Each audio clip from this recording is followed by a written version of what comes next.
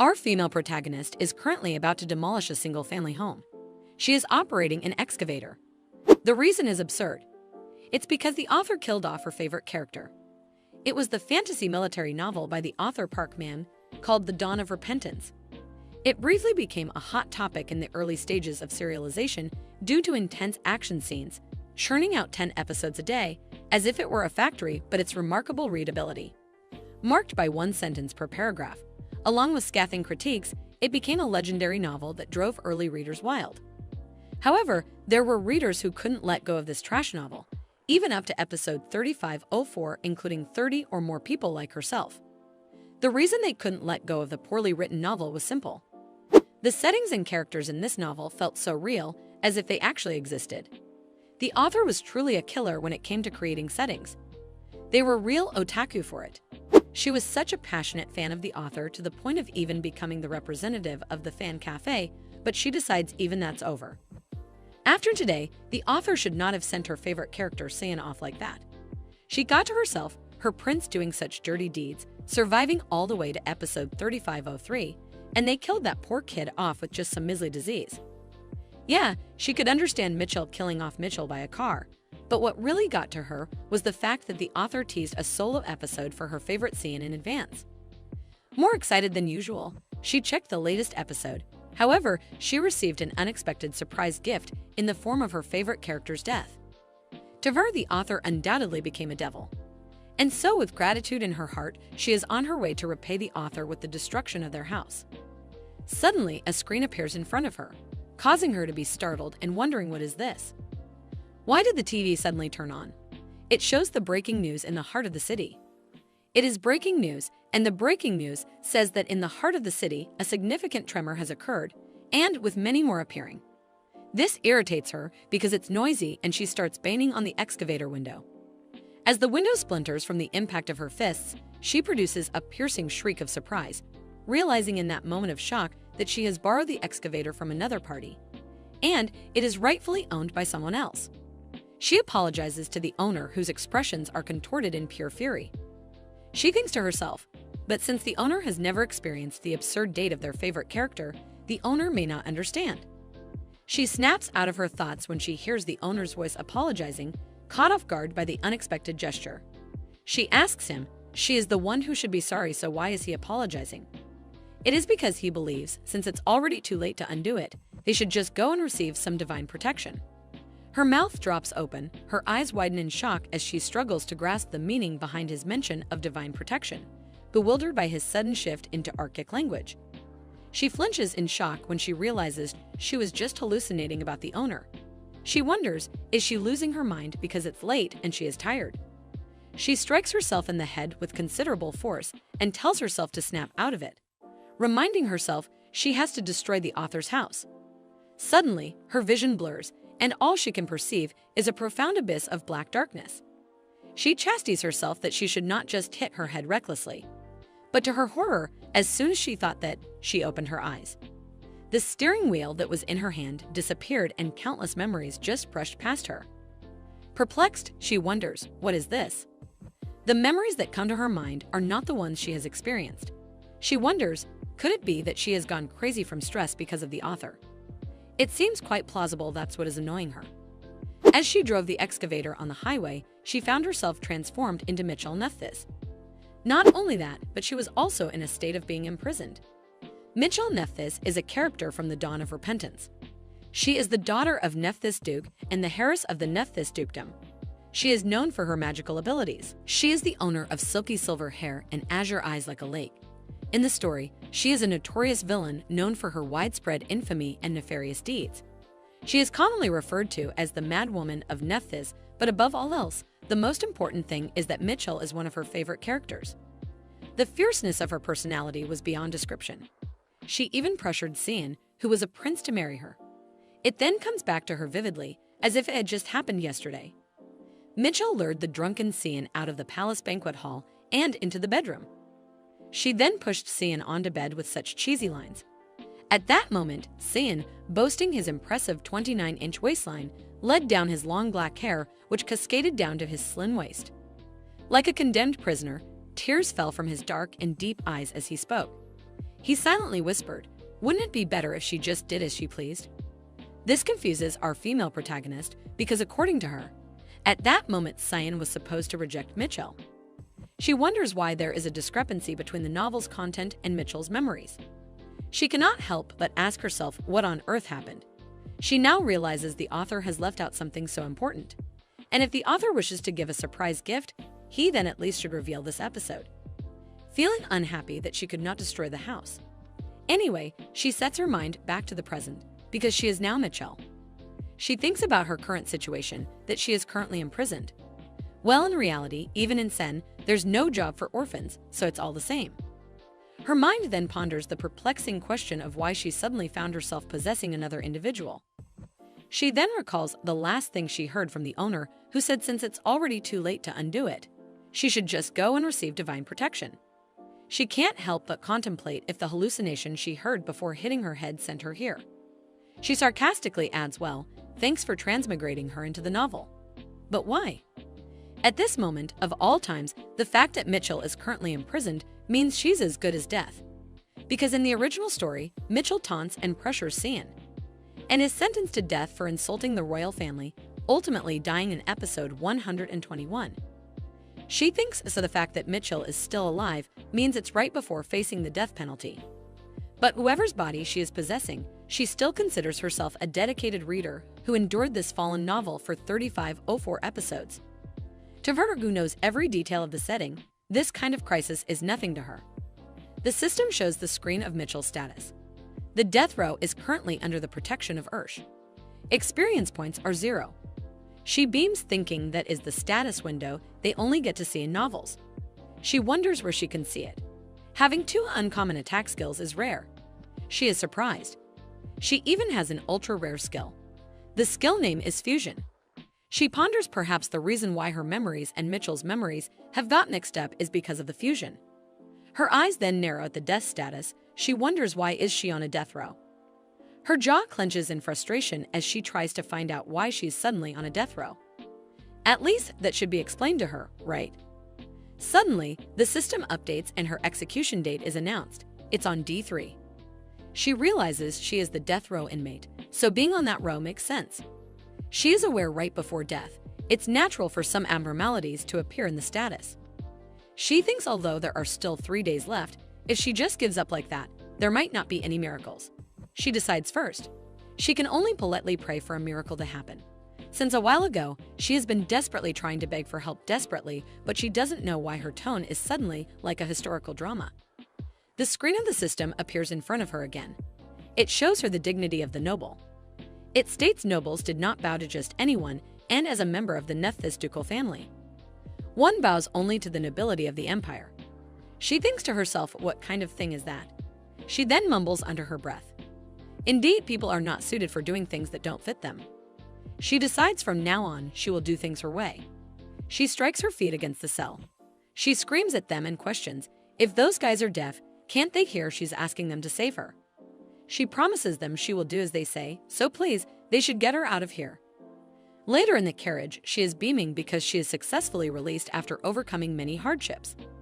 Even though she was expelled from the noble list by imperial decree and rejected by both the family and the empire, she became stateless. Even that wasn't enough. After being whipped 5 times, she was finally set free. Her back felt like it was about to burst, and she felt like vomiting, but she was okay. Now that the death row status has been lifted, she has survived.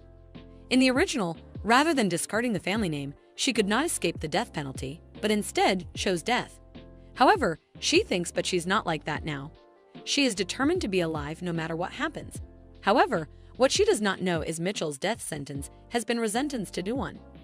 In the carriage, she is sitting still and has her eyes closed because now she will just wait until she arrives home. She decides she should invest in her experience. Actually, when she was released from prison and had her death status lifted, experience points came in under a strange pretext. Perhaps because she changed the development of Mitchell's death in the original work. She did not expect to perceive experience points like this. But for her, who knows everything about the novel, she already has plans for which directions to invest her skills. She decides for now she should go all in on freeze.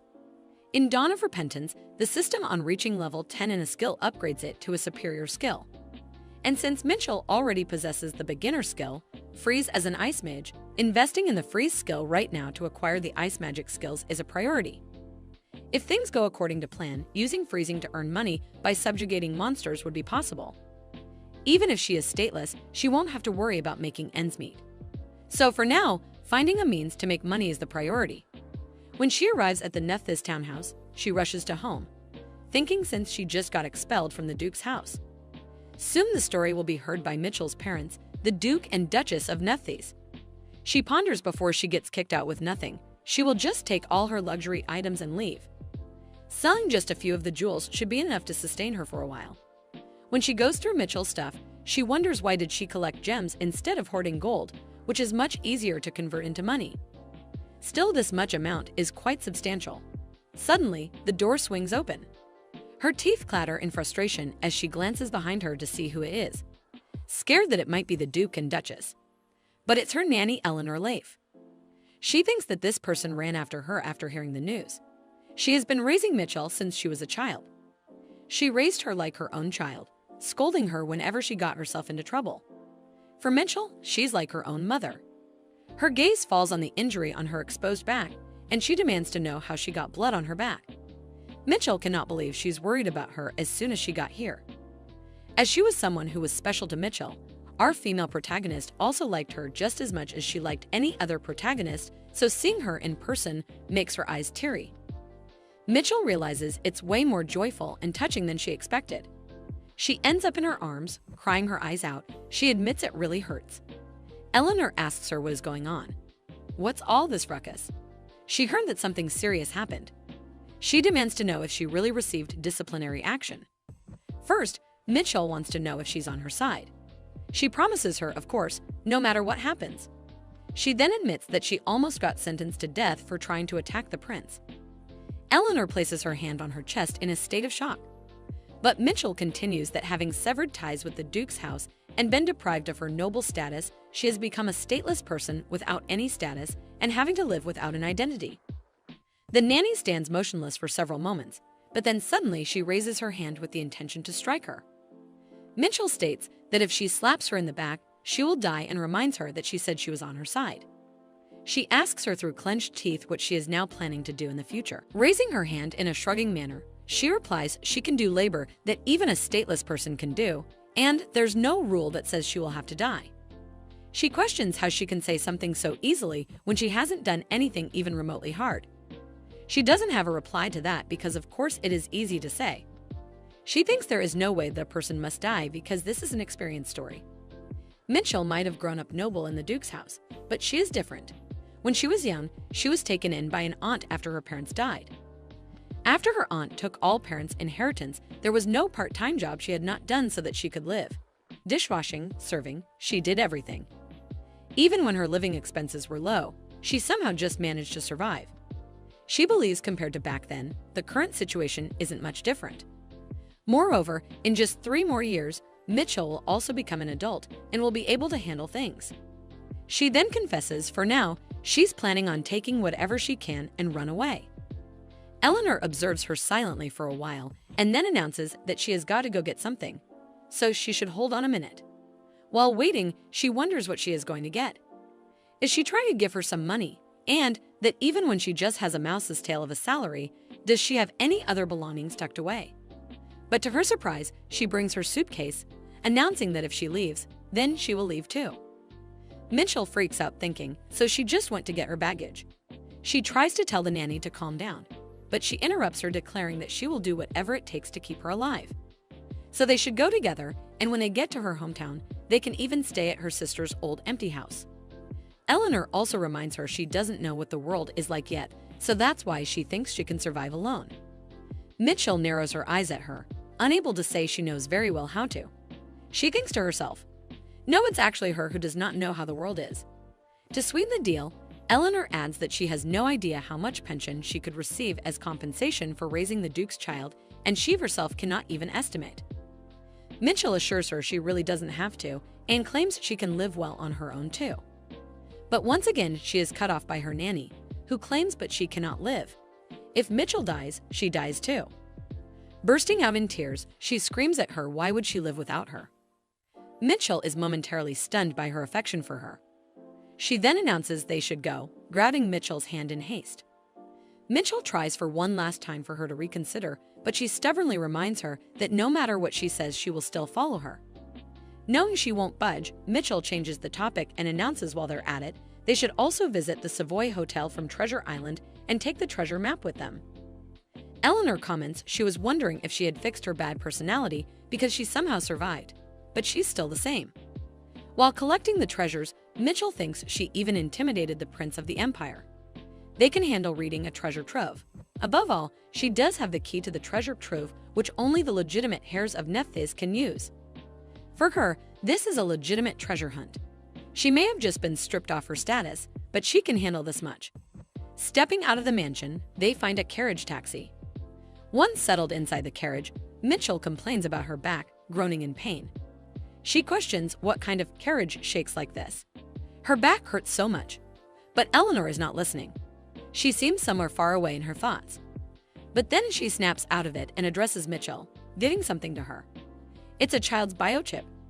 She discloses with this chip, she can live again as a citizen of the Empire. She warns although it is inappropriate to say this, but she raised her as her own child. Although her child could not use it, she would like it if she uses it. Mitchell's gaze holds softness as she looks at her nanny. In the Kral Empire, once a person is registered as a citizen after birth, a biochip made of magic stones is implanted in the body to prove one's identity. And this chip must have been used by the nanny's child who died early on. Unable to dispose of it with her own hands, she kept it all this time. Mitchell realizes she gave her such a precious object. She expresses her gratitude to Nanny and promises her she will cherish it. She also declares that in that case, since she has become her daughter on paper, she will call her mom. Eleanor flinches in surprise and Dot asks how could a lowly person like her even dare. She blackmails her nanny that she won't take it and even threatens that she will throw it away. Bringing it closer to the window side, she asks if she should just throw it away. Eleanor yelps in surprise but reluctantly agrees that she can do as she pleases, but she will keep calling her Miss. Mitchell raises her fist in the air in victory and declares now she has a mom. Eleanor stays true to her words, referring to her as Miss and asking back for the biochip to keep it safe. Mitchell quickly agrees, addressing her as Mom. She then asks her, but to implant this, does she have to go to the city and find someone?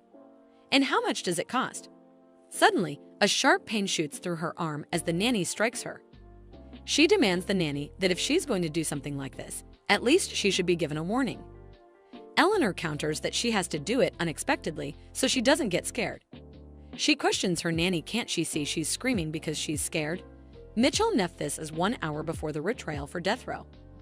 Mitchell grabs her arms as she mentions that her back hurts so bad, but now her arms hurt too.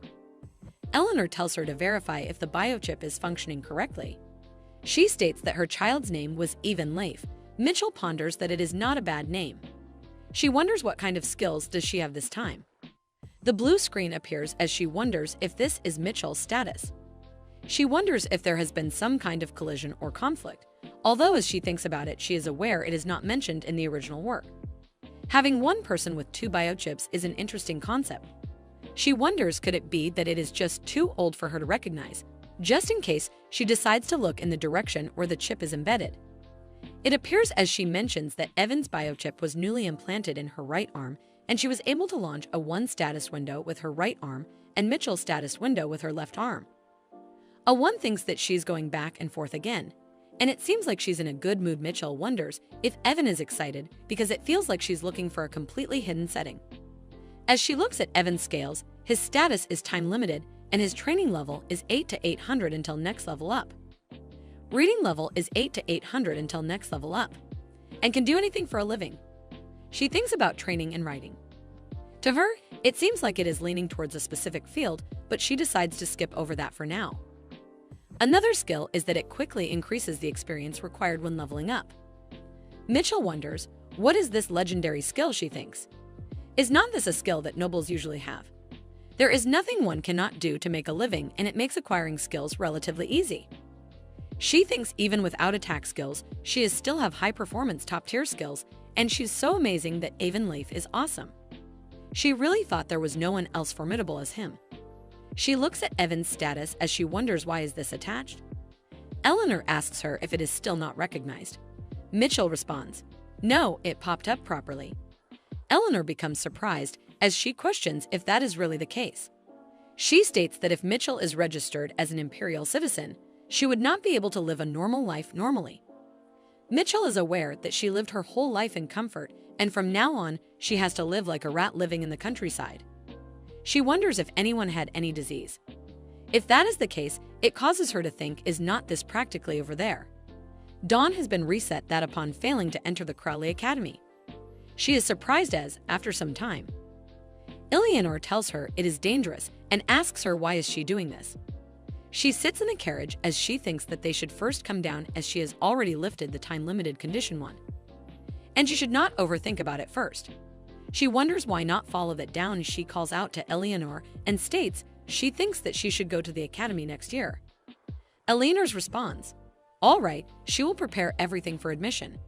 She asks Mitchell to only trust her. Mitchell has tears in her eyes as she ponders. The academy's admission fee alone is 100 million crowns, but her nanny could not even secure her retirement pay. How is she going to raise that large amount of money? Eleanor tells her as soon as she enters school she will succeed in life. My child is aware that the problem is that ambition is difficult, and it is not like she is going to enroll tomorrow.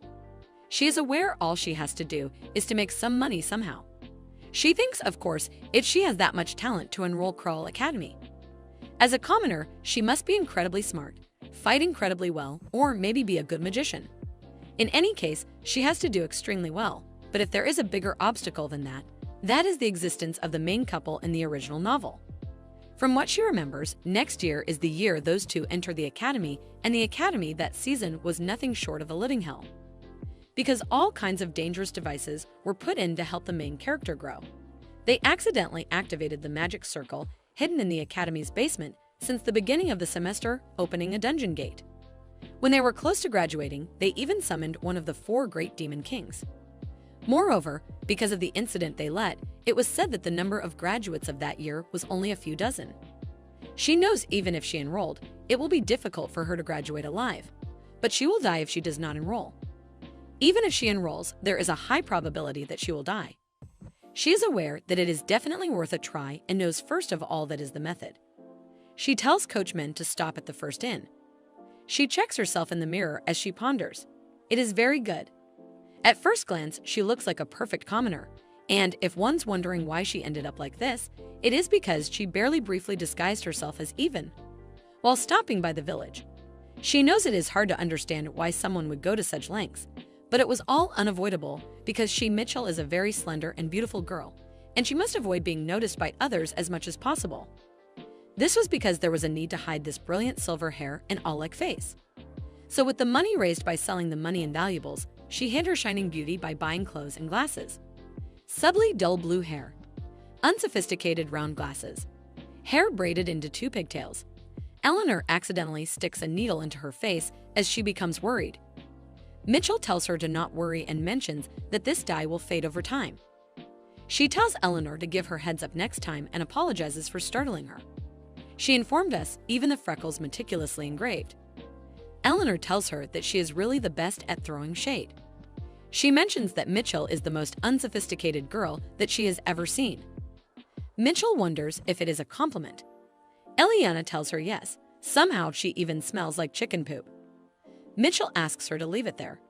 She wonders that if she looked like this, it would be difficult for even people who even knew Mitchell to recognize her. She wonders, what on earth does she smell like? She thinks not everything is ready. They should get going as she gets inside the carriage, mentioning that it looks like it will be a little while again.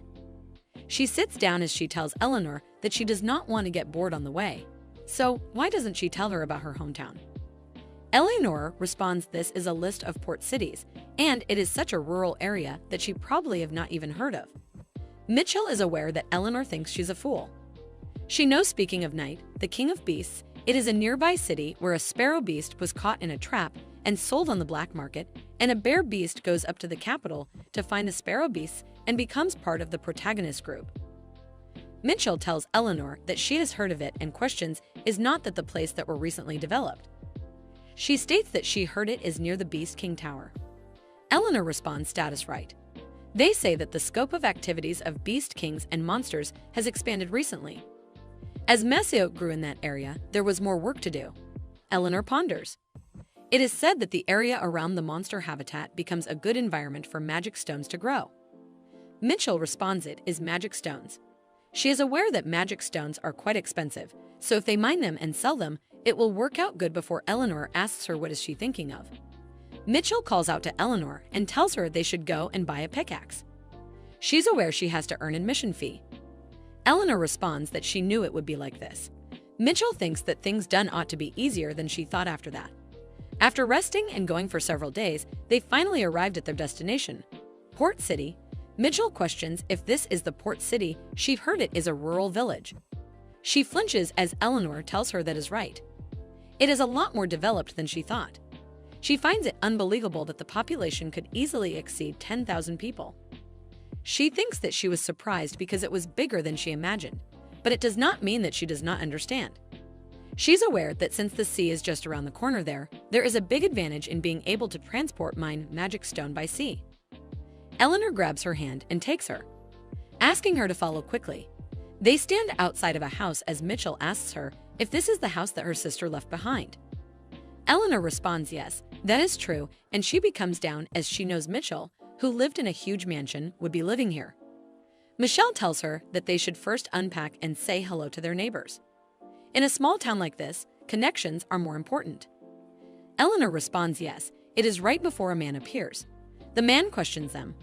Who is this? He questions is that Eleanor. Our female lead asks what this is. Eleanor responds it is nothing and Mitchell doesn't have to worry about it. The man begins to laugh as he states she left, acting like she would never come back. Considering that she came back with a child, he asks her, does it seem like there was an accident in the capital? Mitchell questions, what is the matter with that man as she curses him. Eleanor tells her that they should just go in and that is how he has always been. Mitchell glances at him as he tells her to not be rude. She mentions, is he not scared of a twisted old house with no safety devices? He states if two women live alone and something bad happens, wouldn't it be sad? That night, Mitchell goes outside with an axe as she ponders. If one is a decent citizen of the Empire, they must have at least one big axe. She was born to us is not unusual for such a situation to arise so suddenly. She thinks it is a good night to get into trouble. And even though that man is unable, she does not particularly like she knows it is true that it is dangerous for two women to live alone, and she guesses that she should follow his advice and eliminate the risk factors. She is following that man as she thinks he's just the type of guy who starts an argument as soon as they meet, and they never know when or where they might pose a threat to them. She knows she cannot leave the guy who threatens the peace between her and her nanny alone.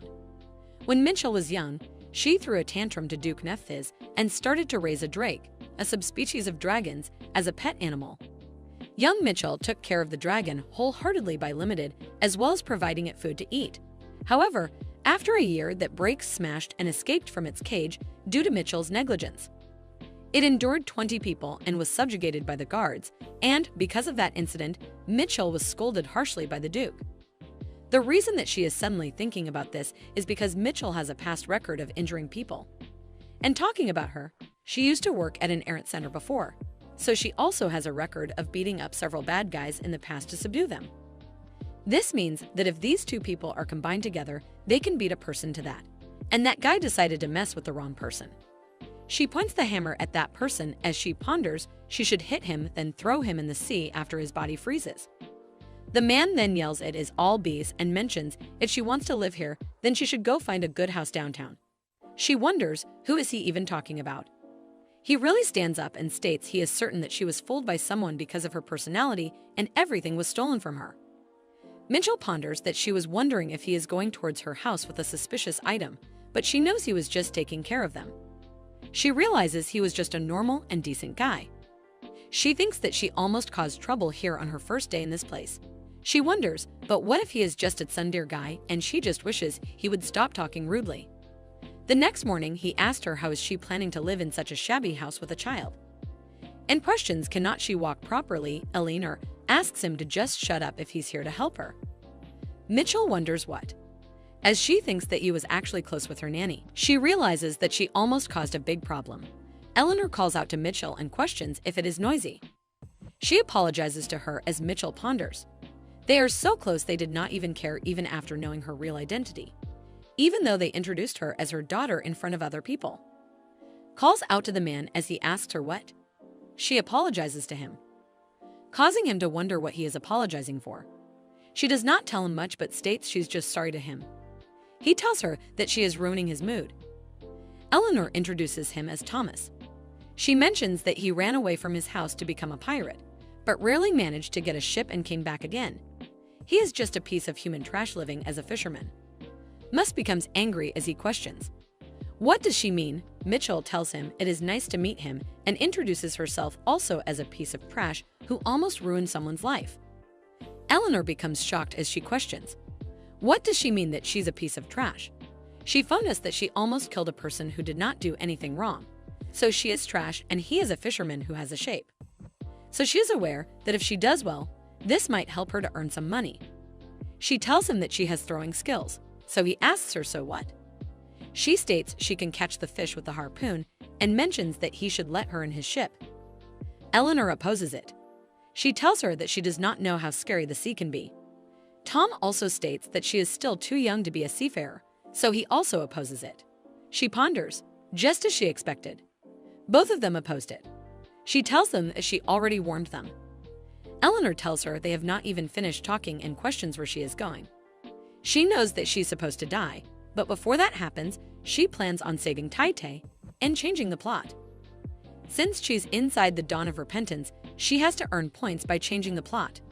If she earned points just by changing the plot, then this will give her an opportunity to acquire higher level skills and earn money just by changing the plot she knows. And with that money, she can enroll in the academy and get rid of this time-limiting condition. She's aware if she looks around carefully, she will find Tai Tai somewhere, but she realizes she still does not see him anywhere. She knows that she cannot find him just in one day, and thinks that she should take up the magic stones and earn money then. She begins to work at As and that night and the next day, and the day after that, she continues to work. She notices a person in this educated place and wonders if that is Tai Tai. She wonders if he has white hair. Before she realizes that is not him, she wonders who it is. She thinks about the shape of his pupils and he even has skills on his skin. So she realizes he definitely is not a human, so he does not care about her at all. She continues to stare at him as she wonders what he is doing. Right then, she notices some bees as she thinks he's feeding the wandering beasts and wonders if he's like a cat daddy. She also thinks what is he doing staring in the blank space this time. It's been a week now as she wonders what is going on as he steps towards her, causing her to wonder if he's really coming towards her. He asks her if she's a minor. She ponders that she heard his voice for the first time. She tells him no, she is not before he responds. All right. She cannot believe that he just came here to ask her that. And she was wondering what happened because he approached her so suddenly. She decides to continue digging the magical stones today as well. Mining skill level 1 has been created as she thinks she's not even a miner. So why is there such a kind of skill? She thinks she should correct it by saying that she's a miner. She can do everything to make a living. Acquiring such skills is comparatively easy. She wonders if this is Evan's extra skill effect. Acquiring such skills is comparatively easy, she wonders. Isn't this too easy? She thinks that she should test how well the skill works. The beast that was discovered while mining for stones. She said she was about to go to the King of Beasts territory, and now she knows he's threatening to kill her, as he has challenged her to a match. But this meaningless twaddling seems pretty familiar. She wonders, where have she heard this before? She suddenly remembers as this is how the King of Beasts talk. In the original novel, the King of Beasts was a white fox that seemed more like a supporting character, but he was fundamentally a gentle and generous person. His interactions with humans were clumsy, and he was known for his uniquely awkward way of speaking. Despite his short appearance, he was a popular character.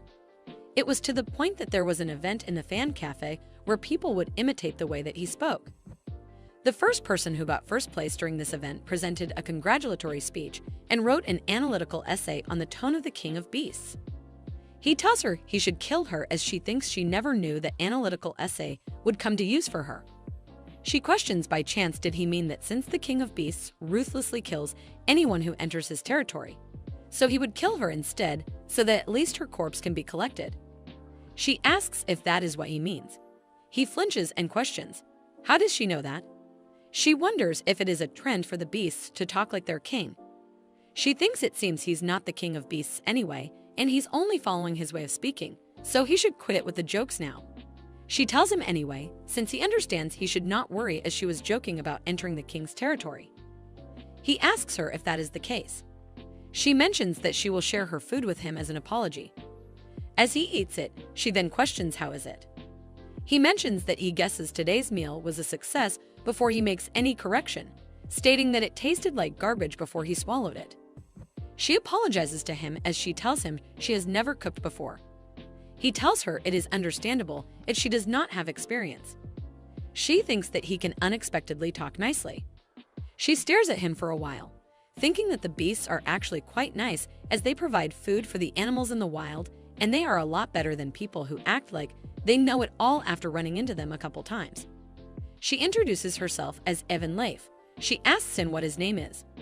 As he responds, he is Gert. He asks her if she will come tomorrow as well. She tells him yes, she will, as he tells her he will return the favor tomorrow.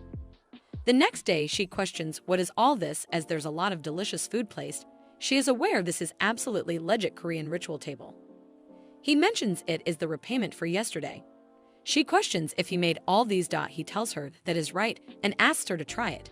She mentions perhaps it only looks good on the outside, as she takes a bite before she realizes it is really delicious. She tells him with this he could get married right away. As he tells her since he has a child, nobody wants to marry him. She questions. Then it means he must be older than he looks. He states that he gave up counting past 500 years. She mentions that he is way older than she thought. She knows the original novel did say that beasts are a long-living species, but she did not know it was up to this extent, as the elder of the beast species was 300-year-old, and he looked like a wrinkly old man. She wonders what kind of animal beast must he be to look this young. She asks him what kind of beast he is. Seeing as he does not age, she questions if it is like a snake or something. He does so. She's tried, as he is a snake beast. He also speculated that is why he does not age. His skin automatically sheds even if he develops wrinkles. She tells him a snake beast is super honey-like, as she is surprised. He questions, what kind of word is that? He tells her, super nice and comfortable and sweet like honey, something like that. Afterwards, he tells her the lunch tastes like super honey. Even while doing other work, he states this seems like super honey, and he hopes she returns to a super honey home as he tells her goodbye. She thinks it seems as if she taught him something wrong. She phoned us. It looks like he has taken a liking to that word. It is not really supposed to be used like that, though she understands him, so it does not matter. She just wishes he does not say it in front of others. Because there is no more, she asks if that is all the stones in this area. She knows it has already been a month since she escaped here, and there are 126 days until the break of her dawn. She ponders about how, due to her tuition fee, her mother or she are taking up all sorts of jobs. But it is so hard saving money. At this rate, she thinks it is unrealistic to gather 100 million crowns, and her back is healing. So she should slowly go hide in Sir Thomas' ship to catch some fish. She knows she should go and find a harpoon that fits her hand. As she's looking in the market, she notices the moment talking, causing her to wonder, what are they talking about over there? Right then, Eleanor calls out to her, stating she does not expect much. Mitchell should at least just say hellos and goodbyes. Mitchell questions if she's threatening her with a knife. She thinks that her nanny did tell her to remember her greetings, as it is a rule that she must follow her words. She asks the woman over there what is going on. As they respond, it is Eleanor's daughter who has a bad mouth.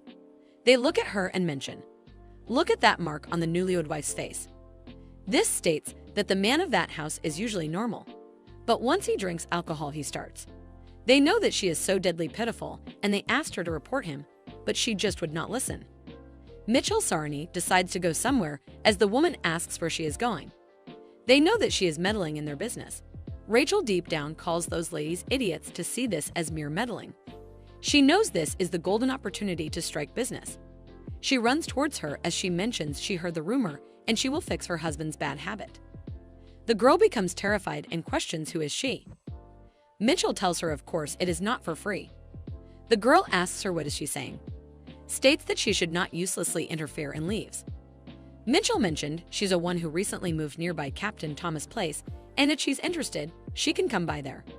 She knows since she has introduced herself, She is done preparing for this, and then she thinks she should go and finally buy her harpoons now. She tells the man that if there are no harpoons that fit her hands, she will order a custom and ask the man to state his price. He calls out to her and tells her that she has no manners, and he feels offended. He states that he will take 2 times the price of those on display. She tells him once the harpoon is finished, he will be the first one to be skewered.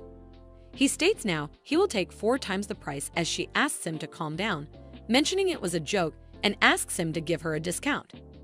That is how she wasted half of her money. She saved up selling the stones.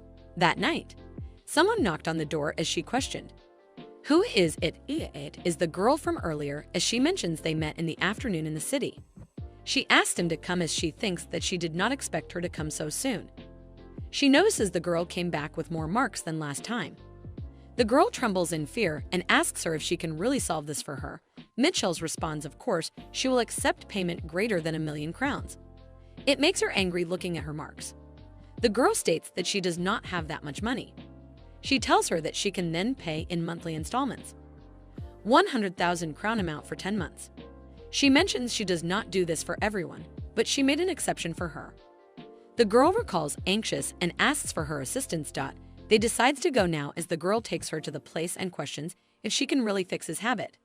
With child response of course, as she will monitor him until he fixes it completely. She opens the door as she found her said when she used to work at the errand center.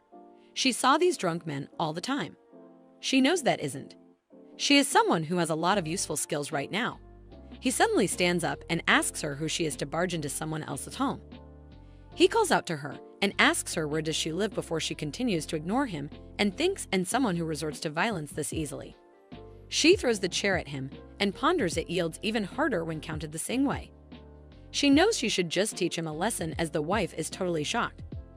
6. Our female lead recollects about how she had received a request to help change the behavior of this husband. To do this, she decides to keep him in the sauna. After pulling him to the spot, she holds her hands up as ice starts to form. She thinks about how she must check the efficiency of the skill to be used in this request. She decides to test the limit of her skills by tormenting this dude with her freezing abilities. It is mentioned that when it comes to testing, using the skill consecutively can lead to bleeding. It is a 3-fold technique. While activating a skill, the first energy that gets consumed is the mental one. Once mental capacity has been used up, the body will send a warning by bleeding. If one decides to ignore that, then the next energy that gets drawn upon is stamina. If that gets used up, one will start coughing up blood. The last and final source of energy is the vital force. Even if one uses up all the life force, death will only occur after the final hemoptysis. Our female lead notes how she is using this theory and recalls how she has continuously used the freeze skill yet has not coughed once. This would mean her energy efficiency is not half bad. The wife watches as our female lead uses her Elsa abilities on the husband. The man holds up his hand as he starts to yell.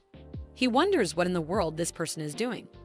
Mitchell mentions how he seems unsober still and that they should get started for real now. The man questions what all that nonsense was earlier then, to which Mitchell smiles and tells him that he should have treated his wife well. He asks what he did wrong before then yelling out that he did nothing wrong at all and calls Mitchell an idiot. Mitchell then tells him he really hasn't sobered up yet before proceeding to go sicko mode on him. Within 10 minutes, we see the dude in tears as he mentions how he won't ever do it again and pleads to be spared. To this, Mitchell places a thumbs up and says everything is resolved now. She then calls for the wife and tells her that they should wrap things up here and that the payment due is 100,000 crowns. The wife in fear says that she will get that right away. Mitchell then continues to tell that man that he should know she will be around in this neighborhood. She mentions how if she hears he's being negligent again, then she will come back again. She mentions how if he messes around, she'll delete him. Our female lead is then paid by the wife, and Mitchell tells her to pay the rest when she can. Mitchell also says to feel free to come see her again if anything else is ever needed.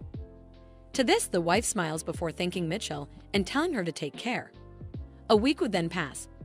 Rumors moved along rapidly and many requests were sent to the errand center.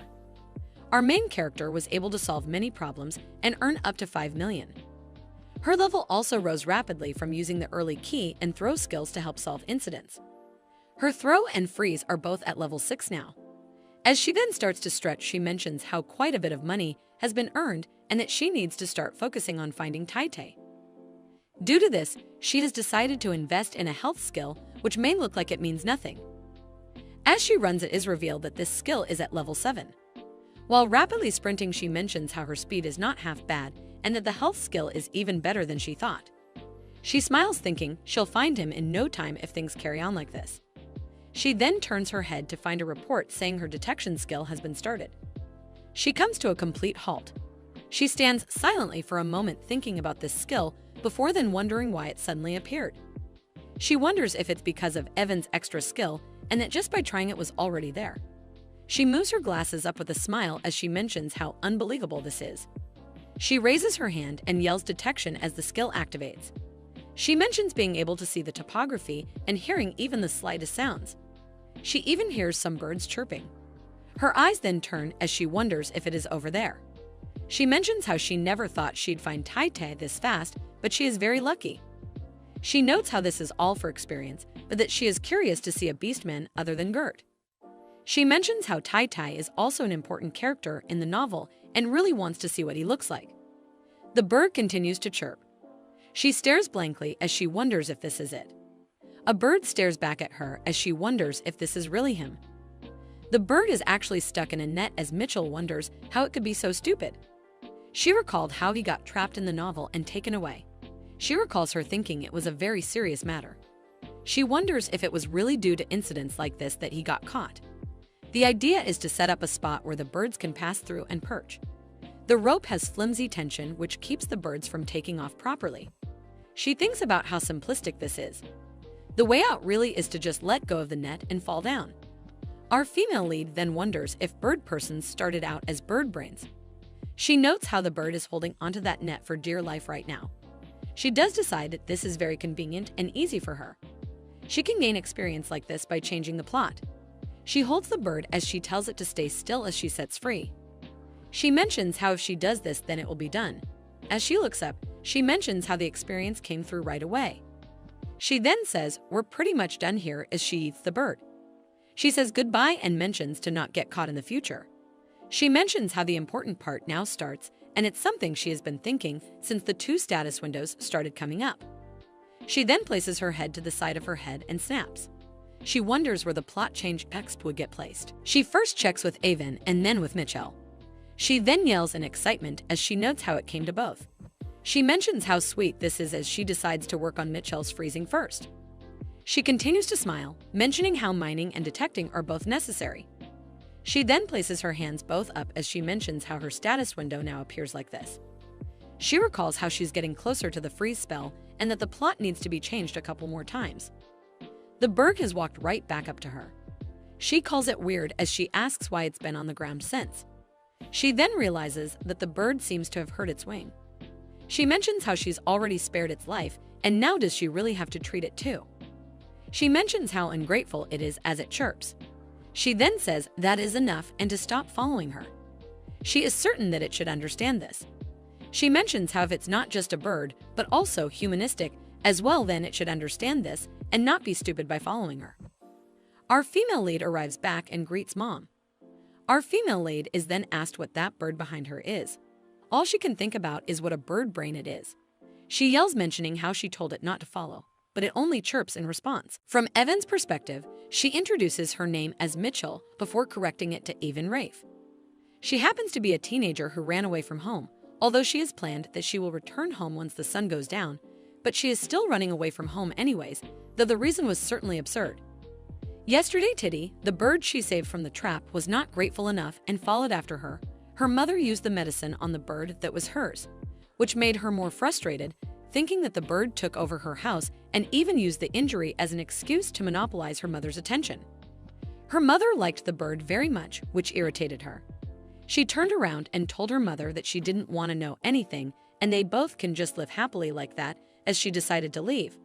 Her mother reminded her that she has just come back, so where was she off to all of a sudden?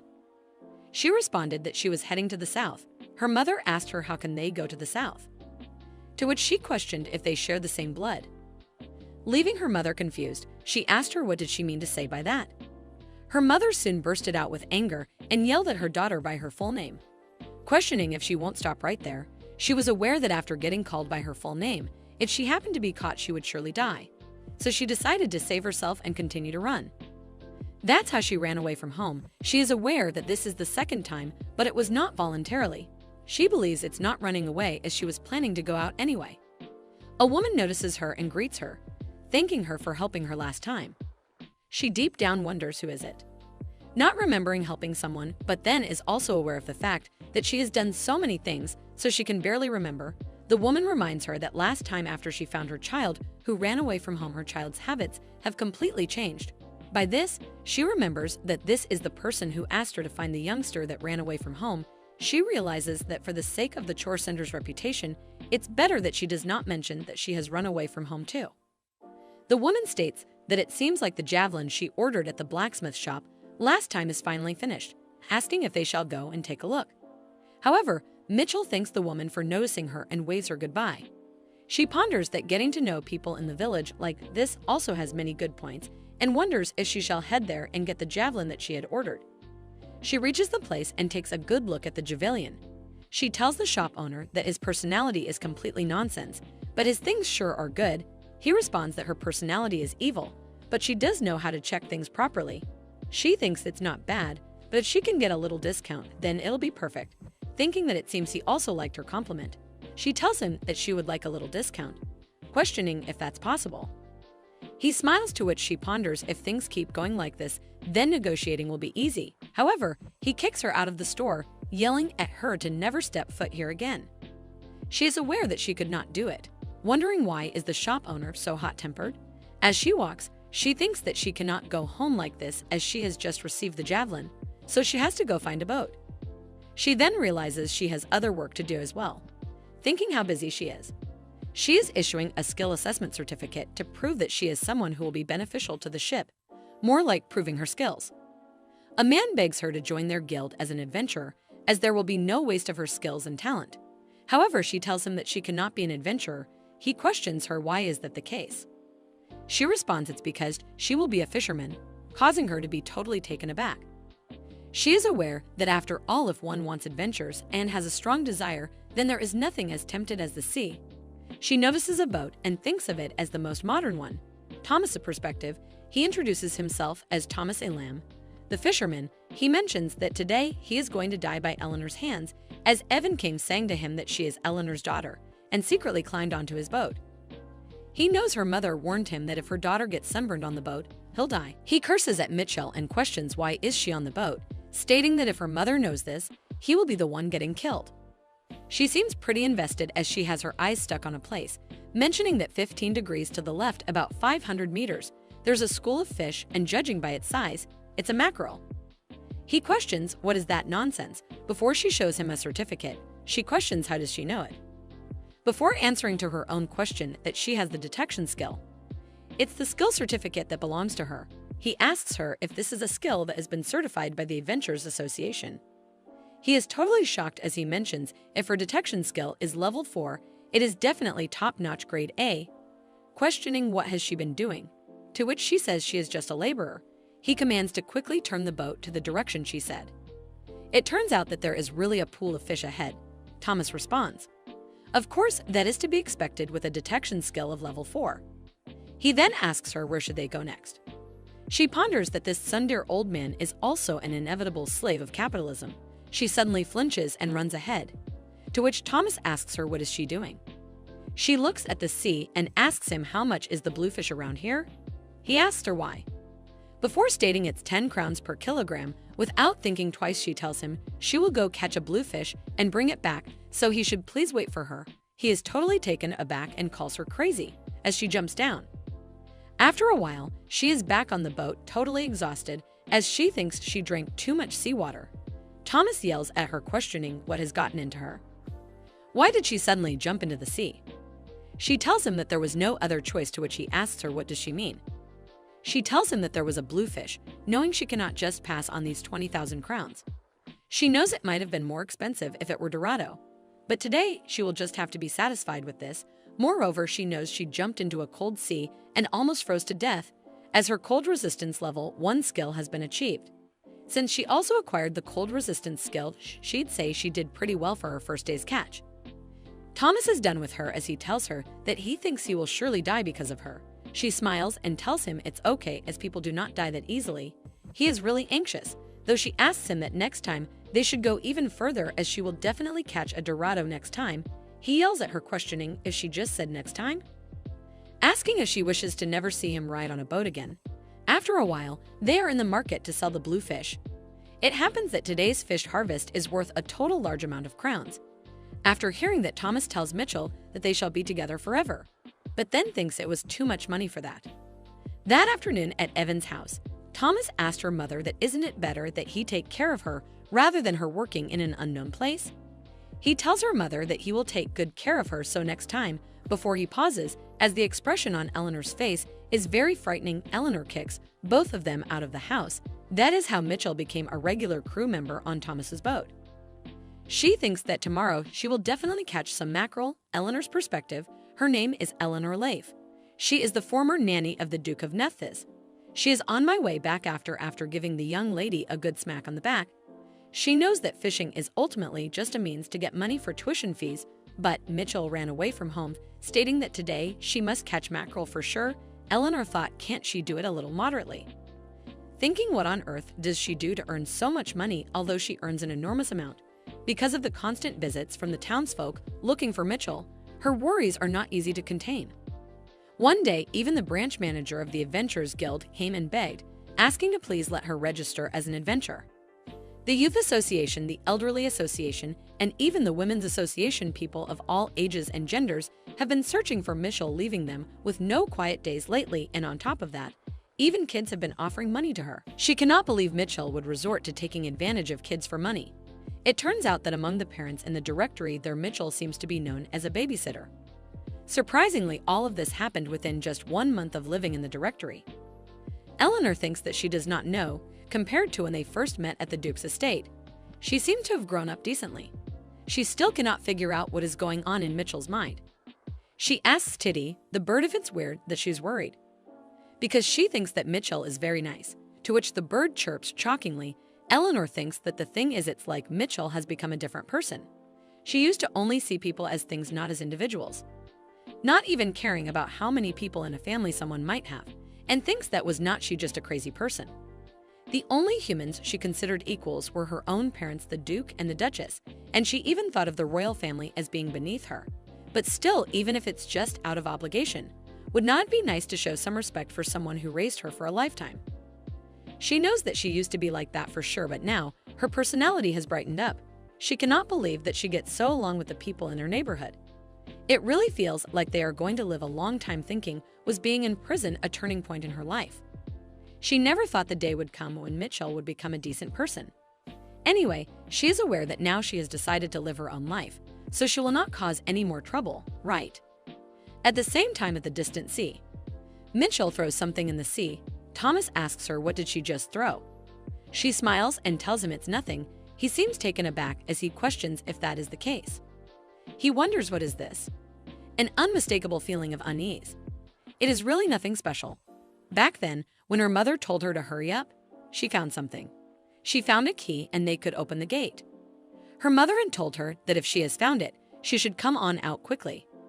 The last thing she brought when she left the house, it was the heirloom of Duke Nephthys, Nephthys family, Magic Nephthys, a long time ago.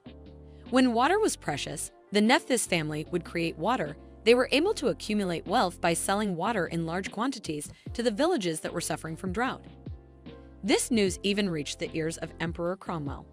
The Nephthys family was appointed as the source of water for the empire and played a crucial role in supplying water to the capital. So far, this is the story known to the public, but the reality is this. In fact, while digging a well, the Nephthys ancestor discovered a pair of ancient rings. One had the power to absorb anything, the other had the power to expel what was absorbed. The Nephthys family actively utilized these artifacts. Open the gate by throwing a device that absorbed anything into areas with abundant fresh water, and they would sell the water that the device expelled, amassing great wealth. In other words, the magic Nephthys actually means they achieved everything not with magic skill, but with the water of their artifacts. Furthermore, water pipes were laid throughout the empire 30 years ago, making it impossible to trade water. To continue the legacy of magic Nephthys, they incorporated many wizards into the family. finally giving birth to Mitchell, who possessed magic skills. Anyway, currently that relic is being cherished as the Nephthys family's treasure. But she left the house. She snatched it sneakily, the ring that absorbs anything. She threw it deep into the sea using a tool.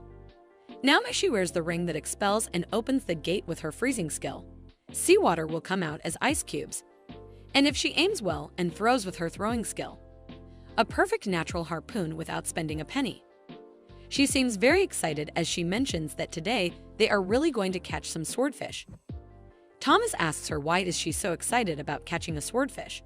She responds that they are expensive, and she's going to the academy, but she does not have the money for the tuition fee. Thomas begins to cry as she asks him why is he suddenly crying. He tells her that he did not know she had such circumstances. She tells him that she is a very amazing person. He decides that he will then sail the boat for her every day. With a determined expression, he tells her to come out tomorrow as well. Next day, they are told that typhoon forecast today, so he cannot raise the sail. Both of them are quiet, as they know boat ride everyday disappointment in just one day. She is aware that the application period for the academy is approaching, so she needs to quickly gather money. So today, instead of fishing, she will go mine for mana stones. As she is walking towards the place, she notices that it seems like most of the mana stones have already been mined in the safe zone. She wonders if she should go a bit deeper before she notices a man. She calls out to him and tells him it's been a long time. She calls him Gertrude. He stares at her, to which she questions why is he staring at her like that. He states that humans really grow up fast. She responds that she is an exceptional. He tells her that she is a fast-growing girl, mentioning that she has become much stronger compared to before and asks her if it is all right. Can he touch her? She notices the animal behind him, wondering where is that animal sound coming from. He tells it that it is oak. She realizes it is a white fox. The fox is growing as Gertrude tells the fox that Mitchell does not misunderstand such things. The fox seems angry towards Gertrude as she wonders if the fox is apologizing as Gertrude asked to touch her body or something. She understands because of his taming skill, and it seems like Gertrude is having a conversation with the fox. She tells the fox that it is oak. She mentions that the growth rate is impressive and asks Gertrude if he wants to explore muscles. He tells her yes. It mentions that she certainly understands. She questions if he is curious about whether the reason she became stronger is physical training or related skills. He responds yes, that is right. She gives him the permission to touch her. He grabs her arm and takes a good look. He notices that seeing that the muscles are not sticking, it seems to be the effect off before he pauses and questions why did she come today. He's aware that she's truly born to be a miner. She came to mine for gems. He tells her that there are only a few mana stones left ahead. Going further in, she won't be able to handle it. She tells him that it is oak. She will only mine for today and won't come again. He questions what as he is taken aback before he tells her he understands. She knows it is a bit hard to understand this time as the fox is noisy. Gertrude tells Fox there is a way. She wonders in the middle of this he understood. Seems like a cat whisperer. He then looks at her and asks her where should he go to meet her dot. She asks he means that he wants to come to visit her. He responds yes. She shows him the location of her house. The fox ponders that he got it and that it is a success. The fox name is Hubert. He is the white fox envoy and the son of the regent and the representative of the 120th generation king. There is a long story behind why he is the regent's representative is here today with his father. A few days ago at the Beast King's Tower, his father mentioned that he is going to meet Mitchell again today. His father has been meeting a woman for several days. He has never seen such a thing in his 120 years of life. Perhaps for the first time in 500 years of his father's life. He thought that this is intriguing. He asked his father what kind of woman is her. His father responded that he met her when he went to feed the demon beasts. The human named Evan Rafe, that father mentioned, was an equally strange woman. She not only mined mana stones around the mine where demons crawled, but she also did not shrink back even in the presence of the dignified Beast King. They even shared lunch, and she immediately understood father's words. He thought that this is just unbelievable as father lacks eloquence, so mimicking his speech is difficult. Father complained about the trembling behavior of a village maiden, so if this woman values her life, she will avoid father from now on. Or so he thought. But last night, he called out to his father. As his father said, it has been days since Evan came to mine for mana stones. to which he wondered if that was the reason that he skipped his meal because of that woman. Now that it has come to this, no matter how pitiful the woman is, there is nothing that he can do. He decided that he will do whatever it takes to bring that woman and father together. He was just about to set out to catch Evan with father. But to his perspective, Mitchell seems pretty scary. He looks at her as she wonders what is with this pressure, and he cannot believe that this is a 17-year-old human woman. He knows that she is lying, as even a top-notch warrior would not exude such a sinister aura. At this point, it is mana stones that she is mining, not demon heads. It is a relief that she is not here for anything more. He guesses she has about 3 ultra-rare skills. Plus, there's a faint magical aura she emits. If she is like this at 17, how much stronger will she get as he grows? He knew, as expected, his father's eyes are accurate. This woman named Avon is the perfect companion for him. She is qualified to be the mother of 1,000,000 demon beasts. She tells Gertrude that is her home. The fox thinks to be able to recognize a potential mother at a glance. Father is truly a person to be respected. The humiliation and disgrace he has received for not having a mother is now over. He decides that he will support his father with all his power. Mitchell looks at the fox, wondering why is he giggling like that. She tells Gertrude that, by the way, he's not using the term honey anymore. He responds that he scolded his son for not feeling any physical pain. She pondered that he was like that at home too. That evening at Beast King's Tower, Hubert tells his father that here is his outfit. He asked his father to wear this when visiting Mitchell's house. His father mentions that is a ceremonial robe. Hubert states that he should at least try to look young and pretty. Hubert knows that Mitchell looked shabby but had an incredibly beautiful face. No matter how one looks at it, his father doesn't age according to human standards. But at this rate, it's impossible for her to be a stepmother, let alone a lover. Hubert tells his father to make sure he brings a gift. It should be something expensive. Gertrude questions why go to such lengths. Hubert asks his father if he has forgotten. He states that her mother is at that house, and in the human world such manners are important. His father then wonders if that is what is called manners. He has no information at all, wondering what should he prepare. But if she has a similar personality to Mitchell, Gertrude decides that he will bring something expensive. Hubert tells him that he will prepare something expensive. He knows that surely there cannot be another human like that in the world. Next day at Mitchell's house, her mother notices the weather. She tells Mitchell that it's a storm on the day of her appointment. It'll be difficult for her friend to come in such a weather. Mitchell responds no, he will come. She is aware that although it has only been 2 months since they have met, Gertrude does not seem to look like he is going to cancel the appointment. It's particularly because she had expectations for this first appointment with her first friend. She realizes that her friend has came. Mitchell asks him to step in as her mother thinks that she surely has gotten weird friends. Gertrude does not seem in a good mood as her mother asks him what's going on. Is he okay? Mitchell notices his clothes. Her mother asks her to get him inside. Mitchell tells him that he is dressed so fancy. Her mother knows that is not the issue here. Gertrude states that his son insisted that he wear this. Her mother says that there's the same type of nobles over there too.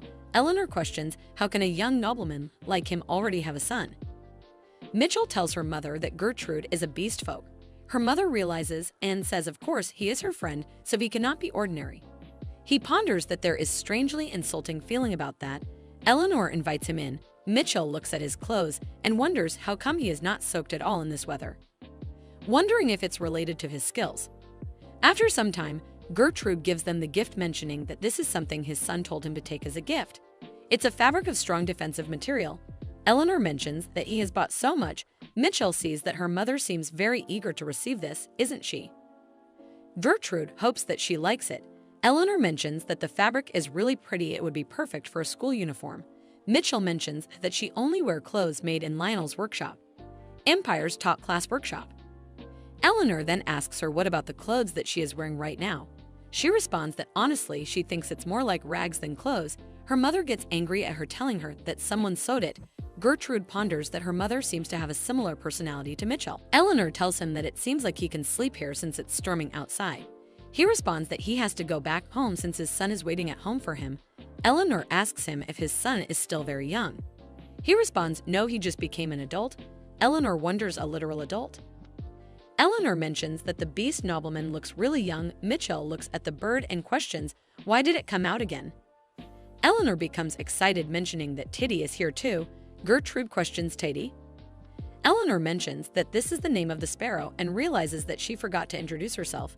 She understands that she forgot to greet him properly and tells him that her name is Eleanor Leif. He tells her that he was late with the greetings too. He decides to introduce himself properly. He mentions that he is the Beast King Gertrude.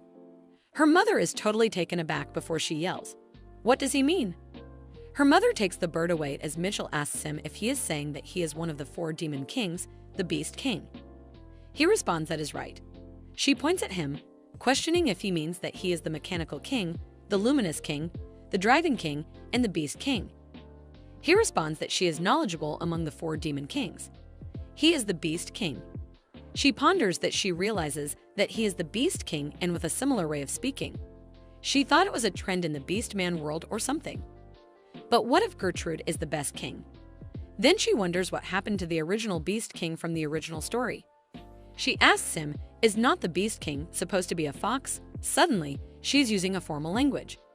He tells her that is because his son is playing the role of the Beast King in public. She questions why would he do such a thing, mimicking even the way of speaking. That there is a reason for it, and he will not say it unless she changes that turtle-like tone of hers. She changes it and asks him to tell her. He states that it happened about 200 years ago. He asks her if she is aware about what kind of creature the Dragon King is like. She responds like a dragon giant reptile. He tells her exactly. She wonders what does he mean by exactly. She questions what does he mean before she thinks about it. She questions if he's complaining because he's a reptilian beast folk and he's similar to the Dragon King. He tells her that when someone came to the Beast King's tower and caused trouble because of the overlap, he got annoyed and just created Hubert as a substitute. She wonders if there is such a guy. He asked to change the Beast King just for such a reason. Gertrude mentions that he said he wants the new Beast King to use the same unique tone as his. She questions, is that guy crazy? She feels like her head hurts, wondering why is not there a normal person here. Eleanor tells her it is not something she should be saying. Mitchell thinks that she should just forget it and let's just forget everything. Like if the characters overlap between the Dragon King and the Beast King. If the newly adult 100 fox imitated his father's tone and spoiled the concept, she did not hear anything. She knows that Gertrude is the beast man she met when she went to the quarry for the first time. He is her first friend she made here, and that is all that matters. She knows her friend speaks in a strange tone and is actually old, but he's handsome. She tells Gertrude that they should have their meal now. Eleanor asks him if beast folk gentlemen handle spicy food well, as Mitchell prefers spicy, sour, and salty food. Go ahead and enjoy it, and if it's not enough, he should just say so. Michael seems hungry as she says she'll eat well. Gertrude mentions this is more like poison than food. Eleanor becomes angry thinking of hitting him before Mitchell tells her that she should hold on as he is the Beast King and she should remember that. She knows before Mom gets more upset, she should just send him back quickly as they might end up causing a big accident if this continues. Mitchell asks Gertrude if he could leave now and meet again next time. He tells her that now that he thinks about it, his son asked him to come and tell her something. She questions, what did he say? Eleanor mentions they shall hear what kind of nonsense his son said. Gertrude mentions that he wants to formally propose a relationship with Avon Rafe, talked for a while before she decides that she should just take calm. Wondering if this is a proposal just for friendship or is it a setup for a lover? Eleanor is ready to beat him up before Mitchell asks her to hold on a moment. Mitchell tells him if that relationship means just being friends, she already considers him as her friend and it is an unnecessary proposal. He responds if that is the case, then that is a relief. He then says that he would like to make a proposal again. He states that ultimately he wishes to mate with her. The plot has changed slightly and she is awarded 10,000 experience point. The king proposed mating, but the plot has changed slightly. The verdict is a bit salty, but who cares? Free is free. Mitchell tells her mom to just wait a moment as her mom is full of anger, wanting to beat him. Michelle glares at him, knowing that they should talk about this later and he should just leave quietly now. Thinking that he should at least have this much sense.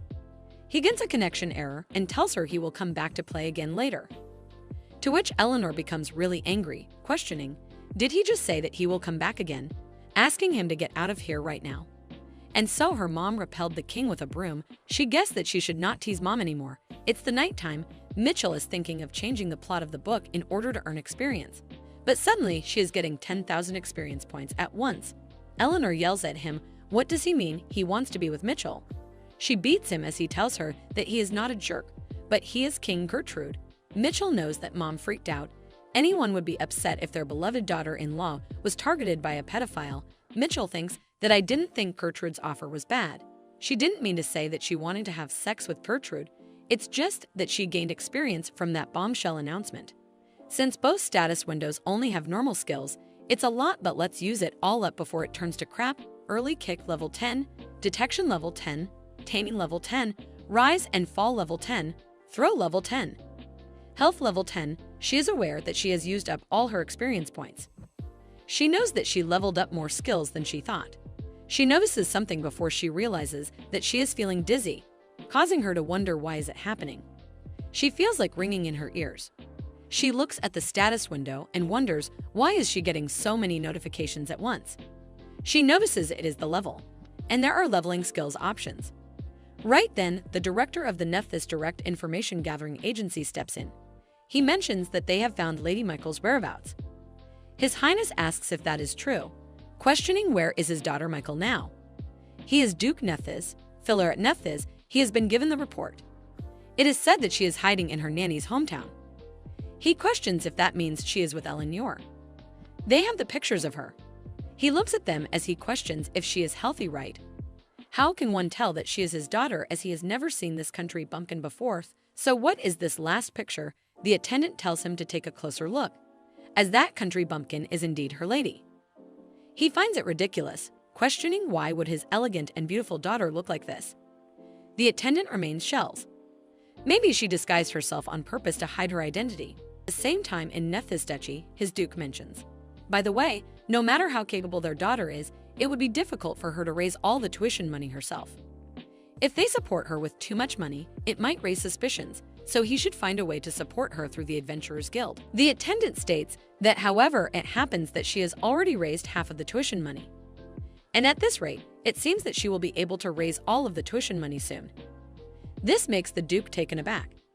He questions, is not his daughter a genius? The attendant agrees with him. He becomes really happy, saying that her daughter is a genius at transformation as well. The attendant ponders that he cannot really do anything with this foolish laughter. He tells the Duke that according to the information he obtained from the head of the Adventurers Guild in the Ilam branch, it seems that she is currently staying in Ilam and saving up for her academic tuition. He states that is his daughter for sure, as graduating from the academy is the easiest way to regain her noble status. The Royal Krull Academy is a prestigious institution, and just to get into it is considered an achievement. But they are also known for their special privilege. The Scholastic Department, where the knowledge seekers of the Empire gather, the Combat Technique Department, where physically elite individuals pass through, and even the Magic Department, where various types of archmages are trained. In these three departments were Starlight talents.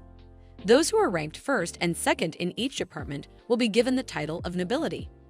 So his poor daughter, she must have decided to enter the academy with the ambition to regain her lost noble status.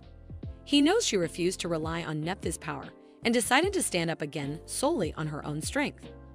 He begins to cry, thinking that how could his daughter be so smart, so opportunistic, and so good at everything? Thinking his poor daughter, how can she be suffering at the hands of the incompetent royal family? She is such a great child, and she might be a little bit awkward when it comes to love. But wouldn't it be a blessing for the powerless prince to have a daughter like theirs? And besides, it would be great for the imperial family to have a relationship with the Nephthys family, so why did they sentence her to death? He knows he will pay them back for this debt someday. He mentions that Mitchell will have her own thoughts on this matter. So Nephthys will only support her in situations where it is truly necessary. In the meantime, they should prepare Prince Cyan as a gift for Mitchell to reward her for her hard work. The attendant tells him that the young lady has already rejected him, so how can they do it again?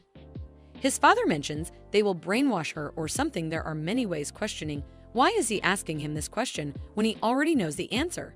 The attendant wonders if he is really her father. He responds that he understands.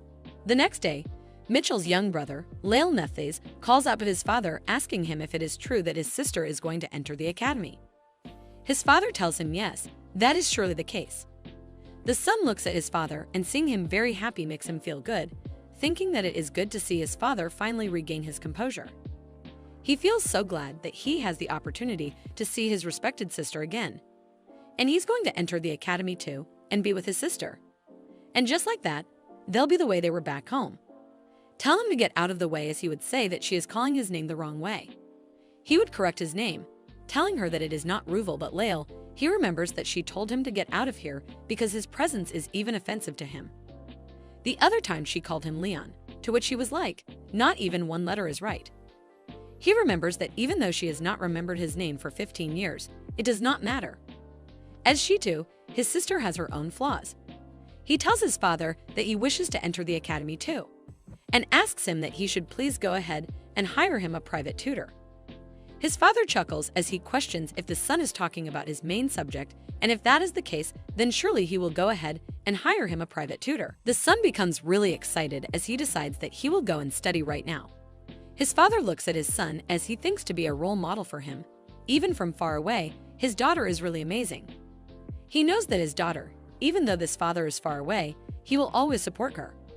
So she should always be healthy and happy.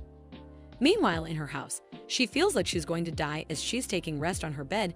Her eyes feels like she is really sleepy. She stares at the ceiling as she becomes aware that what happened is that she collapsed.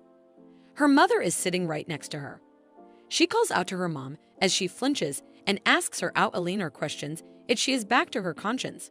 Right then, Thomas also appears with the bird. He seems pretty shocked and startled as he questions if Mitchell woke up. Even the bird and Thomas and Eleanor, all of them stare at her with worrisome look. Thomas tells her that she was fine after falling into the sea in the middle of winter. So why is she suddenly spitting up blood and causing a scene?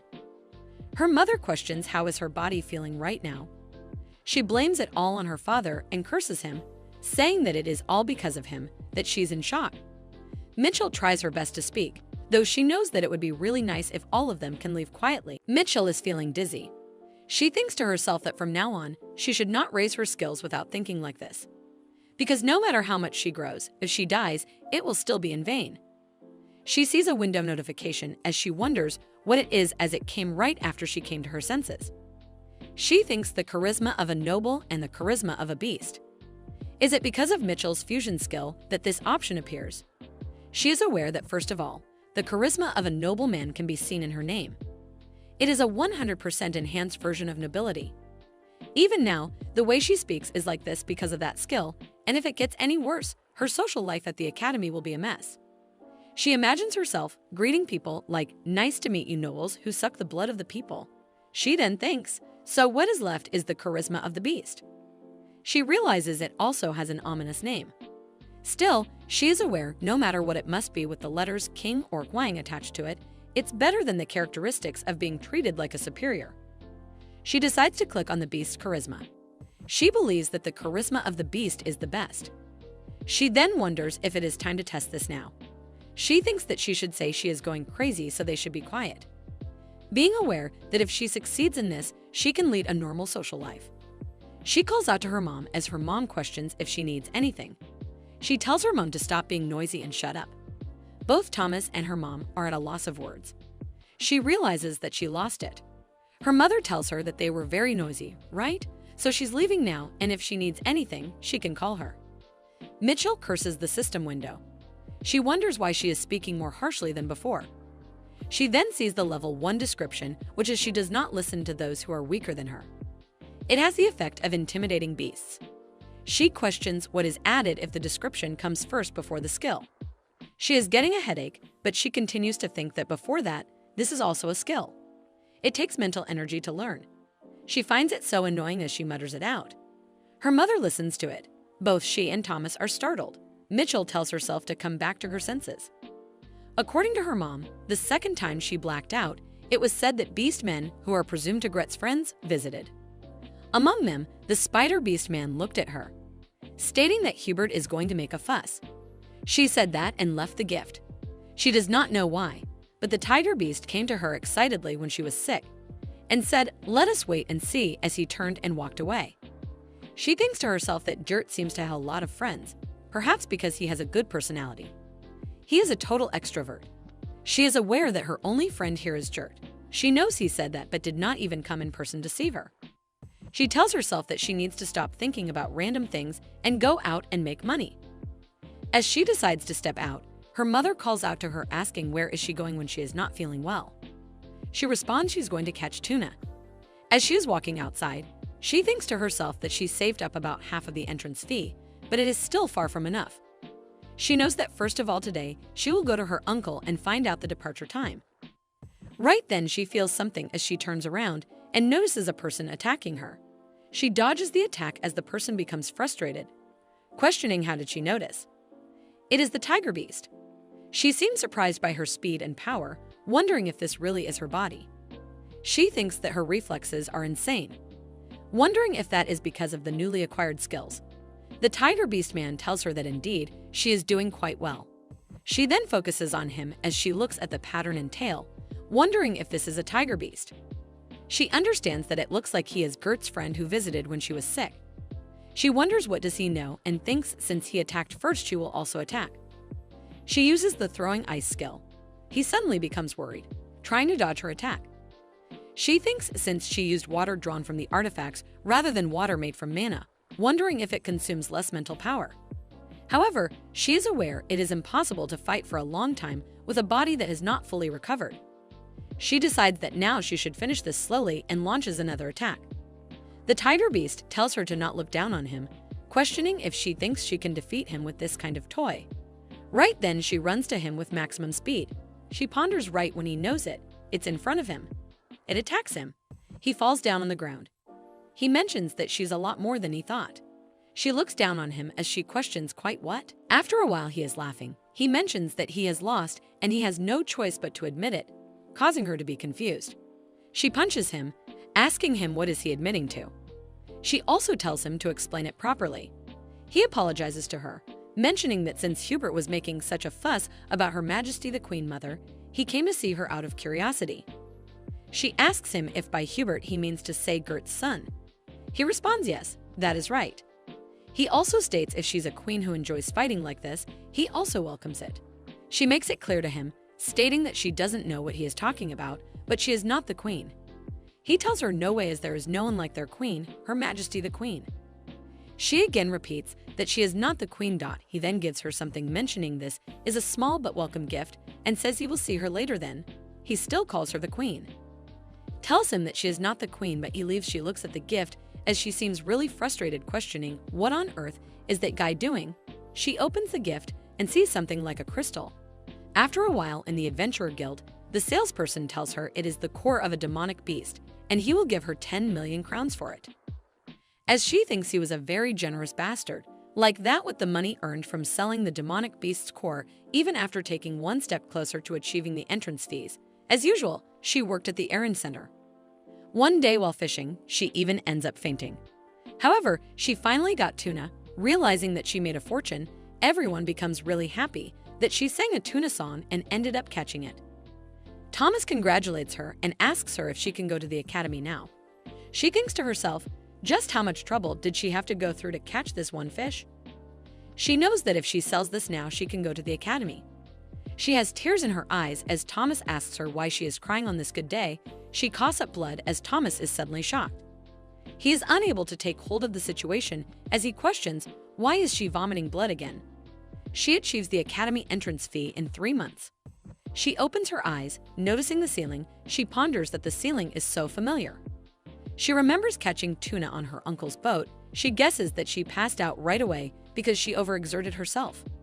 She wonders if they were the one who brought her here. She thinks to herself that the people of this village are so talkative and unnecessarily friendly. She finds it such a shame to leave. She really wants to live here with her mom forever, but the deadline for day and application submission deadline are just around the corner. Moreover, by this time, the rumor that she had a lot of money would have spread throughout the neighborhood. If this happens, her mother could be in danger too, so it would be better to pay the entrance fee quickly. She knows that she will still worry about her mom while she is away. Since she go fishing, there is no one to stay with her all the time. She then notices the bird sleeping as she wonders why is the bird sleeping. Her wings have already healed a long time ago, but it seems like she has no intention of going back. She then thinks about it, thinking that this bird is also a beast, right? She wonders why did not she think of this before. A beast man would be stronger than a middle-aged woman anyway. She knows it will be enough to protect her mom. She grabs the bird and tells it to stop crying and open her mouth. She tells the bird that she knows that the bird is aware that she knows about it being a beast man. She tells the bird that if she does not change within 5 seconds, she will kill her. She starts counting before the bird changes her form, asking her to not do that. It is a girl as she starts crying, saying that she's sorry for staying quiet for so long. She is not wearing any clothes as she asks her to please just cover her. Mitchell notices her thinking she looks like 10 years old. She covers her and tells her that there is nothing to be sorry about, as when she goes to the academy, she cannot come here except during vacation, so she'll have to take care of her mom in the meantime. She also tells her if she refuses, then she will break the seal of the human-friendly Beastman village, and because of that, she will write a poster on the bulletin board in her hometown saying that she ran away out of fear of being punished and was caught in a trap. This scares her as she questions how did she know it. She was from a human-friendly Beastman village near Ilam. Even if they are friendly to humans, in the end the Beastman was just one of the members of the demon tribe. Most humans have ostracized and discriminated against beastmen. The Ilam people make sure that the nearby beasts don't harm them. She does not really care, but perhaps it is humans who reject beastmen who pass by as there was a barrier set up to prevent the beastman from attacking the village. That is how important the barrier is. She knows the brat who punched her while fooling around is none other than Titty, and who ran away from the village and was caught in a trap. The story about this warrior began known, so she remembers it vividly because it was around episode 290. Right before Titty died, Mitchell tells her that she will take care of the house while she's away, and she knows what will happen if her mom gets hurt, right? Titty agrees to it, and in her mind, she seems pretty happy. She thinks that it worked, thinking she thought she would not be able to return because the village barrier was destroyed. But now that she's here, she'll have to reveal her identity to her mom and live with her forever. She runs to Eleanor and calls her mom. Eleanor becomes shocked, yelling that there is a thief. Titty seems hurt that Eleanor did not even listen to her. Mitchell states she's going to leave her while she goes to the academy. Eleanor goes to her, telling her she almost got her head smashed without even knowing that. Mitchell thinks if she was worrying about her mother for no reason. She knows that is how her mother gave birth to 2 daughters in 3 months. She goes out as she is aware today is the day that Gert invited her to the Beast King's tower as a thank you for inviting him last time. This time, he said he would treat her. She thinks it was disappointing not to see her nose bleed after falling, but she knows the timing is perfect. She is aware that she should say hello and let him know that she will be leaving soon. She calls out to Gert and questions if he came to greet her. He looks at her as she questions if he got home safely last time. She questions why did he come this far to meet her. He does not know how to respond before he extends his hand. He asks her to hold his hand. She's totally taken aback before she questions what does he mean to say. Does he mean to walk hand in hand? He becomes embarrassed before he tells her he does not mean that, stating that beastmen born in the Beastmen Tower can use the return skill. So she can come with him, she can get to the tower in one go. She understands it. Then she mentions if that were the case, there was no need to be embarrassed as he has touched her body before too. He says that he does not know why he did that either. She then grabs onto his hand questioning if she can just hold it like this. He states yes, and this is her first time, so she might feel dizzy, so she should close her eyes. She then closes her eyes for a moment before she opens it. She finds herself in a different location. He tells her that this is the top floor of the Beast King's tower. She is totally shocked as she questions if this is for real. She knows it is the Beast King Tower. The Tiger Beast Man and White Fox Beast Men she saw last time were all here. She notices the top, finding it luxurious, and thinks everyone is gorgeous. Right then, she suddenly feels like it stinks as she calls out to Gert. He asks her why is she calling him as she tells him she needs to go to the bathroom. He tells her it is over there as she runs to the washroom, wondering what is that smell as her nose feels like it is rotting. She knows it seems to be the smell of rotting meat beasts and other different smells wafting from the tower. Her senses are sensitive thanks to her superhuman skills. He can hear them having a conversation as the tiger beast asks isn't she too sensitive as questioning if it smells too much. The other one is embarrassed as stating that she said before to remodel and then call her. Hubert always said that he smelled it. They probably do not know because they are used to it. Dirk becomes really embarrassed as he wonders if it really smells to the extent of throwing up like that. He calls out to Even and tells her to get out now. Right then Hubert appears and takes her out while calling his father an idiot. He runs from the tower while apologizing to Evan, telling her he is sorry for calling her without any preparation and asking her to wait for a minute. Meanwhile, she is feeling very dizzy. In the end, she got off halfway and vomited. Hubert asks her if she's okay. She responds that she is fine. She thinks now that she has gotten off and breathes fresh air, she's feeling a little better. Hubert apologizes to her, telling her his father did not ask her to leave because he disliked her. She tells him she knows as he said he would call her back later, so he told her to go back for today. Hubert becomes startled, questioning how did she know. She tells him that is because he has no reason to be mean to her. She already knows his personality, so she will not misunderstand anything just because of the tone of his voice. She knows when she came out, she saw that he looked shocked. She wonders if he heard anything. Hubert tells her he will invite her again once he finishes remodeling and he will get rid of the smell. She tells him all right before she wonders. Wait a minute, her back is bent over. She realizes the charisma of the beast is not activated, which means this guy is stronger than her, thinking no wonder he is the Beast King's representative. Hubert states that he is glad she did not misunderstand. She is aware she could not even bow her head to Uncle Thomas as it was her limit. Hubert took her back near her house and then returned to the power. It was only after seeing his back that she realized it. She went to see Gert for the last time today to say goodbye. That night in her house, she pondered to herself that Gert will probably be hesitant to see her until the tower is fixed. So she guesses she can just leave a letter for him through Titty. She has also packed all her luggage that she needs to take with her to the capital. And she has already bought a horse, so she is all set. She thinks she will have to leave home tomorrow early in the morning if she wants to get to the capital to make her school uniform and earn some money. She knows when she is in the academy, she won't be able to see her mom for a while, so she takes the pillow and runs to her mom. She decides that she is going to sleep with her mom today. She sleeps hugging her mom, as in the middle is Titty, who thinks it's her spot. Her mother wishes for her to sleep soundly. The next day, as it is time for her to embark, her mother tells her to take her words to heart. She states that she should always take care of herself and she should eat well and take her medicine regularly since she has been fainting a lot these days. If the noble kids bother her, she should tell them that she is Nephthys' successor and smooth things over. Mitchell tells her mom that if she does that, she'll be kicked out. Her mother states even so, it is not good for her health to hold it in, to just smooth things over.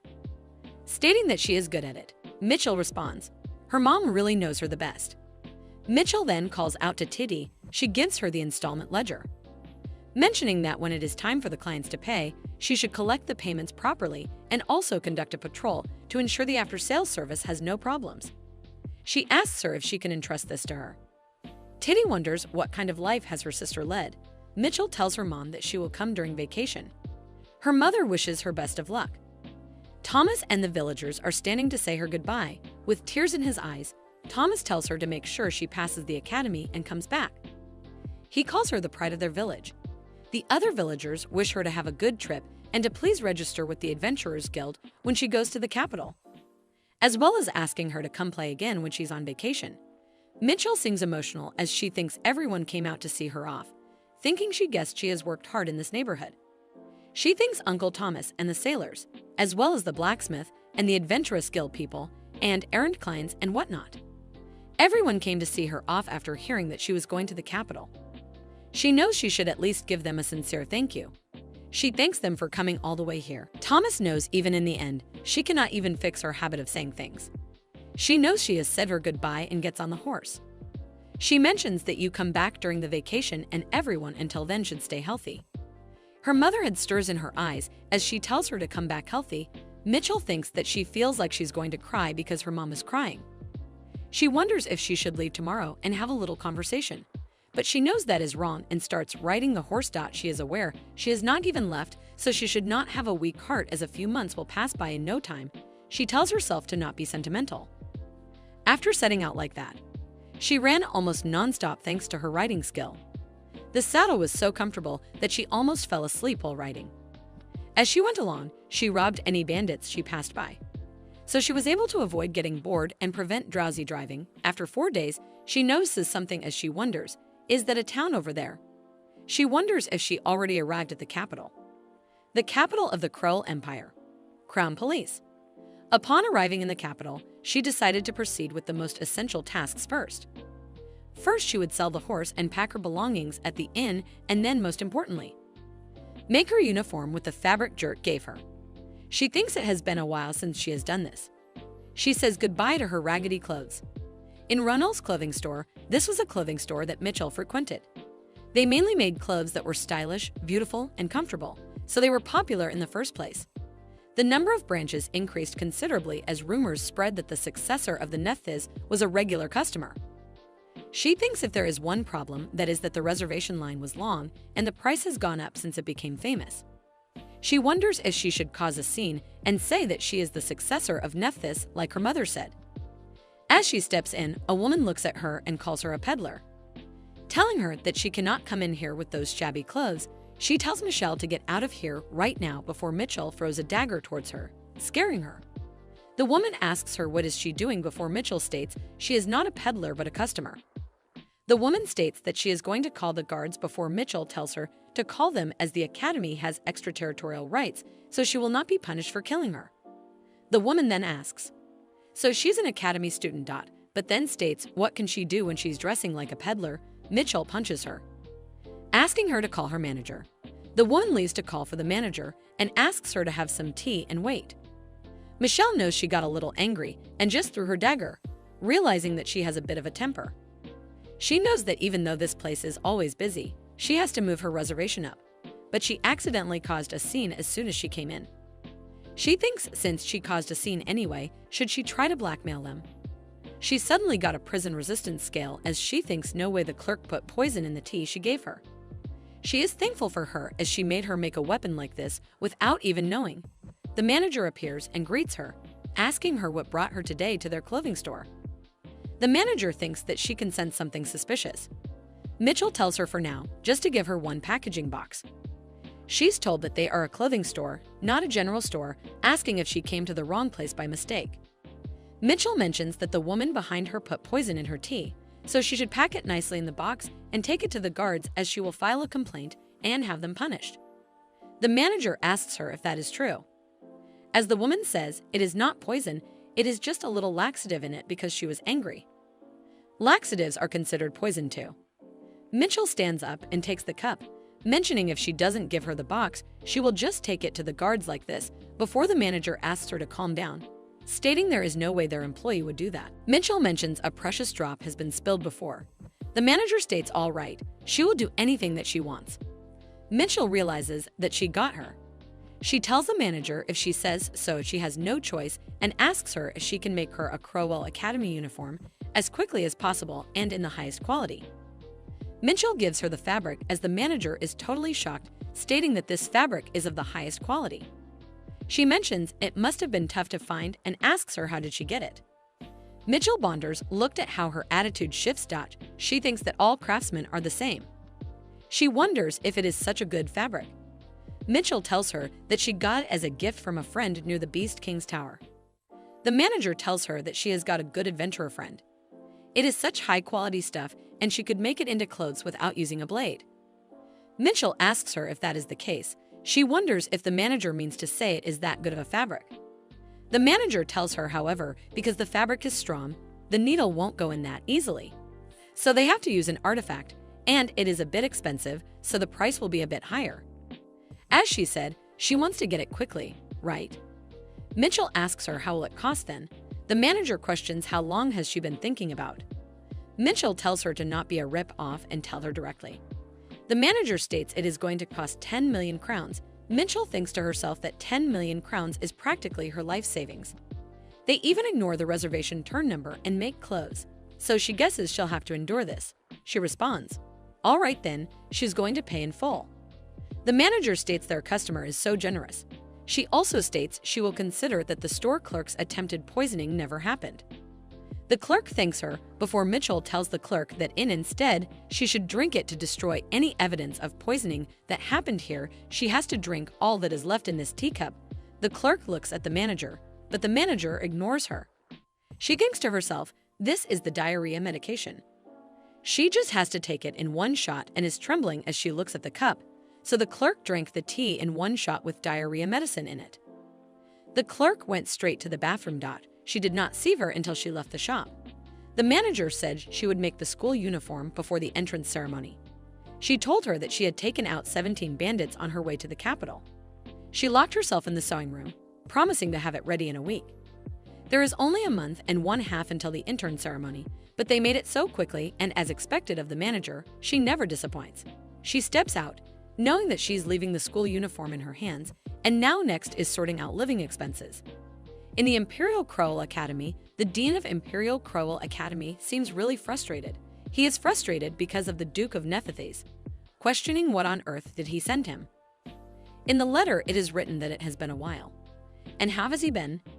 It looks like they even appointed him as the dean. If we read the details he wrote in the letter, he is willing to make any amount of donation to help the academy. He is aware that there is nothing ordinary about the letters that the Duke sent him. Even just looking at this one looks suspicious. Besides, he wrote that first of this year he is enrolling a peerless beauty named Evan Rafe, and if he does not cooperate, he will kill him. The dean wonders that this is the first time he has heard of that name, wondering if she is some hidden daughter. He also thinks, how can this country kid be a peerless beauty? Thinking what is wrong with the dude who is so into looks that he is practically judging someone by their looks. He is aware that the dude he knows has not spared a glance for anyone less than 10 seconds since his school days. He picked his spouse based solely on looks, regardless of her magic skills. So, as the family had hoped, they got a magic-wielding child. They even had the good fortune of looking like the spitting image of their parents. Even if the child is magicless, the Duke would have loved his eldest daughter just as much as he does now. The dean wonders what has gotten into a guy like him. Has he gone crazy from the shock of losing his eldest daughter? Secondly, in the letter it is also written that if that child grows up and won't see people as people anymore, he will punish the professor for it, and he has to support him. If he does not, he will kill him. The dean wonders what kind of personality does this kid have. He knows if Duke is going as far as to say this, it means she's even worse than that. Mitchell. He was strangely quiet when his eldest daughter got sentenced to death for insulting the royals, thinking if he was just washing the hands of his ice-cold daughter. The dean is really exhausted as his head is spinning, thinking if he has a secret love child. The third thing in the letter is to make magic dormitory meals. And if he doesn't make it spicy, salty, and sour, he will kill him. The Department of Magic. It looks like the hidden child is a wizard. Moreover, if she has already entered the academy, she seems to be a higher-level wizard than Michelle. Now he understands why he gave up on his beloved eldest daughter. In the letter, the fourth thing is written that even if he tell anyone about this, he will kill him. The dean thinks he is really still the same guy. He's the same crazy guy he knows. More than that, he's worried about the future, wondering how crazy this person named Evan is. A week later, she thinks as expected, working at the errand center is very rewarding. She does not have to worry about pocket money at the academy. She already received a school uniform from Miss Ronald. Now she has to leave for the academy. Someone calls out to her as some people are telling her she will definitely pass the academy, and thanks to her, their store sales have increased tenfold. The other one thanks her for helping her dad escape from unemployment. Mitchell thinks about it, wondering what is this déjà vu. Johnny worked here and there for a while, but everyone came to see her off. Even the horses came with them to the capital. She thinks then she guessed she should say hello and leave. She thanks them and says to them to stay healthy. However, they tell her if she does not change her speaking habits, she will be ostracized. One of them tells her that if nobles behave badly, he will take care of them, so she should just come and tell him. To receive support like this, she feels like she is traveling to the academy again, but then she thinks she should hurry before it is too late to the academy entrance examination center. Examine number 3504. It is Ivan Rafe. She steps in her uniform as she thinks it is not as big of a deal as she thought. A person stares at her. This is she's wearing the school uniform even though her admission is not decided, thinking if that Nephthys herself. He tells her that to show off her skills, if she kills the demon beast in front of her to the best of her ability, she will pass the test. She responds that she does not kill animals. It is pitiful. The dean notices her as he thinks they say she is vicious, but it is a little different from what the Duke said. He knows this child has a heart that knows how to feel sorry for others. She really has a kind heart. Mitchell looks at them and mentions instead she'll kill them. The examiner. That should be enough to prove her skills. The dean finds her absolutely insane. knowing that this girl with her Nephthys bloodline is brimming with confidence. She uses the skill throwing eyes with before they become scared, asking if she was serious. They make a barrier to stop her. They ask her to stop, otherwise they will kick her out of the exam room right away. Tells her to stop, but she does not before they say she has been passed. They tell her there's still about a month left until the entrance ceremony, so in the meantime before she turns around and runs away, stating that she has to go to the dorm and grab lunch first. The examiners are done for before they call out for the next student. The student looks around asking if there was an ice wizard among the enrolled students. Questioning who is that ice wizard and asks that they should please introduce her to that ice wizard right away. The next student asks the name of the ice wizard who just left. The dean knows the girl's lineage is renowned for producing fire wizards generation after generation. She is the daughter of Count Lethem, part of the Flame Counts, and he wonders if it is true that they are scouting for a wizard with equal skill but the opposite element. The dean tells her that the personal information of academy students is secure and cannot be shared with outsiders. Like a friend with a solution for every excuse, she hurriedly asks them to pass her then. The examiners explain the procedure to pass the exams, but she cheerfully exclaims, "Magic time?" and questions if she should simply blast ice wherever there is ice. The examiners scream at her to stop, calling for the dean, but the dean, visibly exhausted, remains seated, watching the chaos unfold. Meanwhile, one of the examiners, whose clothes have caught fire, pleads desperately for her life. The dean finally warns everyone to prepare themselves as things are about to get wild. At Crawl Academy's cafeteria, Mitchell savors her meal. It's been forever since she has indulged in food this delicious, and it suits her taste so perfectly that she feels joining the academy was a great decision. Full for her meal, Mitchell begins to ponder the rumor that the academy is scouting for a wizard with equal skill but the opposite element. She soon walks to room 203, which is supposed to be her home for the next 4 years. On top of that, it's a single room. Unlike other facilities, wizards generally require single rooms because the academy believes it's safer given the occasional volatile personalities of its students. However, Mitchell, with her top-notch social skills and personality, doesn't see that as a problem.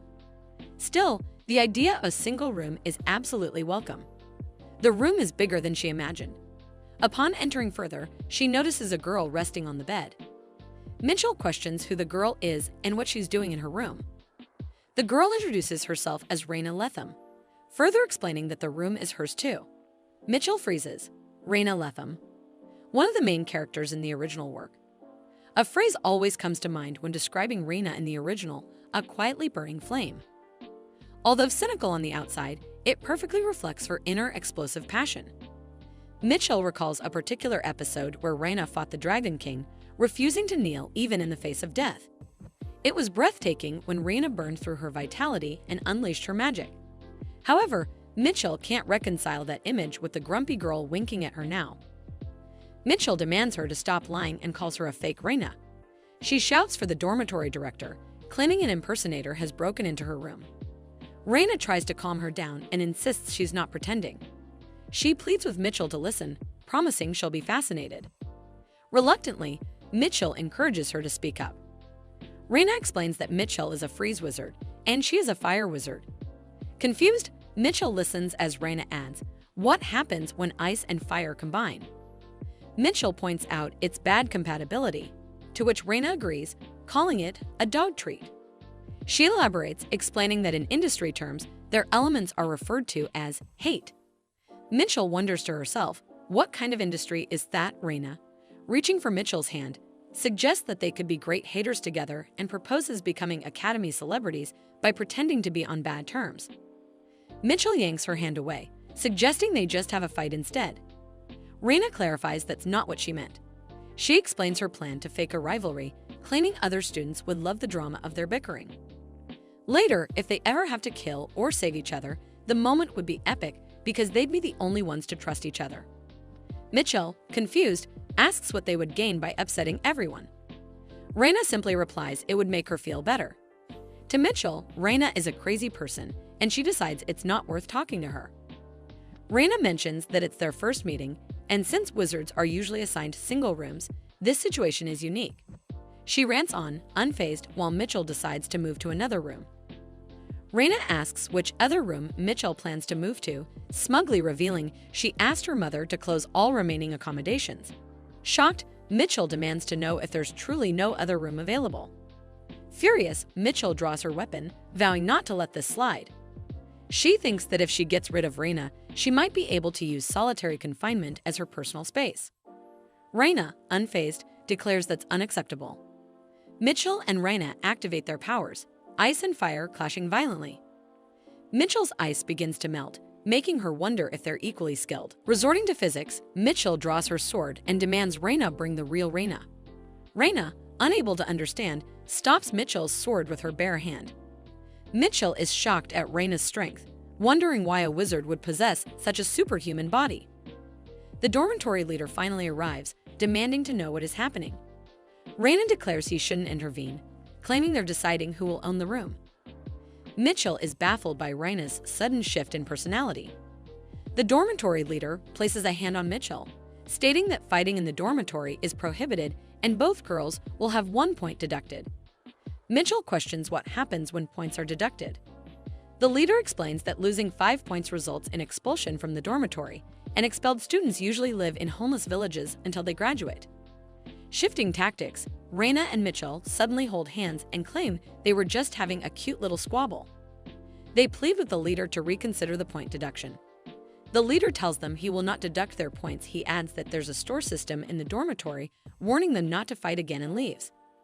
The girls stare at each other for a moment before Mitchell suddenly launches her fist at Raina. Raina deflects the attack, pointing out that Mitchell started the fight in the first place. Raina makes it clear she's not leaving the room, forcing Mitchell to accept sharing the space. Raina smugly declares that everything is settled and suggests they have a good 4 years together. Mitchell storms off, ordering Raina not to follow her. Raina, cheerful as ever, insists they're going the same way and suggests walking together. Hours later, Mitchell huffs in frustration, unable to understand what's wrong with Raina. Meanwhile, Raina happily reflects on their first night walk together, much to Mitchell's dismay. Mitchell is confused over how can a wizard like her have a superhuman body. She knows she's stuck with the wrong person. Since the day Mitchell and Raina started living in the same dorm, they have become the kind of friends who fight whenever they are bored. Just to clarify, Mitchell doesn't pick fights because she wants to, but can we blame her when Raina herself jumps in with her passionate concepts every time she sets her eyes on Mitchell? As a result, even before the entrance ceremony, everyone at the academy has started paying attention to them. Time passes, and the day of the entrance ceremony finally arrives. In the hall, Mitchell notices Raina is nowhere to be seen and wishes to spend the day peacefully. The announcer begins speaking, drawing Mitchell's attention. The ceremony is long and tedious, and Mitchell finds herself dying of boredom. Eventually, the announcer introduces the freshman representative, Atten Pollard, prompting Mitchell to look up in amusement.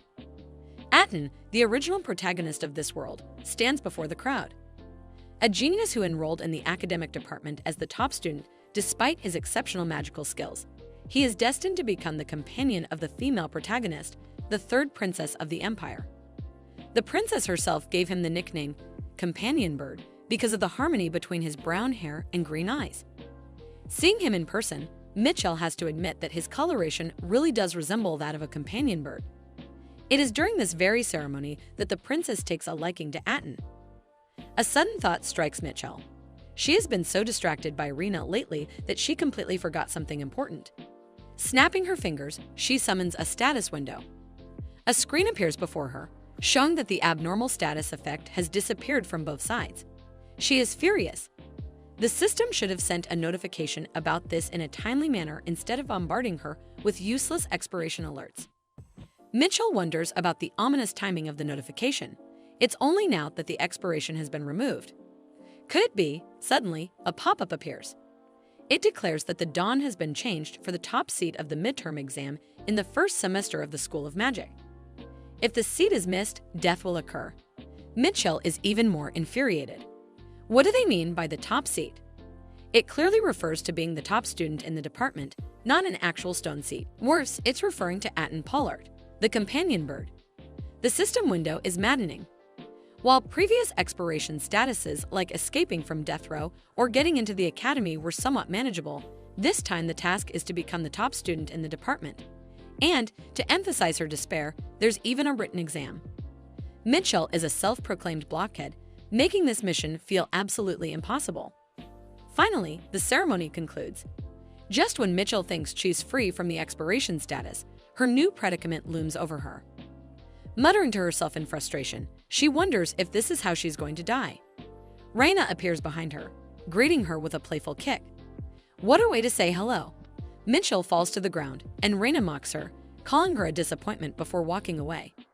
But as soon as Raina steps away, she turns back, worried, and asks Mitchell if she's okay or if she needs to go to the infirmary.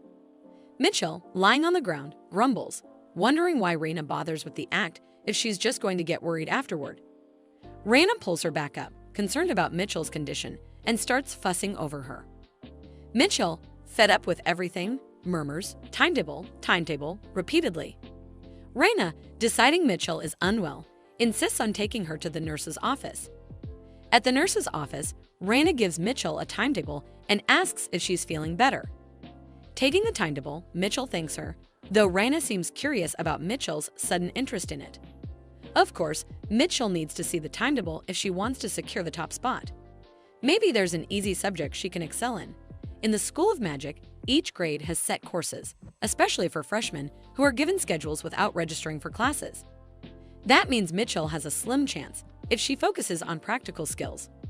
Looking at the timetable, she notes the courses: practical magic, combat practice, ethics and etiquette, criminal law, and, to her horror, college math.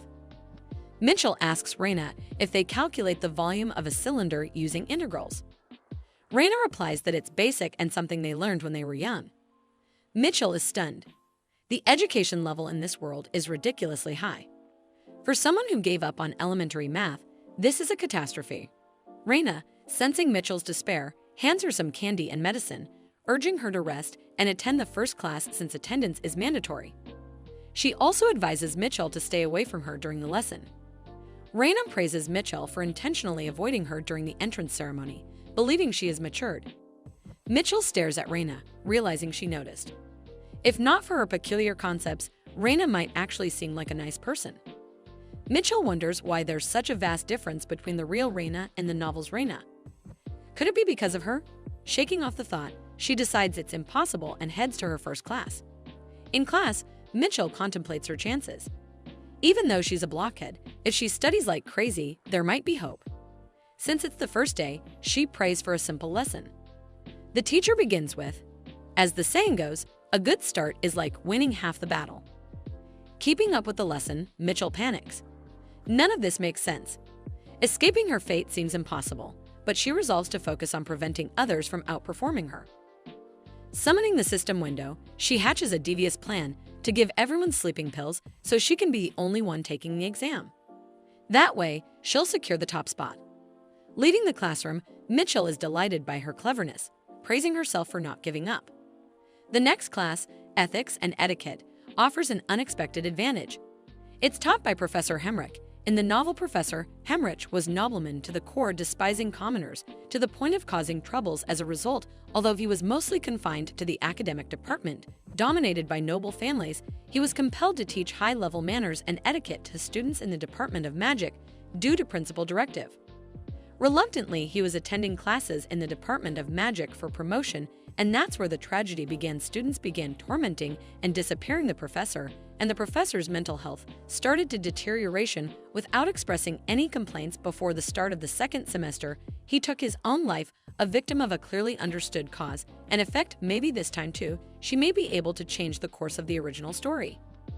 Mitchell decides to observe him carefully, hoping to use her knowledge to change the original storyline while also ensuring her survival. Are they wizards because they have gone crazy, or have they gone crazy because they are wizards? Their insanity is so extreme that there's even a saying that insanity is part of being a wizard. The Academy not only aims to develop students' abilities, but also their morality.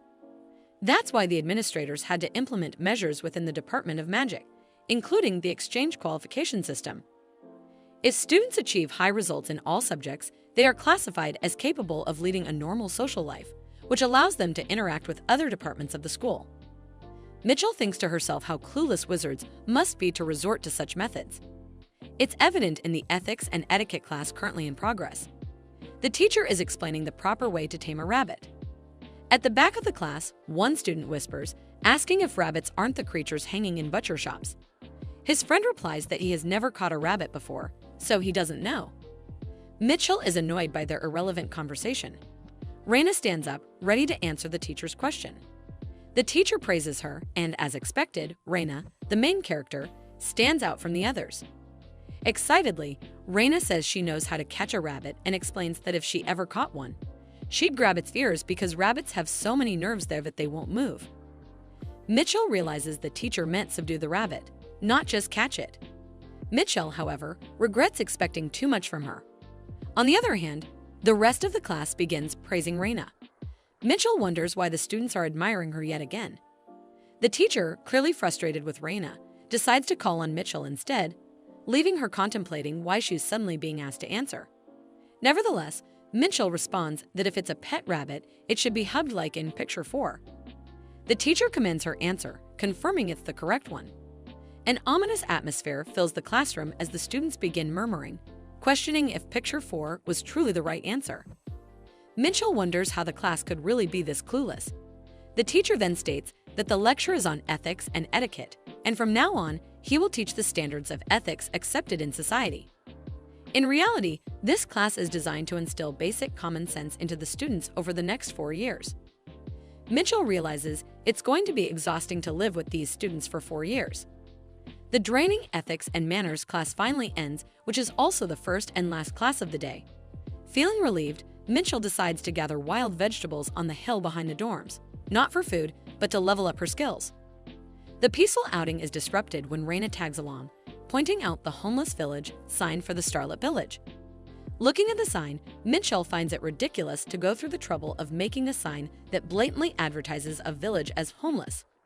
Sarcastically, she suggests Raina should live there since it suits her caliber. Raina retorts that she wouldn't go without a friend. Dumb and dumber duo for real. Raina finally asks why Mitchell is walking up the hill. Mitchell explains she's there to pick vegetables.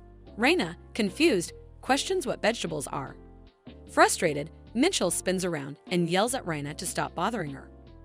Suddenly, something catches her eye. It's a fern. Thrilled, Mitchell hadn't expected to find one so easily. She explains to Raina that these are western ferns and quite large. To Raina, they look like weeds, and she questions if they're edible. While picking the ferns, Mitchell assures her they are edible and tasty when prepared properly. Curious, Raina takes a bite but quickly remarks they aren't tasty. Mitchell nonchalantly mentions that the ferns are poisonous if eaten raw, causing Raina to spit them out in horror. Furious, Raina demands to know why Mitchell didn't warn her sooner, but Mitchell simply mocks her, saying no one told her to steal and eat them. Raina blames Mitchell for watching her eat without stopping her, but Mitchell, unfazed, opens her screen system to check her skill progress. She discovers that eating raw fern indeed increases poison resistance skills. To advance the math midterm as planned, she realizes they'll need to diligently build their poison resistance starting now. With no other choice, Mitchell eats the raw ferns despite knowing they're poisonous. Raina, shocked, questions why Mitchell is willingly eating something poisonous. The scene shifts to Mitchell receiving a certificate for completing a work-study scholarship application. The scholarship offers 300,000 crowns per month, which Mitchell considers very little, barely enough for pocket money.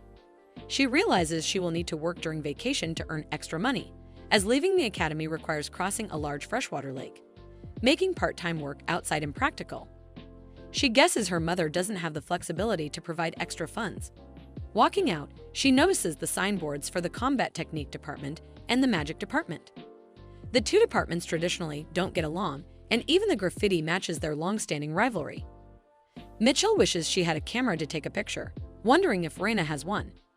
Suddenly, she senses a dark aura. It's Professor Hemrick, rushing somewhere.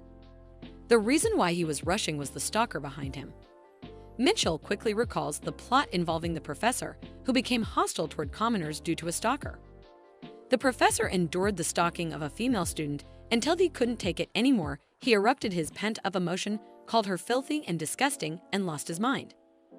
At the time the students who witnessed, the scene started tormenting the professor. Showing him their true colors, unable to bear the pain, the professor took his life, and the female student who stalked her withdrew from the school shortly. Mitchell intends to change the plot. To prevent the professor from taking his life, the simplest way would be to kill him before he commits suicide, but that would just be a different way, which would lead his death. This doesn't change the plot. Unable to bear the torment, he eventually took his own life. Determined to change the plot, Mitchell decides to confront the stalker. Using her ice skill, Mitchell terrifies the girl stalking the professor. As the girl's hair slides away from her face, revealing a scar, Mitchell realizes the girl wasn't hiding her face for fashion, but because of the scar. Mitchell firmly tells the girl to stop following the professor as it makes others uncomfortable. The professor, initially hesitant, mutters that it's fine, but Mitchell presses if he is fine, then can she follow him too? Even after graduation, she will follow him until his death. Professor finally speaks. He detests of being followed.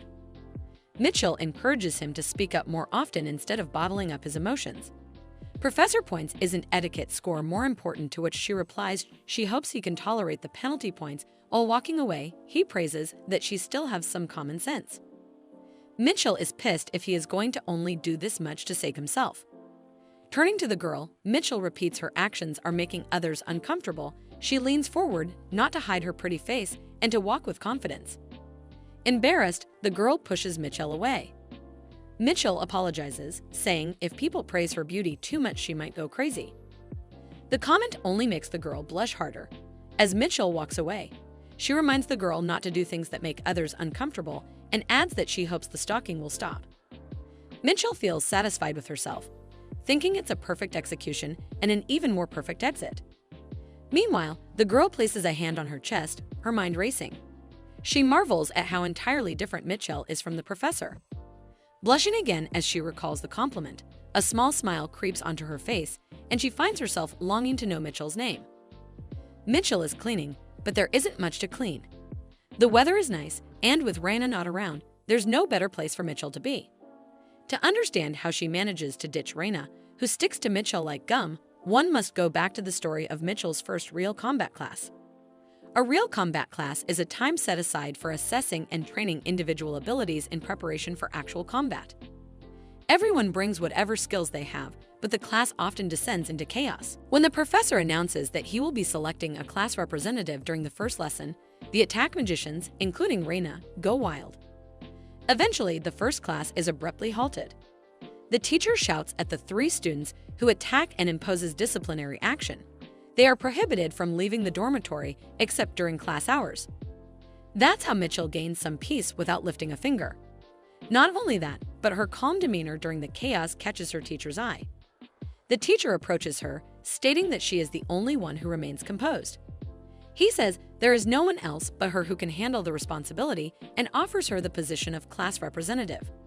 Unfazed, Mitchell replies that if she is to kill the rest of the class, then she will consider taking on the role of first class representative.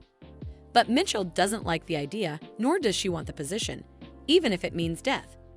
She despises the very thought of being the class representative. Frustrated, the teacher walks away, calling her a hopeless magician. Mitchell finds the situation amusing. Why is he acting this way when she declines politely? Later, to earn some pocket money, Mitchell faces another crisis when she applies for a work scholarship. The head questions whether she, as a magician, can handle the paperwork tasks. Mitchell admits that she might be a blockhead who can't even calculate the volume of a cylinder through integration, but she promises to do her best if given the chance. The teacher, overhearing, whispers that paperwork can be tough and wonders just how much of a blockhead she is. Despite the dragged-out situation, Mitchell manages to secure the position. Now, with Raina currently banned from going out, there is no one to disturb Mitchell's work. She dances while sweeping the floor, happy with her peaceful academy life. Suddenly, a thought crosses her mind. If she keeps sweeping along this path, it will lead to the academy department grounds. Like a ninja, she walks along the wall. It might be unintentional, but she wonders if, by any chance, she can meet her favorite prince, Cyan. She blushes after seeing him. She starts fangirling over him. His tall stature, jet black hair, and a face filled with excellence mesmerize her. Meanwhile, Cyan, somewhere nearby, feels chills for no apparent reason. He is even more handsome than she imagines. After that fateful day when they first meet, she thinks he would be shocked and hide in his room.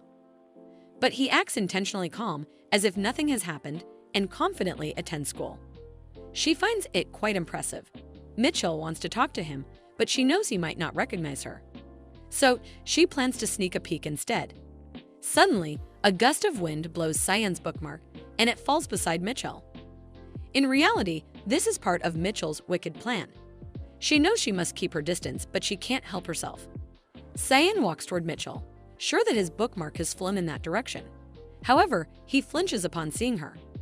He notices her staring at him, and Mitchell ponders, what if he discovers her identity? After all, they have shared a bed once. Up close, Cyan looks even more angelic. He calls her country chicken. Mitchell looks around, wondering if he is truly calling her that. He assures her that he is and demands that she bring him his bookmark. Saddened that Cyan doesn't recognize her, Mitchell thinks about giving him the bookmark from the bottom of her heart. But if she takes one more step, she'll enter the academic department premises, and doing so without permission will result in penalties. She states that if he truly wants the bookmark, he should crawl on all fours to get it. In her mind, however, the translation is, "Dear Cyan, please come closer." Cyan asks if she knows who he is, to which she answers no. She then asks if he knows who she is, though internally she thinks, how could she not know her favorite prince? Cyan grows angry, wondering how she dares to act this way toward him. Mitchell finds his red, flustered face cute. Normally, members of the royal family have guards with them at the academy to avoid dealing with commoners. But Cyan appears to be a destitute prince without a guard. Mitchell surmises that nobles must mock him behind his back, leaving him full of inferiority complexes. Cyan moves forward and slaps her across the face. Mitchell is stunned but quickly realizes the slap doesn't hurt at all. Instead, it tickles. She wonders if he is some kind of baby kitten. How can he be so weak and insignificant? Cyan stutters, saying he will let her go this time. Mitchell finds his embarrassment adorable and thinks she might die from how cute he is. Cyan, however, demands that she return his bookmark. Just a little bit longer, Mitchell thinks she wants to tease him more. She puts the bookmark back in her pocket. There is a speechless silence before Cyan asks what nonsense she is trying to pull. He reminds her that he has mentioned he is from the royal family.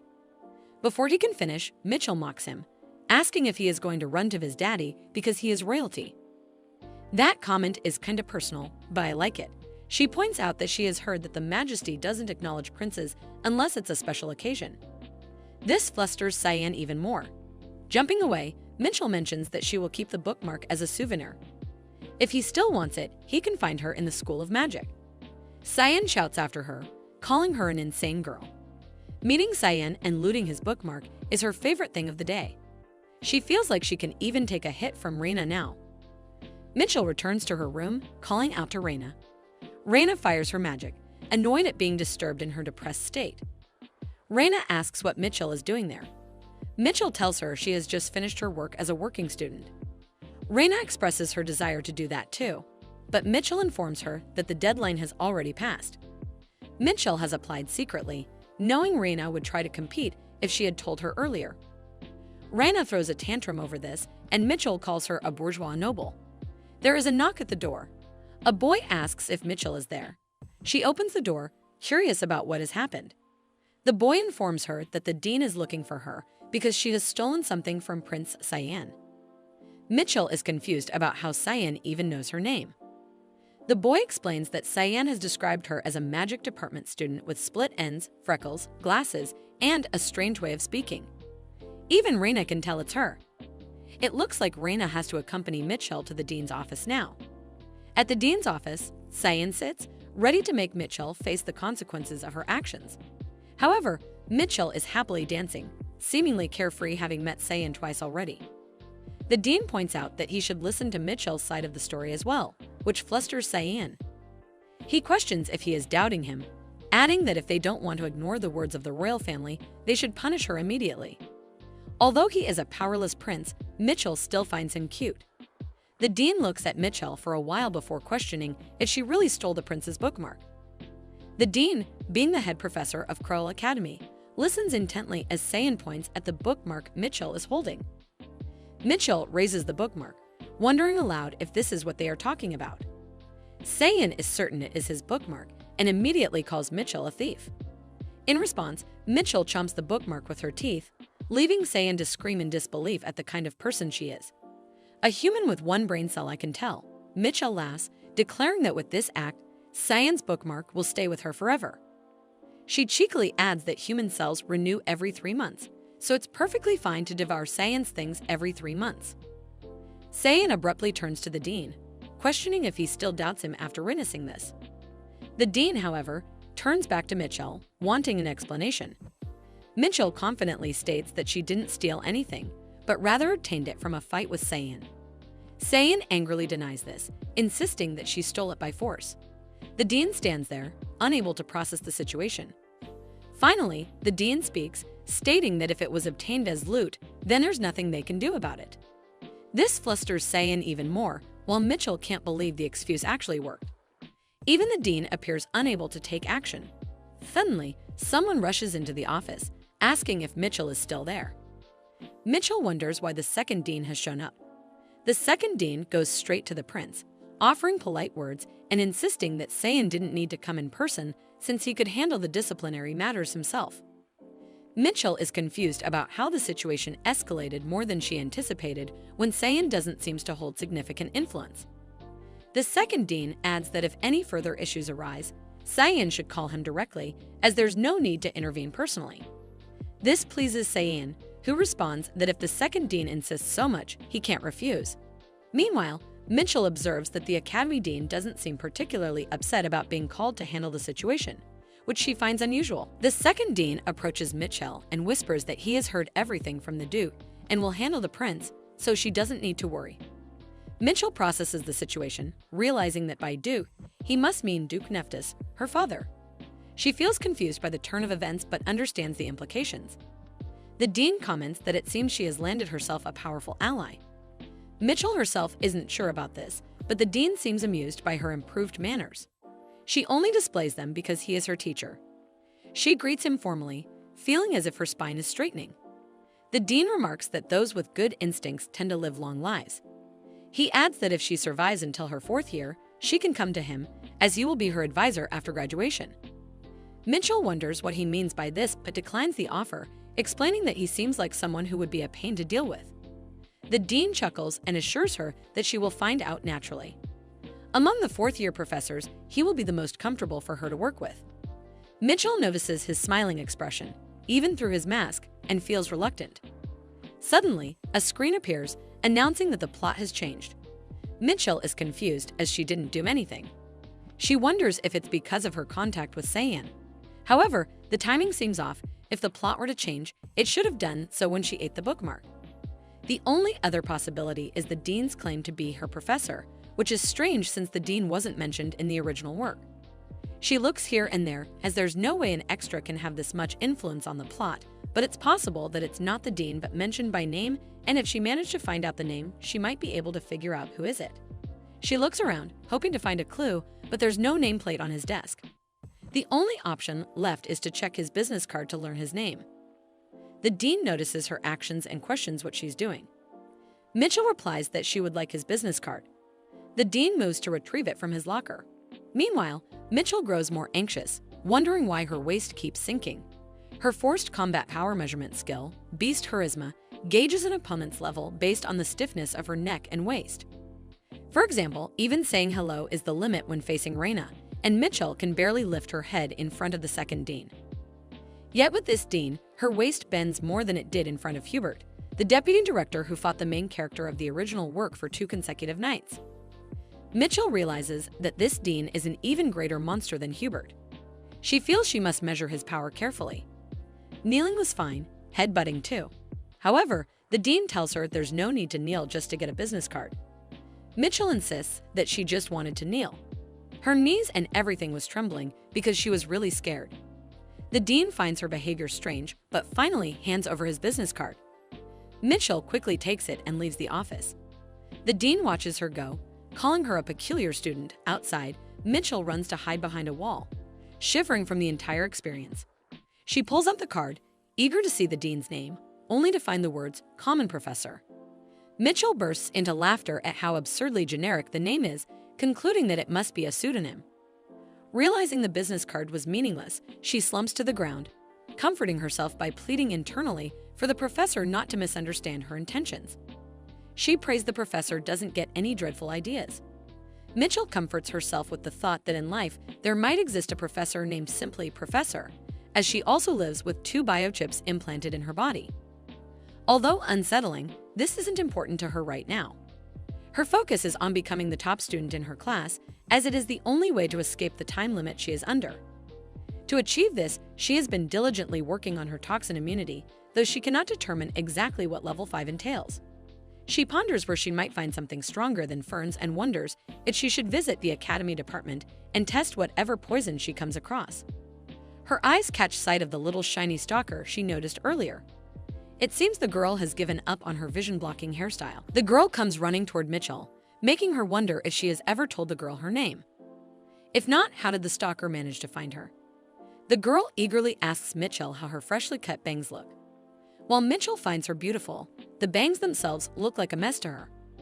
The girl panics and Mitchell grows curious about what she used to cut them. Hesitant, the girl eventually reveals a pair of scissors. Not only are the scissors large, but they are also vicious-looking, prompting Mitchell to wonder where the girl could have possibly gotten them. Mitchell takes the scissors from her and asks the girl to close her eyes, assuring her she will fix the bangs. Once finished, Mitchell is relieved to find that her part-time job skills have not rusted. The bangs now look absolutely perfect. As expected, she thinks when the model is stunning, the act of cutting becomes enjoyable. Mitchell calls the girl her customer and adds that from now on, she will be the one cutting her bangs. Raina, standing nearby, casts her flame skill toward them, prompting Mitchell to call her a crazy girl for almost ruining her masterpiece. Raina, however, blames Mitchell for standing in that direction. Declaring that they will settle things once and for all, Raina prepares to fight. However, the commotion is interrupted by a loud bang on the classroom door. The teacher enters, calling them darned brats and ordering them to stop moving as the class is about to start. As expected from the magic department, even the professors have terrible personalities. Before starting the lesson, the teacher introduces a guest. The dean of the academy has come to observe, stating he was bored and assuring them there's no need to worry about his presence. The dean introduces himself as both the dean and a common professor. Mitchell feels uneasy, wondering why he is there while the time limit on her status window continues ticking. She grows irritated, muttering internally about how ridiculous the dean's title is. Determined to avoid trouble, she hadn't expected to run into such problems here. Before the class begins, the teacher makes an announcement. Many students had entered the academy expecting priest career counseling, but this will only be offered at the end of the first year. The teacher warns them to avoid expulsion until then. Mitchell reflects on how many students, desperate for career counseling, stand out in their efforts to succeed. The teacher explains that at the end of the year, the academy invites priests to conduct career assessments to evaluate the students' growth. In this world, called the Dawn of Repentance, serving the one true God is central. This God is believed to be the creator of all things and the absolute being who governs all destinies. Those who serve this God are known as priests of fate. They are said to predict a person's destiny, not by seeing the future, but by consulting the God to determine the flowering or growth potential of a skill. Biochips, made using mana stones, are considered a link to the God of fate. Priests can use their abilities to evaluate an individual's potential through these stones. Students endure the hardships of academy life, which feels like imprisonment, for the chance to undergo these assessments. Returning to the lesson, the teacher mentions that overusing magic will cause students to bleed. Mitchell recalls her earlier plans as the teacher distributes one counter meter to each student. Confused about its purpose, Mitchell listens as the teacher explains that the meters will monitor their magic usage and continue until they vomit blood. The room falls silent as everyone wonders at the absurdity. Mitchell notices the oddly red soil in the field and suspects it might be stained with the blood of students who collapsed here. While she understands the intention of testing limits, the method seems extreme. The stalker girl raises her hand, asking about individuals with 2 magic skills. Mitchell turns to her in awe, surprised that the girl possesses not 1 but 2 rare abilities. According to the student records, only one of her skills is listed. Mitchell, remembering the sharp scissors, ponders if her skill is to sharp objects. Hesitant, the stalker girl reveals her skills: Sharpener and Poison combination. Mitchell is confused as to why someone with no ties to an assassination lineage has such a dangerous poison-based ability. Suddenly, she realizes that this poison combination might help her test her toxin immunity. Placing a hand on the stalker girl's shoulder, Mitchell asks for her name. Reluctantly, the girl introduces herself as Canna. Mitchell praises her name and beauty. At that moment, Raina fires another flame attack at Mitchell, who counters it with an ice throw.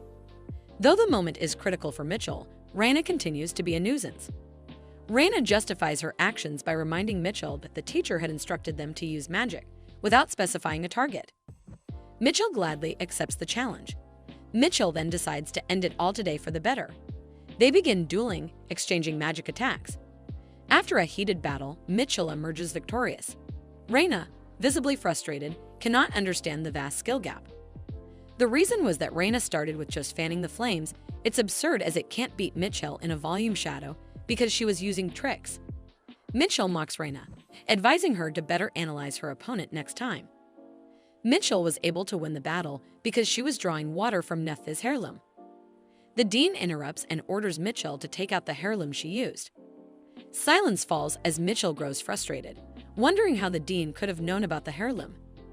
Mitchell is amused, wondering if there's truly a power strong enough to detect this magic, or if it's simply an ability to sense the heirloom's power, or perhaps just a trick. Despite his inner doubts, Mitchell maintains a polite attitude and questions how the dean found out. He begins to speak, but then stops and states that it must be due to the dean's magic emotion skill. Mitchell, visibly irritated, he adds that practicing is essential to knowing one's limits and that tricks won't help anyone grow. The dean's words are mostly correct. Furthermore, there's no guarantee the heirloom's power will last forever. However, as Mitchell has already used a significant amount of power, she wonders if it will work. She attempts to cast her skill but ends up coughing blood. Seeing this, the dean knows she needs to be assessed separately. Mitchell anticipates this outcome but is still annoyed, as other kids were fine after using their magic. Why was she the only one to collapse? Suddenly, someone is seen rushing toward the infirmary. It's Canna, who is going to visit Mitchell. For the first time in her life, Mitchell called her a friend. Canna was supposed to visit with some fruits Mitchell likes, but unwelcome guests are intervening. Raina, one of the guests, tells Canna that Mitchell wouldn't like it if Canna came along, adding that Mitchell wouldn't want to see her gloomy face while suffering in pain. Canna counters by saying Mitchell doesn't like noisy things either. This annoys Raina, who retorts by asking what Canna even knows about Mitchell. Canna pauses and gives a detailed list of everything Mitchell likes, causing Raina to feel uneasy as she wonders how Canna managed to gather such information. Raina asks if Canna knows everything about her too, to which Canna replies it's an occupational hazard. Raina feels even worse and questions what kind of occupational hazard an academy student could have. Canna stays silent, not wanting to reveal her secret. She belongs to an assassination organization. If Raina knew this, it might put Canna on Mitchell's bad side. While Canna knows Mitchell is not someone who judges others based on their past, she still doesn't want to risk getting caught. Mitchell has done so much for her without expecting anything in return, even calling her a friend. Canna recalls her father once telling her that no one would like her if she were ugly. If someone did like her, he had said, they must be a good person and should be made either a friend or a spouse. Back then, Canna had sought kindness from Professor Hemrick, who treated her well for the first time. She used to follow people around, trying to make them fall for her.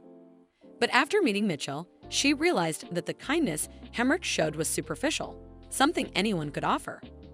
Mitchell, on the other hand, gave her genuine advice, telling her not to do things others disliked. Mitchell even complimented her, calling her pretty despite her disgraceful reputation in the family. Although it hasn't been a month since they met, Mitchell means the world to Canna. She shifted her target to Mitchell, and so far, everything has gone according to plan. Intentionally, Canna messes up her bangs to catch Mitchell's attention and subtly shows her a combination of magic spells she discovered through research, successfully piquing Mitchell's interest.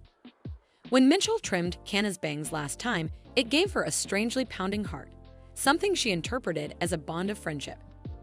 Canna's next plan involves helping Evan develop immunity to poison while secretly mixing in brainwashing drugs to secure a lifelong friendship. However, everything was ruined because of Raina. If Raina hadn't provoked Mitchell in the first place, she wouldn't have collapsed. Canna plans to kill Raina. Although Raina is a noble, Canna believes that if her family handles the aftermath, there won't be any problems. Suddenly, Cyan arrives. Reina is furious, wondering who would dare to interrupt, but upon noticing him, she realizes it's Prince Cyan. Both Reina and Canna greet him and ask why he's here. Cyan explains that due to Mitchell's clueless actions, he has been assigned 30 hours of campus volunteer work.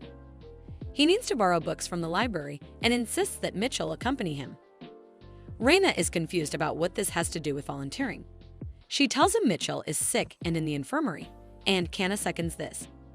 Unfazed, Cyan demands to know what they expect him to do after learning about Mitchell's situation and asks to be guided to the infirmary. Both Reina and Canna silently wish they could kill him. Reina knows that even though he is a prince, he holds no real power. He is often called Prince in name only Cyan Crowell. There are several reasons why he is known by that name. Generally, household with advanced skills are successful by women. This fact has been proven genetically after 1,000 years of trial and error with a high probability of the same lineages, skills being expressed through the mother's line. Sometimes there are cases where men succeed to ensure concerns about hereditary diseases and the influx of stronger skills, but this occurs rarely, once every 3 generations. That in most families the eldest daughter inherits the line. The royal family is no exception. It's unlikely that the successor position will be stolen unless some serious mischief happens, and with the current empress possessing charisma skills and being the eldest daughter, it's unlikely that the successor position will be stolen unless some serious mischief happens. The conservative class would prefer the eldest daughter to succeed to the throne without any upheaval. Therefore, there's no reason to entertain the demands of a pitiful prince who lack both talent and solid background. Reina doesn't want unnecessary trouble, but decides a brief visit to the infirmary won't hurt. Confident that Mitchell will choose her over the others, Reina agrees to guide Cyan. Canna, however, worries about Mitchell's opinion. When they enter the infirmary, Reina demands to borrow Mitchell's camera. Cyan insists Mitchell accompany him to the library, and Canna suggests Mitchell might need more blood. They all argue about who Mitchell will choose. Sitting with the dean, Mitchell is confused by their sudden arrival and the nonsense they are speaking. When forced to choose, she surprises everyone by choosing Cyan. Reina calls her a crazy girl and demands an explanation, but Mitchell jumps out of bed, eager to go to the library. Unfortunately, she collapses from dizziness. Determined not to let something like dizziness stop her, she begins crawling. The dean advises her to wait for the medicine to take effect, but Mitchell stubbornly refuses. Reina wonders why Mitchell chose the prince over her, while Cyan smirks sarcastically and tells Mitchell to get going. Reina contemplates killing him out of frustration. Canna notes that the royal family is peculiar, which makes Reina suspicious about how Canna could say something like that. She begins to wonder if Canna would truly kill a noble without hesitation. Meanwhile, Mitchell feels overjoyed at the prospect of a library date with Cyan, thinking it must be her lucky day. She has made friends with someone who has combination poison skills, received sweet advice from the dean at the infirmary, and now has this unexpected opportunity to go on a library date. However, she suddenly notices a familiar medicinal scent coming from Cyan. As she tries to recall where she has smelled it before, she remembers. It's the scent of the wound medicine she once used on her back. She gets worried over why Cyan smells like it. She calls out to Cyan, telling him that he stinks. He tells her to stop talking nonsense, but she insists that it does stink. He turns to her, stating that his whole life is cleaner than hers, pointing out if she is trying to insult him. To Mitchell, his grim face appears cute, and she wonders how he can be so prickly with such a beautiful face. She mentions that he smells like medicine, as the scent of wound ointment emanates from him, pointing out that she knows this scent since she has been using it for quite some time. This flinches him, but he dismisses it, saying it is none of her business. Mitchell ponders if he got hurt, as it is said that every prince is wounded enough to need ointment. Nevertheless, he hands her a list of books she needs to borrow, pointing out that she should borrow them in her name, not his. She checks the list, confused if this is really what he wants her to do, contemplating why he isn't doing it himself. Gripping the situation, she understands that Cyan wants to borrow books that are all in the field of criminal law and political science. If he gets caught borrowing such books, it could be revealed that he has not received proper education as a member of the imperial family, which might turn him into a laughingstock. That is why he doesn't want to do it himself. Since the imperial family doesn't teach governance studies to Cyan, it seems he wants to study them on his own. It's like the great Cyan making futile efforts to climb a tree he cannot climb. Cyan questions what she is looking at, wanting to know when she will leave to fetch the books. Pointing at the list, she mentions that a new edition of the General Theory of Criminal Law has been released. She knows this because she was forced to study it at magic school. In the original work, Cyan was embarrassed due to his wrong knowledge during a fight with the third princess, and perhaps he got this misinformation from outdated books. The new edition contains other modifications as well. As she leaves, she points out that she will ask the librarian to get the book for him. Meanwhile, Cyan mutters, calling her a scoundrel, saying that's not even funny. When she returns, she raises a book titled 30 Ways to Win an Argument, mentioning that they gave her this book as a reward, and she thought he might need it in the future. Cyan is visibly furious over her mocking him. Mitchell, however, grows concerned about whether he can carry all these books at once since they are quite heavy. This angers Cyan further as he questions how she views him. She retorts, asking what he means, pointing out that he is weak and incompetent, despite having the pride and demeanor of an elder. His abilities, she notes, do not align with his pride, leaving him filled with feelings of self-destruction and inferiority. Mitchell criticizes him so effectively that he is consumed with rage. He grabs one of the books, threatening to punish her for insulting the royal family. Mitchell mocks him further, suggesting he doesn't even have the strength to do so and pointing out how pathetic he looks. A while later, Cyan is out of breath. Mitchell recommends that he should run to increase his lung capacity. Cyan calls her an insolent woman. As she takes her leave, she remarks that if he feels embarrassed about training in the academic department, he can feel free to visit the magic department. From behind, he shouts that he won't come there. Mitchell recalls how she herself was criticized by the dean of her department for lacking physical strength. The dean had told her that the reason she fell while using her mental powers was due to her weak physical condition. Mitchell had no choice but to increase her physical strength and consume more calories. The dean had compared her condition to trying to run a windmill with a fan. He had warned her that there were only 2 windows of opportunity to fix this condition and gain several key skills. Determined, Mitchell decides to work on her poison resistance and gain weight first. The scene shifts to the cafeteria, where Mitchell takes a lot of fatty food. She feels nauseated trying to eat so much, but she pushes through, knowing it is necessary to build endurance. Meanwhile, Canna catches her and approaches. Mitchell questions if something has happened. Canna tells her that there is no one in her room tonight. Of course, there wouldn't be when she is living in a single-person room. Canna then offers to help her, surprising Mitchell. Curious, Mitchell asks what makes her feel she needs help. Canna points out that she knows Mitchell needs to build her endurance and adds that she can help her with that. However, Mitchell counters by asking why Canna wants to help her. Embarrassed, Canna states that they are friends, and that's why. Mitchell ponders if they are really that close, as she doesn't know, but decides to move on to the next stage. She agrees to Canna's offer. Before leaving, Canna tells her to come to her room after dinner, saying she will get everything prepared. Mitchell nods. Even though she is uneasy, she nodded on purpose as it won't kill her. Canna's skills seem like those of a famous assassin to her. If something goes wrong, Mitchell plans to slap her and run away. She finishes her food quickly to go to Canna's room later that night. When Mitchell arrives, Canna offers her a drink. To Mitchell, it seems highly suspicious, making her wonder what Canna could have put in it. Planning to drink while checking her status window, Mitchell notices her poison resistance drop by 10 points. Furious, she realizes Canna has given her poison. Contemplating if Canna is really an assassin, Canna tells her to stop as drinking this much would be enough. Mitchell questions what this all is about. However, Canna laughs it off as if nothing happened. Canna promotes her that she can ask her anything as she is willing to help her in anything because she is her best and only friend. Mitchell states how she suddenly became her favorite. Canna presents a necklace and a cup with a candle, insisting her not to hesitate as they are best friends, making Mitchell even more annoyed by her constant use of best friend. Mitchell grows more irritated but decides to stay as there is nothing physically wrong with her body. Before revealing her plans to Canna, Mitchell asks if Canna herself has poison resistance. This makes Canna flinch. Mitchell adds that if Canna feels uncomfortable, she won't force her to talk and states that she doesn't care if Canna has a partner. The mention of a partner makes Canna light up with excitement.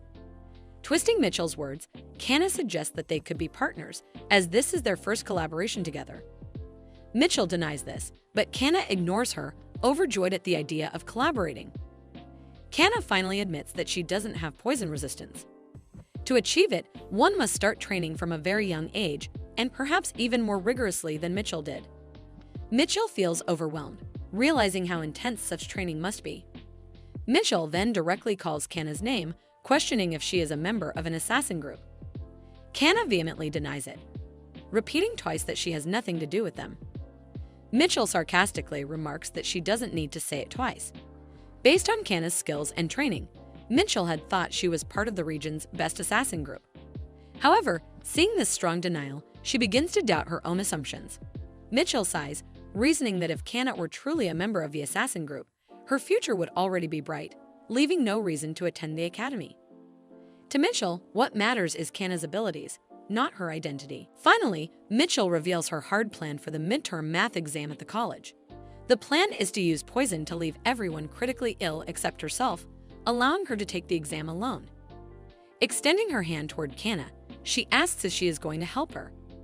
Placing her hand on her chest, Kana agrees to help Mitchell. She tells her that she will make a poison that causes death by vomiting blood from the 7 holes.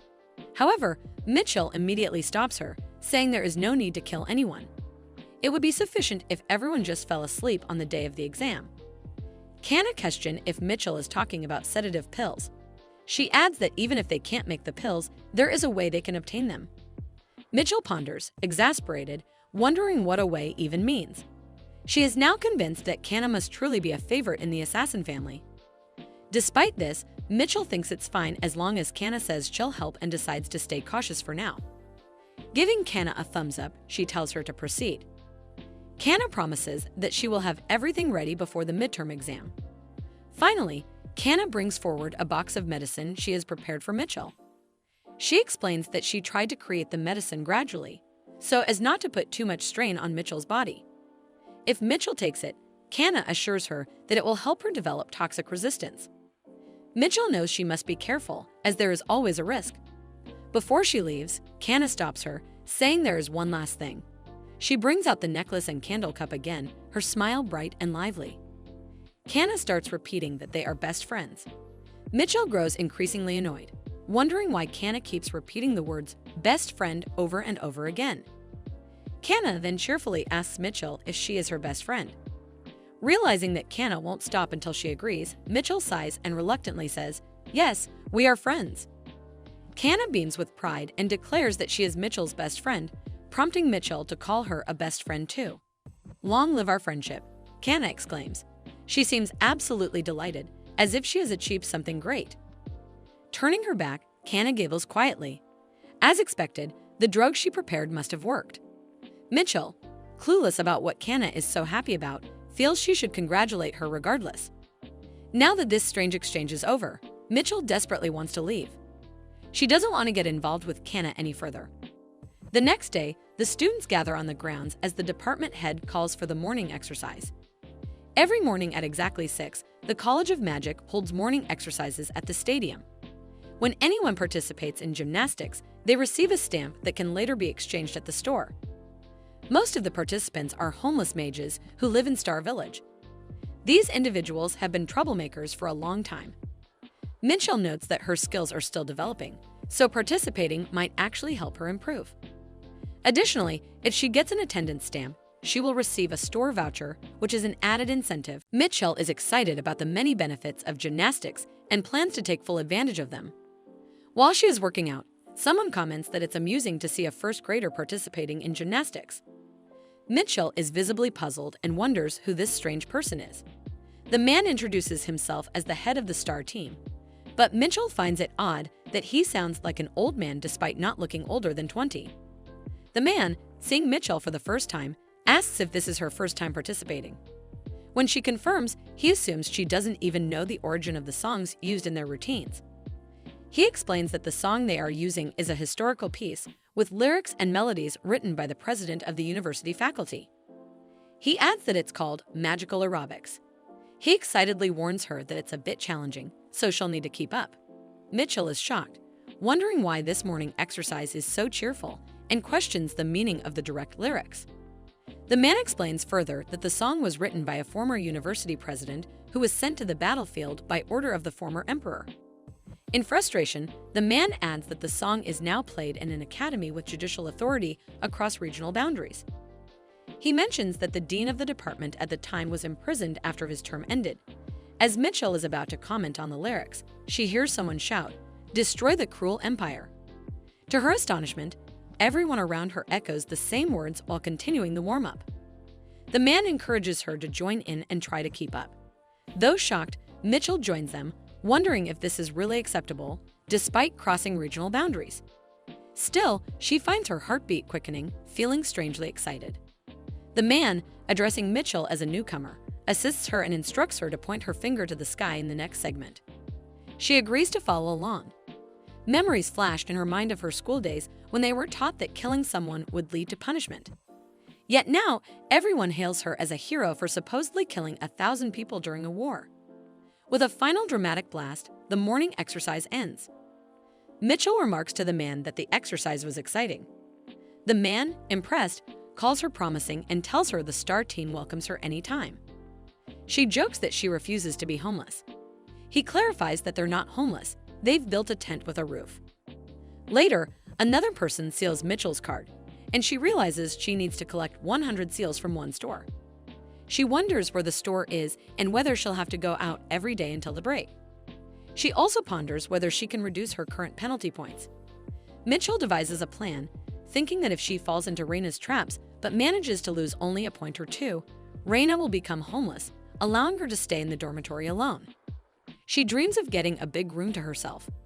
Knowing that she needs to build stamina to continue participating in gymnastics, Mitchell decides to eat a high-calorie meal for training purposes.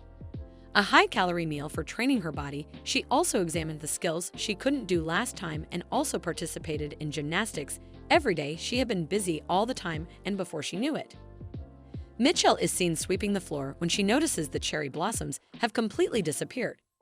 She wonders if it's already midterms.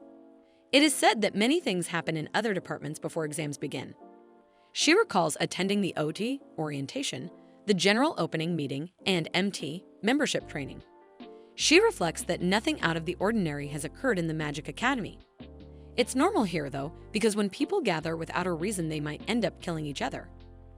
Mitchell questions whether this place is truly a university or a prison.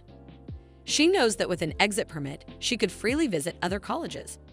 Suddenly, she spots Professor Henrich, who looks very old.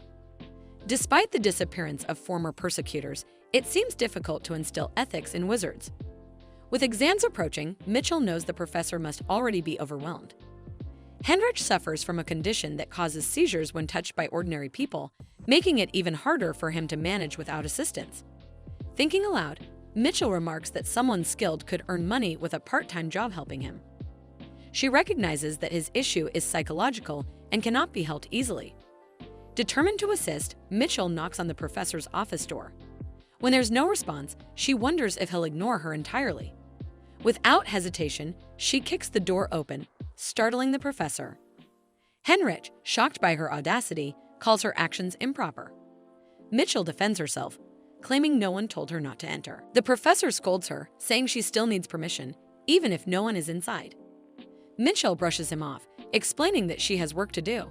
Henrich, visibly frightened, warns her that he might cancel her exam if she continues to behave recklessly. Unfazed, Mitchell walks up to him and questions why he doesn't delegate tasks to his teaching assistants.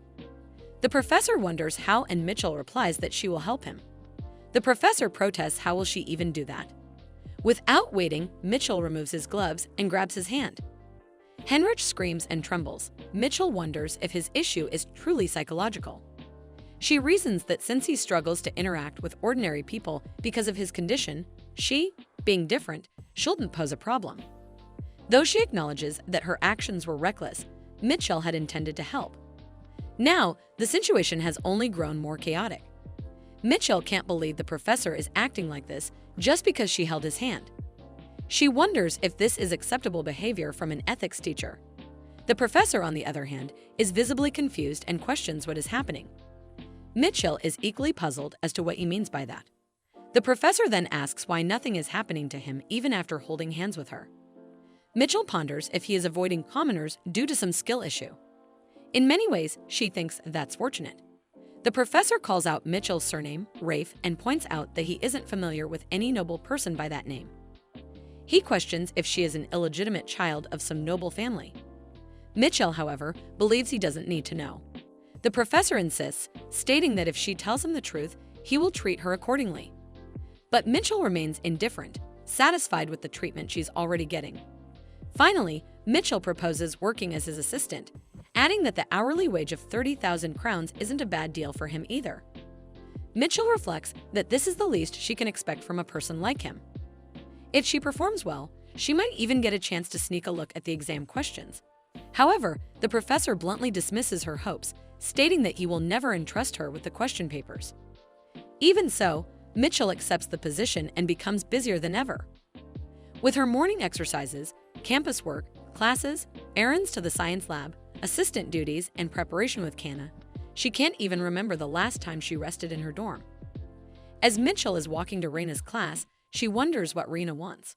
Reina, looking worried, asks why Mitchell has been acting so indifferent toward her lately. These words give Mitchell chills, finding them creepy and unpleasant. She thinks she would prefer Reina to curse at her rather than speak like this. Reina, saddened, points out that Mitchell hasn't been spending time with her, asking if she is taking the concept of obsession too seriously. But Mitchell insists she has never had such a concept. As Mitchell tries to leave, Reina suddenly jumps on her, clinging to her and crying, begging to be taken along. Mitchell pushes Reina away, telling her she's taking this obsession thing too far. Reina insists she will cover her face so no one will know it's her. But Mitchell counters that everyone will recognize the tall, red-haired girl clinging to her. Reina, the heiress of Lethem, retorts by asking why her house is so famous. Mitchell sighs and replies that Reina isn't famous because of her lineage, but because of her personality. She then wonders how Reina ended up like this. Mitchell tells Reina she's going to her part-time job and that Reina can do whatever she wants. Reina, undeterred, decides to tag along. Walking down the corridor, other students pity Mitchell for dealing with so much. Mitchell snaps back, stating that it has always been like this. Everyone around her greets her, laughing at how funny it looks. Reina comments on Mitchell's sociable and cool personality, but Mitchell corrects her, saying she isn't cool or intelligent. Reina refuses to believe her, arguing that her blue eyes, blue hair, and ice magic give her an undeniably cool aura. Mitchell insists otherwise. Reina jokes that Mitchell is lying because someone cool and intelligent like her wouldn't push Reina away. Mitchell, fed up with Reina's earlier corny remarks, decides to ignore her and focus on her work. They arrive at the professor's office, where the professor greets Mitchell but is shocked to see Reina with her. Mitchell internally notes she was right. The professor recognizes Reina even with her face covered. Mitchell explains that she brought Reina along because he told them not to wander alone. Though confused by her reasoning, the professor thanks Mitchell for her hard work. He then hands Mitchell some papers and instructs her to make 7 copies for his class. Mitchell wonders why 7 when there are 8 second-year students. The professor, with a straight face, informs her that one of them died yesterday during practice. This revelation shocks both Reina and Mitchell. Mitchell, however, maintains a straight face, reflecting on the absurdity of the magic department. She realizes the department is crazy and vows complete her 4 years soon to graduate as quickly as possible. She takes the papers to make copies. Reina jumps down and raises an objection. She argues that having Mitchell help him compromises the fairness of the exams.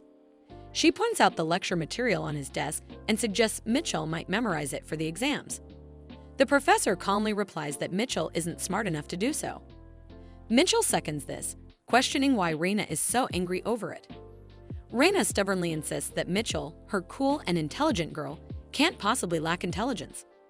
The professor refutes her again, questioning why he would lie about such a thing. Mitchell agrees, admitting she's a blockhead who can't even measure the volume of a cylinder using integration. Reina, confused, asks Mitchell if she's ever done such a thing. Mitchell counters by asking Reina if she even knows how to solve a cylinder problem with integration. Reina panics, wondering if that question was supposed to involve integration. The professor mocks Reina's intelligence, making her scream in frustration. Mitchell feels slightly guilty, as it seems both of them are at fault.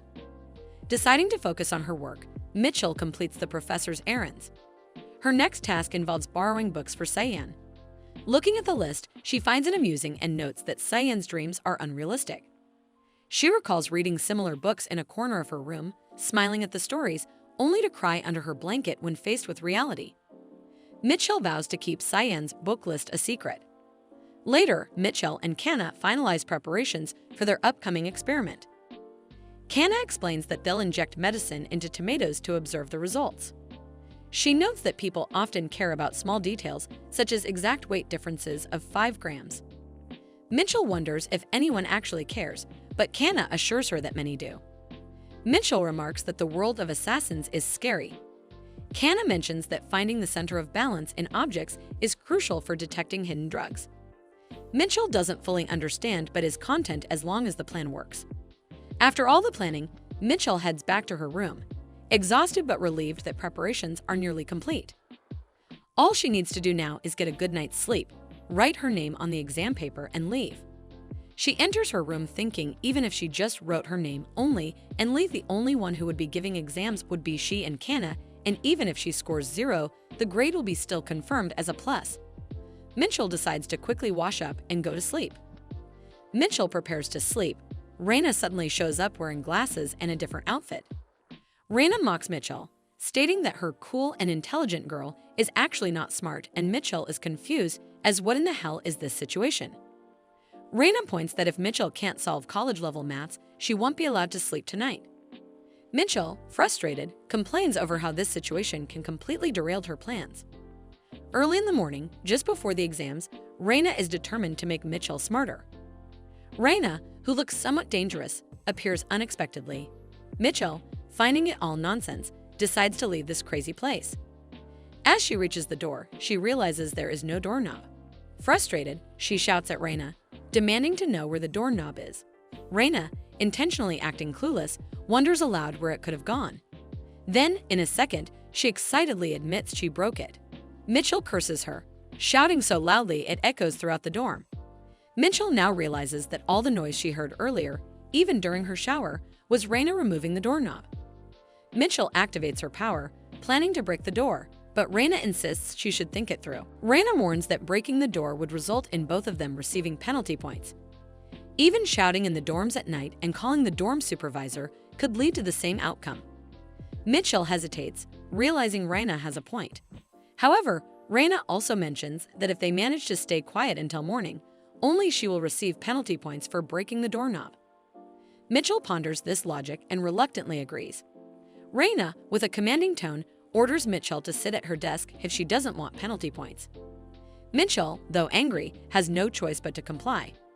She reflects on Raina's situation, knowing Raina already has 3 confirmed penalty points. If Raina gets caught twice more, she'll be expelled from the dorm. Mitchell is confident that if Raina discovers how much of a blockhead she is, particularly in math, she might run away from her. Mitchell has always been notoriously bad at math, even before possessing this body. She wonders if she can truly handle starting from scratch with quadratic equations. By sunrise, Mitchell is still sitting at her desk. That crazy and cruel Raina has actually managed to make her solve calculus with her own hands. Mitchell is utterly confused. How could this have happened? She looks at her paper in disbelief. Is it possible that overnight, a blockhead like her managed to grasp vectors, trigonometric functions, and differential calculus? Mitchell begins to think Raina might be a genius teacher, born to instruct. Raina, exhausted and about to pass out on her bed, casually remarks that Mitchell's intelligence isn't so bad after all. Raina falls asleep almost instantly, and Mitchell checks her pulse to confirm she's truly asleep. She is sure that Raina might sleep all day without sleeping pills. Originally, she had planned to let Raina take the penalty points alone, but now after receiving Raina's gratitude, now she wonders if they should share the blame. Acting on impulse, Mitchell breaks the door herself. The head of the dorm storms in, screaming about the noise. As a result, Raina's penalty points increase to 3 and Mitchell's climb to 2. Outside, Mitchell looks at the sky, unconcerned about the door she just broke, and heads to the exam room. Walking through the corridor, she notices that everyone who prepared breakfast is already asleep. Her plan seems to be going smoothly. Mitchell enters the exam room, expecting only Kanna to be present. However, she sees a guy there as well. Still, she concludes it's fine. She wonders if he also has a high resistance to poison. considering how awake he seems. Then, she remembers that he's a carnivore who won't even touch vegetables. She figures this won't affect his grades anyway, but it feels like a small setback on her side. The examiner enters, confused as to why only 3 people are present. However, he was easily convinced as he states it looks like magicians are weird by nature and instructs them to write their names and start the exam. Mitchell looks at the question paper, utterly amused, and starts crying, startling the professor. He's worried about why she's crying, but Mitchell's tears are of relief. The questions are all problems she knows how to solve. She vividly recalls Reina teaching her one function, one integral, one extreme value, one integer, and one particularly challenging problem.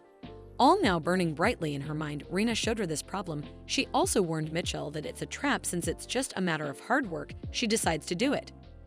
Mitchell flips through the pages and realizes she's already done with the paper, with 20 minutes still left. It feels like a miracle. Teacher Reina has created a miracle for her. Mitchell finally understands the grace of a good teacher, comparing it to heaven. The scene shifts to Mitchell preparing for another challenge, a practical exam, a battle. She brings her sword forward, declaring that this is entirely separate from the earlier math exam. Reina appears with her own sword, ready to fight, claiming she'll defeat Mitchell and gain the right to eat snacks on her bed. Mitchell counters, stating that if she wins, she'll put up a partition in the room. Reina swings her sword, dismissing the idea of a partition. Her heavy axe swings like a toy, forcing Mitchell to defend herself. Mitchell thinks Reina is a reckless guerrilla, wielding her weapon with no strategy. Normally, with a weapon as heavy as a warhammer, one would aim for openings, but Reina gives Mitchell no such chance. Mitchell decides she'll need a different strategy.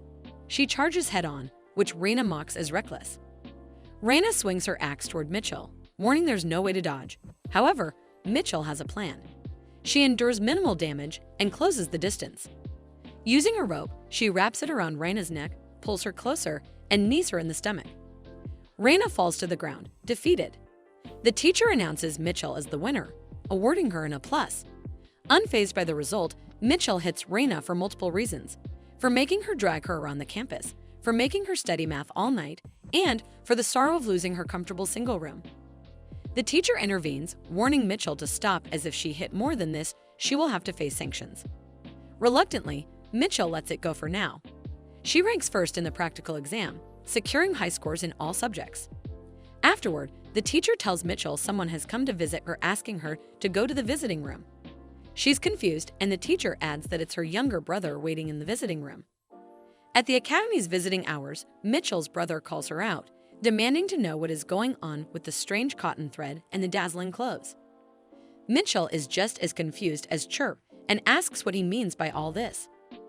Chirp questions if Mitchell had been lying about attending the Magic Academy. Mitchell counters by asking if this isn't the university, but she guesses it's because he is still a first-year student in the School of Magic. The place looks less like a visiting room and more like a prisoner's waiting area. Mitchell then asks why Chirp is there, and he replies that there was a delivery of a living creature. Mitchell wonders what living creature he's talking about. Chirp opens the cage, revealing a lizard. Mitchell ponders where this lizard could have come from. At first glance, it seems to be a venomous snake with distinct stripes on its skin. However, upon closer inspection, Mitchell finds the lace monitor lizard to be very cute. The security personnel shout at Mitchell to stay back, but eventually, they hand over the lizard to her. Mitchell finds it even cuter when she sees it up close. Chirp thinks he might know the reason why Mitchell received a mating proposal from the Water King. Mitchell is confused about why a lizard is involved all of a sudden, but Chirp replies that it will be a long story. At the Tower of the Beast King, someone approaches Gret, the Beast King's father, and asks him to stand in the middle for a picture. All 3 of them, Gret, Hubert, and the other person, stand together for a congratulatory ceremony celebrating the remodeling of the Tower of the Beast King. Looking at the picture, Hubert states that the remodeling work is finally finished and wonders if it took a month. He remarks that although there were many complaints about the smell coming from the lower floors, he's glad the work was completed safely. He tells Gret that there were some areas that received extra focus during the remodeling process. Gret grows curious about these parts. Hubert explains that in the corpse disposal facility, they now dry and age the bodies thoroughly so they can be used as fertilizer for farmland. Gret, amused by this innovation, comments that it's environmentally friendly and that this year's rice harvest will be abundant. Hubert adds that they also cleaned up and reorganized the garbage dump and planted birch trees to give the area a Nordic feel. Gret points out that everyone these days seems to be obsessed with Nordic trends. Gret recalls that he was told everything would be completely remodeled, along with postponed cleaning, but it seems they've made changes here and there. He admits the tower looks much more refined compared to before. Hubert grows excited to leave and suggests going to Mitchell's house to deliver an invitation. Gret, so focused on the remodeling, has lost track of time and can't believe it's been a month. He wonders if a month is considered a long time by human standards. Gret remembers how, back when the driving king took a nap, he cried because his close human friend had died. He wonders if this could happen again. Before he can dwell on this thought, Hubert runs to him, claiming there's a big problem. Gret becomes worried, asking if something has happened to Mitchell or if she might have died within the month. Hubert explains that Mitchell has entered the capital's academy and won't return until the vacation. Holding Chirp, who is trembling, Gret comments that for a human to attend school means they have a long time left to live, so it shouldn't be a problem. Hubert insists that it is a problem, explaining that Mitchell has entered Crowell Academy, one of the most prestigious schools on the continent. Hubert prompts his father to think about how many cool people she might meet there. He worries aloud about the possibility of Mitchell getting into a relationship or even getting married. Gret is confused and doesn't understand what Hubert means. Hubert elaborates, stating that Mitchell has eyes and will obviously prefer someone lively. Gret confidently replies that he is lively too. Hubert shouts back that no, the person who is lively is him. Realizing his point, Hubert explains that Mitchell might enjoy spending time with people her age more. Gret thinks it over and concedes that friends of the same age are indeed important, but he reasons that it's okay because she will return during the vacation. Hubert, however, is still concerned, wondering what will happen if she decides to settle down with someone in the capital and never comes back.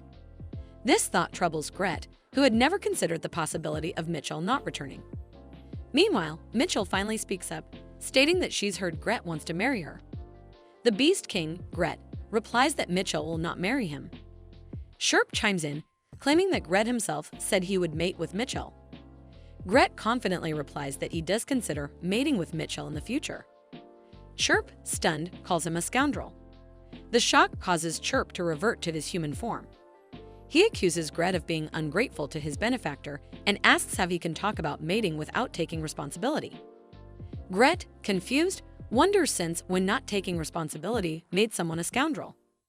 He is utterly puzzled about what taking responsibility even means. Hubert covers Chirp's face and urges his father to check on Mitchell's situation instead. Gret rises from his chair, stating that they can figure out the responsibility part later. Suddenly, Gret slashes off his own arm. Chirp watches in horror, believing the crazy Beast King has finally lost it. Hubert runs to his father, insisting that cutting off one of his tails would have been enough for surveillance purposes, but Gret insists that the arm is more effective. Hubert grows teary, worried about his father's injury, and thinks that Gret might recreate his arm using the mechanical limbs he developed while making Hubert. As they watch, the severed arm transforms into a lizard. Hubert observes that the lizard is too large for surveillance purposes. Chirp is utterly confused, wondering how Gret can create life like this. Even if he is the Beast King, one of the 4 great demon kings, creating life should be a power reserved for the gods, not an alter ego. However, this lizard is not like an alter ego. It acts independently, with its own consciousness, and seems completely separate from the Beast King. Chirp wonders who on earth Gret truly is. Gret orders Chirp to take the lizard to Mitchell. Chirp questions how he's supposed to carry something so heavy, but Gret provides the costs for a round-trip carriage and living expenses. Both Gret and Hubert bid him farewell. Chirp tells Mitchell the story, but with a version that's slightly different from reality. Mitchell is happy that Gret went to such lengths for her to enter the academy. She mentions that, according to Chirp, she can randomly share visions or convey messages with Gret. Chirp confirms this but silently wonders if Mitchell truly doesn't know anything about the surveillance. He states that now the delivery is complete, he will take his leave, but Mitchell tells him to stop. Narrowing her eyes, she accuses Chirp of rushing off suspiciously fast and wonders if he is hiding something from her. Chirp looks back and flinches. Mitchell demands Chirp to tell her the truth. She states that she knows Chirp not only received transportation fare, but also pocket money from Gert. This shocks Chirp, leaving him to wonder how she knows this. Mitchell questions how much she received, but Chirp, believing it's not much, states that it's 50,000 crowns. However, Mitchell points out that he must have received 100,000. Mitchell demands that he hand it over, and Chirp cries, asking why, as it is the pocket money he was given. Mitchell clarifies that she isn't trying to take it away. Instead, she explains that if he just carries it around, he will lose it, pointing out how many pickpockets are in the city. Chirp grows worried about the possibility of being pickpocketed. Mitchell suggests that if he gives it to her, except for the fare to get back, she will keep it safe and return it to him when he goes home for vacation. She adds that if he doesn't trust her, they can write a contract. Chirp becomes excited at the idea of writing a contract.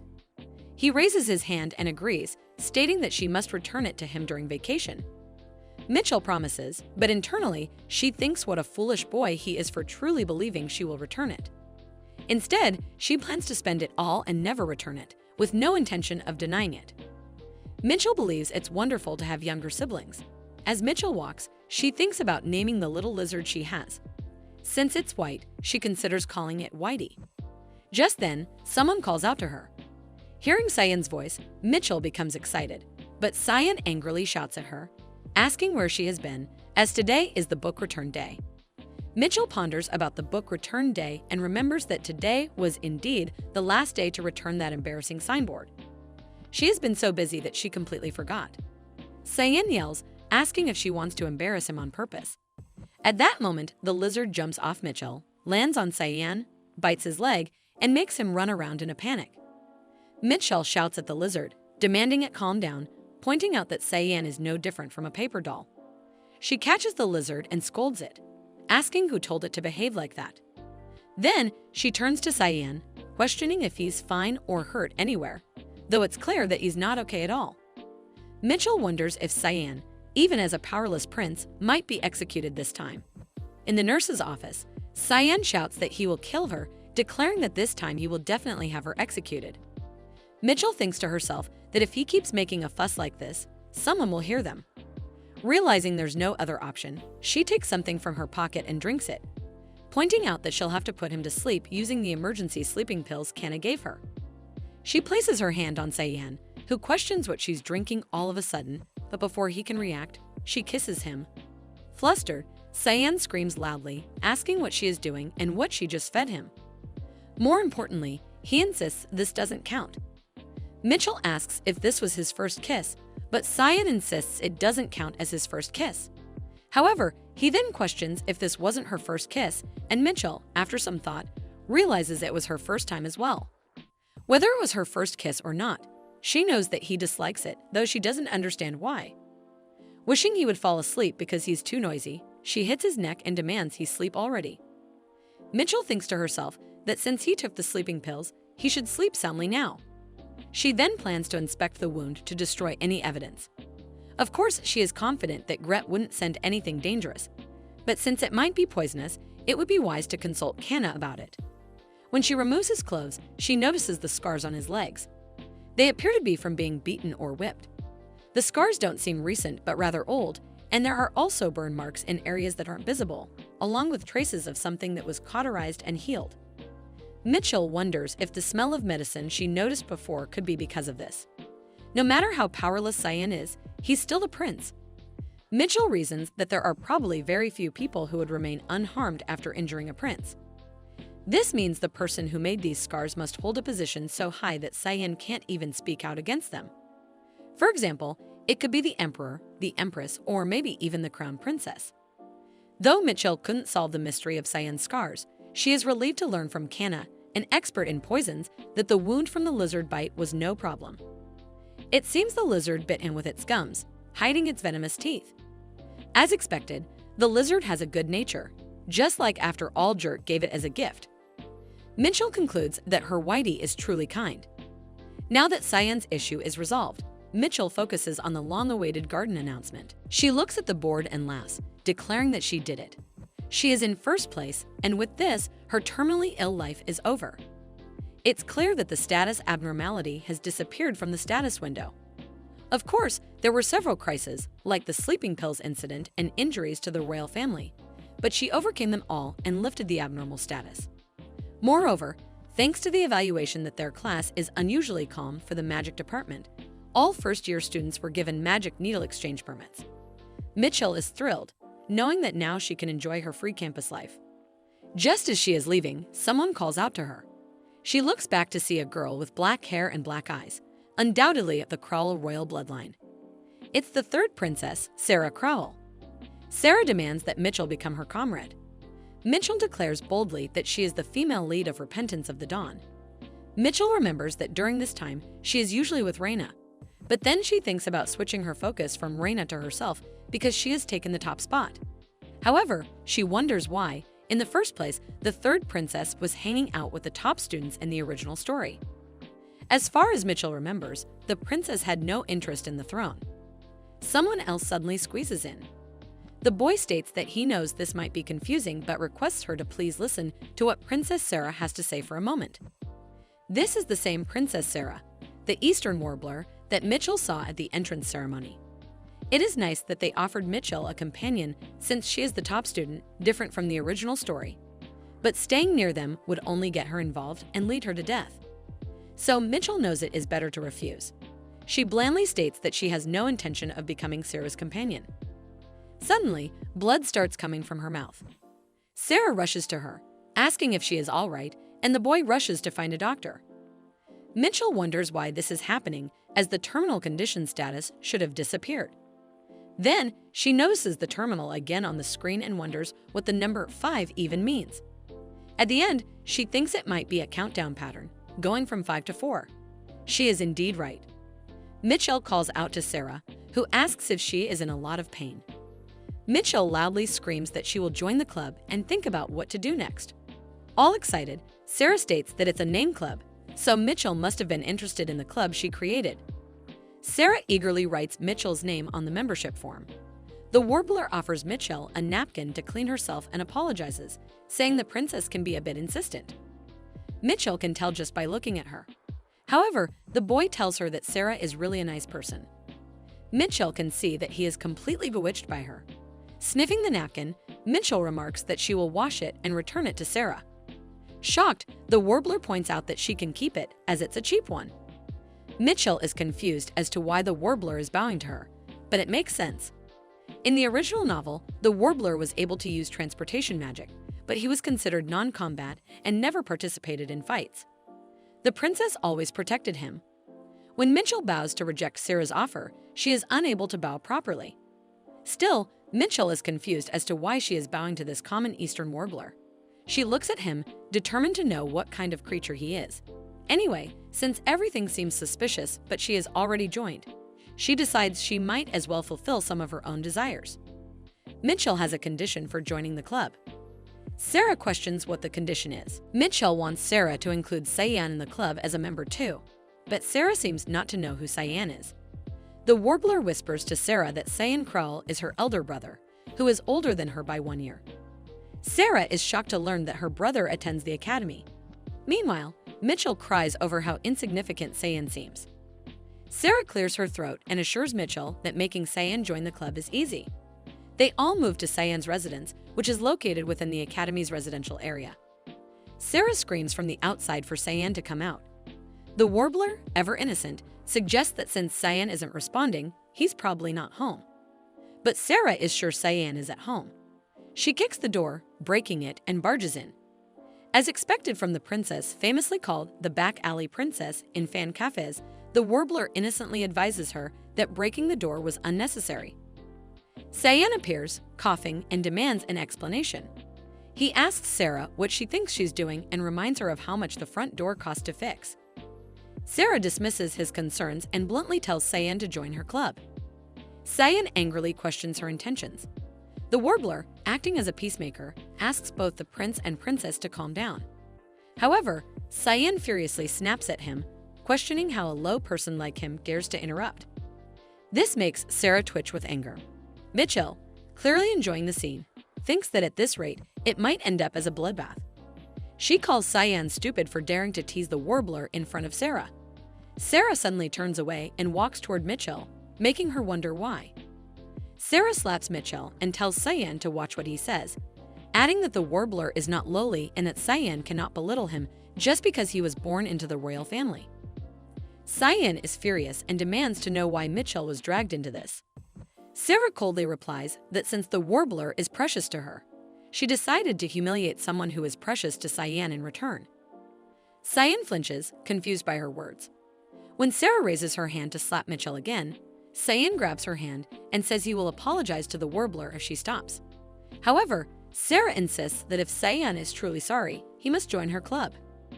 Cyan grudgingly agrees but states he will only write his name and nothing more.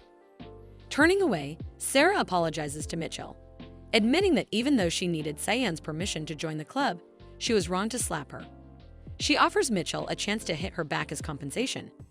Mitchell is amused, wondering if Sarah realizes she is a princess. After all, who would dare hit a princess with full force? Still, Mitchell decides she will gladly do it. Warming up, she warns Sarah that she is strong and the slap will hurt. Sarah, prepared, reminds Mitchell that she hit her off guard, so the shock must have been greater. Mitchell slaps Sarah as hard as she was slapped. Cyan grabs Mitchell's hand, scolding her for not going easy. Sarah raises her hand and points out that there's still one hit left. Mitchell replies that it's fine. After all, Sarah is truly a princess. All swallowed by hits, Sarah announces that she will now go recruit other members and wishes Cyan and Mitchell a good time together.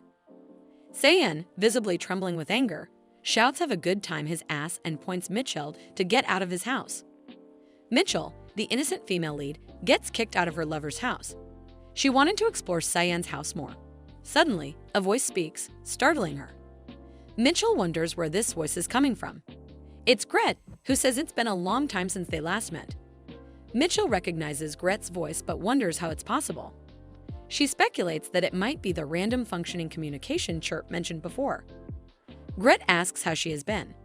She replies that she is doing well, has entered the magic department safely, and has become the top student. As expected, Gret informs her that the remodeling of the Beast Tower has been completed and asks her to make sure to visit. She agrees, saying she will come during vacation. Suddenly, Gret directs her to walk 50 meters in the 2 o'clock direction. Mitchell questions why, and Gret responds that there's someone he knows. Mitchell is confused, wondering who at the academy Gret could know.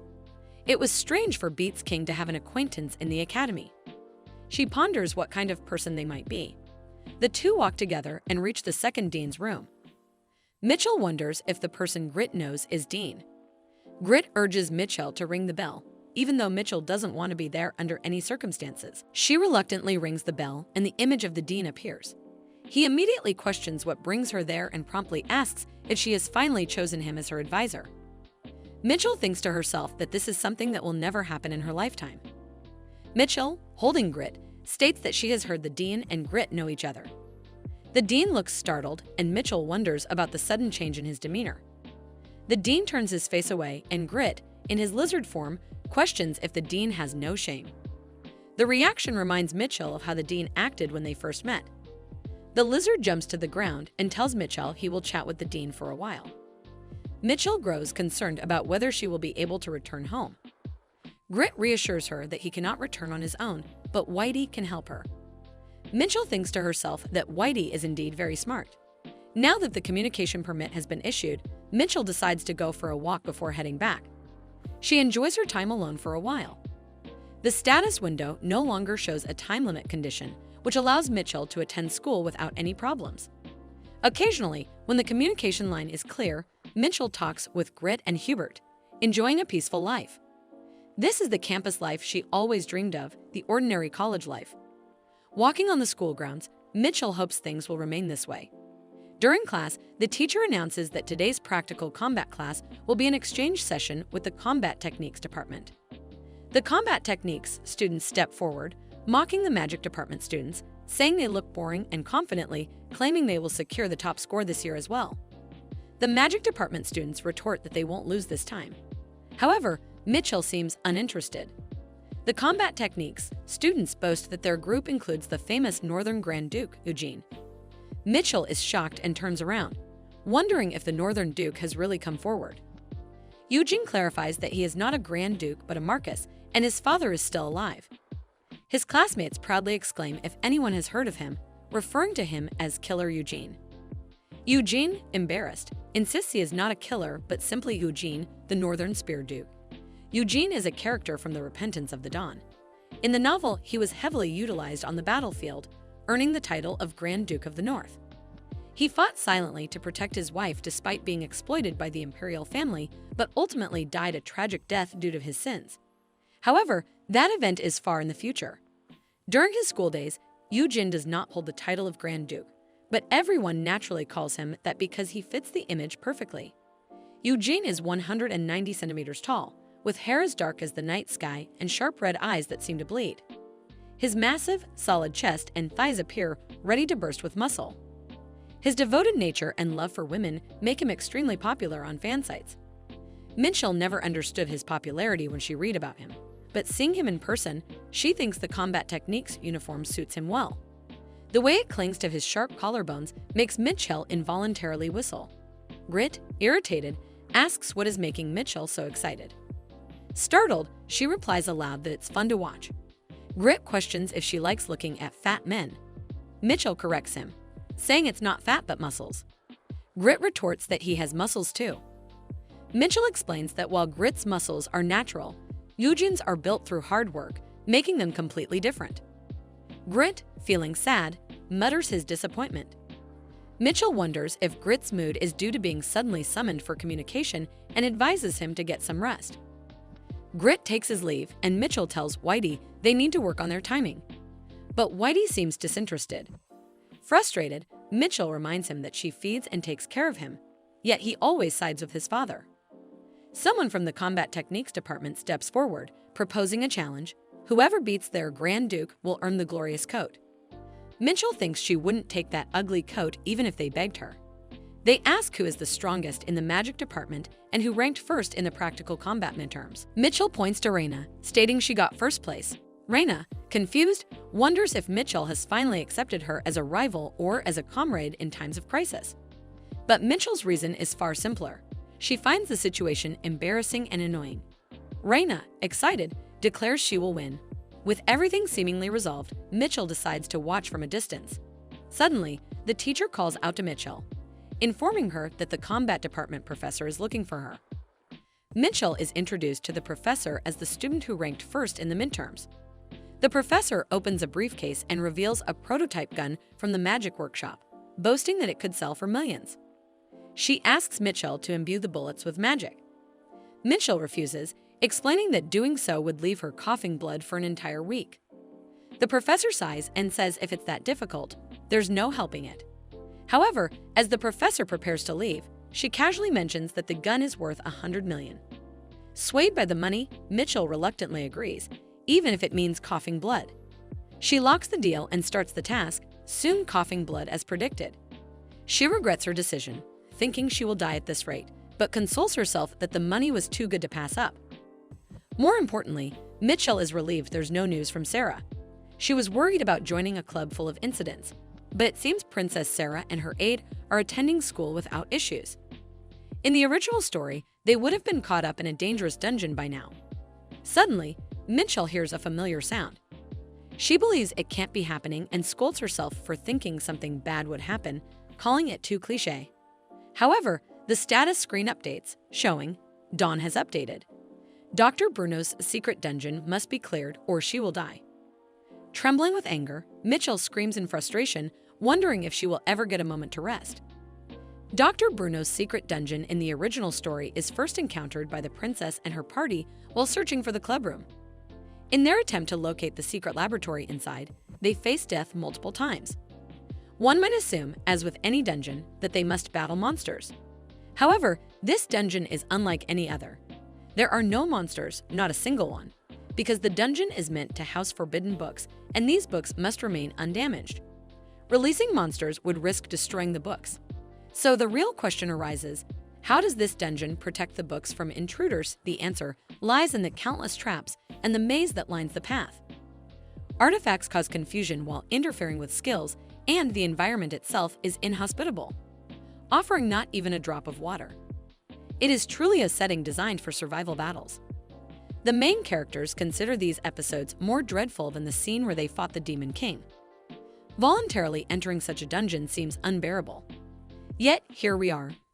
Mitchell, having meticulously packed bottled water, food, antibodies, and other essentials, is perfectly prepared for the challenge. She has successfully completed the professor's assignment and decides that the weekend is the perfect time to enter the dungeon. Since there was no mention of needing multiple people to conquer it, Mitchell resolves to go alone, clear the dungeon, and return. At the former School of Magic Dean's laboratory, Mitchell stands at the entrance. She knows the lab has been abandoned for over 10 years since the previous dean was imprisoned as a political criminal. Just looking at it gives the impression that ghosts might appear. There is a reason this sinister place hasn't been demolished and remains untouched. Whenever attempts were made to demolish the building, people went missing. It's believed they were warped into the dungeon while inspecting the dean's office. If the disappearances were the only problem, that would be one thing. However, the real issue is that those who vanished returned alive but completely changed. Once, an entire demolition crew disappeared as a group, only to return suddenly as radical social activists. These sudden disappearances and drastic personality changes have led to the lab being abandoned and considered haunted. Mitchell, fully aware of the whole story, steps into the dean's office. She suspects the princess may have accidentally triggered an artifact, leading to this whole ordeal. Frustrated, Mitchell breaks a window and demands for it to come forward. In a fit of stress relief, she decides to smash everything, muttering to herself about where the artifact might be and what she should break next. Suddenly, Mitchell hears a voice. Someone from the other side yells. Confused, Mitchell wonders who could be there. Sarah, on the other side, slams the door and demands to know what's happening. Mitchell is baffled as to why the princess is here. She hadn't expected anyone to come looking for a clubroom until now, and of all times, why today? Frustrated, Mitchell yells at the princess not to come any closer, but it's too late. Sarah has already punched through the wall. A piece from the wall falls behind Mitchell and lands on a hidden button. Mitchell screams, wondering why the button had to be there of all places. Regardless, it doesn't help now.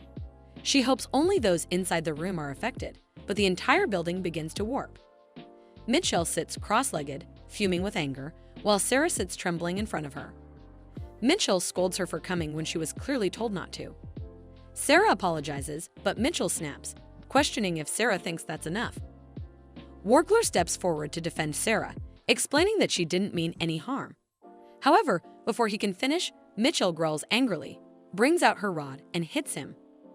Mitchell calls Warbler a stubborn brat and scolds him for hiding his strength even in this situation, despite being stronger than the princess. She sneers, calling him a useless chickadee, and mocks that while copperhead birds are pretty and cute, creatures like him are utterly useless. Sarah mentions that Mitchell's statement can be overlooked as she protests, saying Warbler is lovely and cute, but Mitchell snaps back, saying that's only in the princess's eyes. Objectively, she declares their albino much cuter, calling the princess a nuisance. Sarah, shocked at being called a nuisance, protests that she always tries her best. Mitchell retorts that Sarah has never experienced hardships, so what could she possibly know about the people's livelihoods? Sarcastically, she suggests that if Sarah loves commoners so much, she should try living on 1 million crowns for a month. Sarah is appalled, explaining that's only enough for her 2-day snack money. Mitchell continues, asking if Sarah even knows the cost of renting a carriage for a day or the price of a piece of jade bread, the national snack. Sarah, visibly flustered, asks Mitchell to refrain from these kinds of questions. Before Sarah can say more, Cyan starts mocking her for acting so proud earlier and now looking ridiculous. Mitchell glares at Cyan and tells him to shut up. Cyan, shocked, questions what she just said. He accuses her of being arrogant, saying he's been trying hard to put up with her and she doesn't appreciate it. Mitchell twitches with anger as what did he just said and grabs him and throws him to the ground, scolding him. She sarcastically calls him a rascal and says she only finds him cute, nothing more. Looking around for her next victim, Mitchell spots Raina, who is trembling. Raina insists she hasn't done anything wrong, but Mitchell snaps, saying she just hates her and doesn't even want to share a small space with her, calling her a trash gorilla. When she turns to Eugene, she pauses, pleased. She notes Eugene has strong survivability and doesn't rely solely on skills, which could be useful against skill-blocking artifacts. She pats him and declares he might be useful, leaving Eugene wondering if she's serious. Mitchell decides to first reveal this to the thieves who will steal her food and water in the future, as all of them are standing quietly for her. Judging from Mitchell's belongings, it looks like she came here knowing that there's a dungeon in this place. She plans talk about the details gradually, but first decides to distribute the supplies. Raina asks if Mitchell can't use her magic to solve the water issue. Mitchell, impressed by the sharp question as expected from a gorilla, explains that she tested before coming here, but her magic makes the water salty, likely because she subconsciously imagines seawater due to being from Ilam. Sarah bluntly says, "What are they even talking about, Lady Letham?" Then it means Mitchell is a Nephthys. Her words hang in the air, but before she can say anything further, Mitchell's sharp glare cuts her off mid-sentence. Mitchell orders the princess to follow her. Reaching the wall, she suddenly slams her against it. Inichel demands where did she get that information, suspecting the royal institution. Sarah sutters, but Mitchell's glares intensely determined to know how Sarah knew she was a Nephthys. Sarah states that no matter how she looks at her, in her eyes, Mitchell only appears as Nephthys with freckles and glasses. To Sarah Jr., it seems like Mitchell wanted to hide her identity, which is why she treated her as even Rafe. However, Sarah is curious about how Mitchell has managed to avoid getting caught until now. Mitchell thinks she is a very clever woman, believing nobody knew her secret, so she thought it was perfect. After receiving a promise from the princess to keep her identity secret, they return to where everyone is gathered. Mitchell begins explaining that, according to her investigation, there are artifacts in this area that affect skills. She questions what might happen if someone uses a dangerous skill. Suddenly, Raina activates her skill, Flame. Mitchell shouts at her for interrupting, as she was in the middle of explaining something. Raina, however, insists she just wanted to light up the area with a small spark, wondering what is going on. In the end, Raina gets reprimanded and beaten up. Mitchell continues, explaining that controlling mana is difficult in this area, so it's better not to rely on skills. Fortunately, there are no monsters in the maze, so they just need to watch out for traps. She begins distributing water. Raina and Eugene are given one bottle. The princess and her aides share one bottle, and Cyan and Mitchell get one bottle.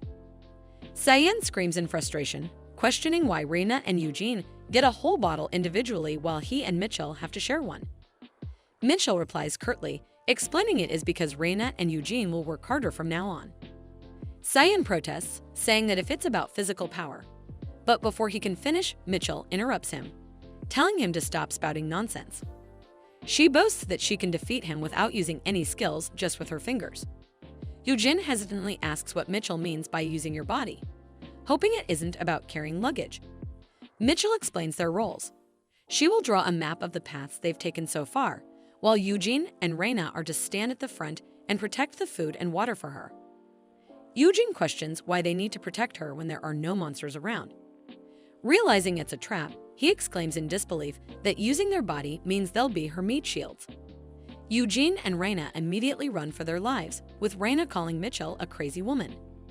Mitchell justifies their task, stating that they need to pay for having a bottle of water to themselves. Cyan whispers to Mitchell, suggesting that he thinks half a bottle of water might be enough for him and that he can even go without drinking for a day. Seeing how quickly he changes his tune, Mitchell finds it amusing and cute. After some time, Eugene and Raina, tired from running, return. Mitchell praises them, calling them well-done meat, but quickly corrects herself, referring to them as leaders. She then explains the next step, closing the valve at the end of the corridor to stop the traps. This, she says, is how they'll be able to cross it safely. At the crossroads, Raina offers to take the lead, telling Eugene to rest this time. Mitchell watches Raina and muses that she is a loyal kid for taking the lead, thinking she has indeed chosen the right meat shield. Raina decides to start with the right path, but something begins falling like rain. When Raina extends her arm forward, her blazer gets a hole burned into it. Sarah points out that it seems to be a powerful acid. Her aide believes they won't be able to proceed. Mitchell notices they are saying the same thing as described in the novel she read. The corridor reacts to impacts on the walls and floors, releasing sulfuric acid rain. Because of this, the original team had no choice but to take the left path and wander for over a day before discovering that the valve controlling the acid rain was at the end of the right passage. This made the right path the shortest route to the destination. Determined, Mitchell decides to move forward. Raina shouts at her, asking what she thinks she's doing. Mitchell knows that Eritrean fabric won't dissolve immediately from the acid, it will melt if it accumulates. Raina, concerned, questions her plan. Mitchell covers her head with her blazer, explaining that she's preparing to run. Instead of wasting time taking a longer path, she plans to charge ahead at full speed and reach the valve. Despite the warnings, Mitchell starts running, with others calling her a reckless, crazy woman from behind. Mitchell thinks to herself that if she can hold out until she reaches the valve, she'll be fine. Sarah calls out, pointing to something on her left, but Mitchell keeps going. Finally, reaching the valve, Mitchell discovers it's a trap. She debates using her gun as magic is too risky. She had planned to sell the gun without registering it to save money, but a notification pops up, confirming that the gun is now registered to Mitchell and one other person. Frustrated but determined, she reloads the gun, aims carefully, and hits the target, praising her accuracy. Luckily, the magic stored in the bullets isn't affected by the artifact. However, something is wrong. She screams in pain as the acid rain begins to take its toll. On the other side, the others notice Mitchell's worsening condition. Despite this, she manages to turn the wheel on the wall, stopping all the traps. She calls out to the group, telling them it's safe to come over now. Upon reaching her, they all question her recklessness. Noticing her clothes full of holes, Cyan covers his face in embarrassment, wondering what she's doing. He quickly offers her his coat to put on. Eugene also tries to give her his jacket, but Raina steps in, insisting that Mitchell wear her clothes instead. Raina begins to take off her clothes, causing Mitchell to scream in disbelief, questioning if Raina has lost her mind.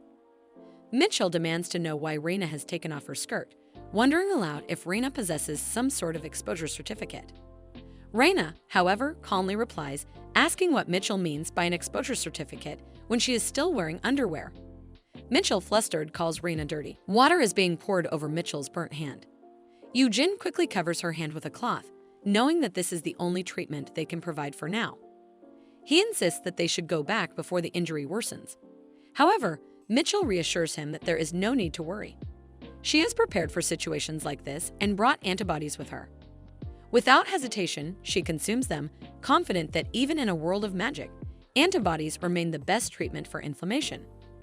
Sarah praises Mitchell's foresight, impressed by her thorough preparations. Mitchell then recalls an incident from her childhood when she suffered from a high fever for 10 days after being scratched by a tree branch. Sarah laughs, commenting that she must have been through a lot.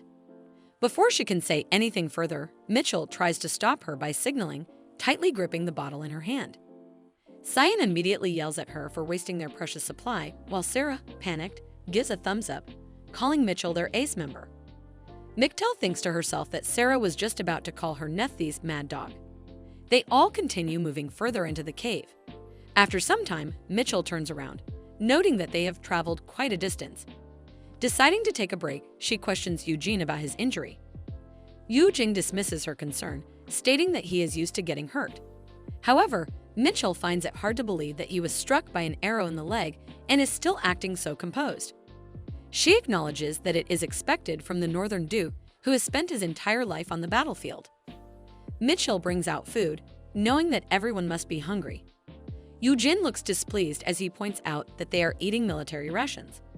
It is not surprising, considering his background, that he recognizes it at first glance. He then angrily states that taking military food out of the base is against the law. Mitchell casually replies that she is not the one who violated the law. Eugene insists on knowing who did. She tells him that he will find out once they return to the academy. Narrowing his eyes, he thanks her for such an honest report. Internally, Mitchell apologizes to the military members who sold her the food, wondering who really cares about the law in such circumstances. Cyan, curious, snatches the food from Mitchell. Given that it is from the Royal Empire, he assumes it might be edible. Upon opening the bag, he finds bread, chocolate, and pieces of meat. Mitchell confidently declares it a perfect meal as it contains all the necessary nutrients. The group, however, remains in denial. Sarah, in agony, declares that she will ask her father to improve the quality of military food. Eugene, on behalf of the Brandenburg army, expresses his gratitude. Sarah questions why he does not file a complaint himself. He explains that he eats officers' meals, making it less of a concern for him. Sarah insists that it is still important, as food is linked to soldiers' morale. Eugen acknowledges her point and promises to keep it in mind. Growing impatient, Reina suddenly shouts for everyone to stop complaining and just eat whatever is available. She declares that the first person to eat is the master. Like a spoiled noble, Cyan sniffs the meat box and complains about its smell, questioning whether it is even real food. This catches Reina's attention.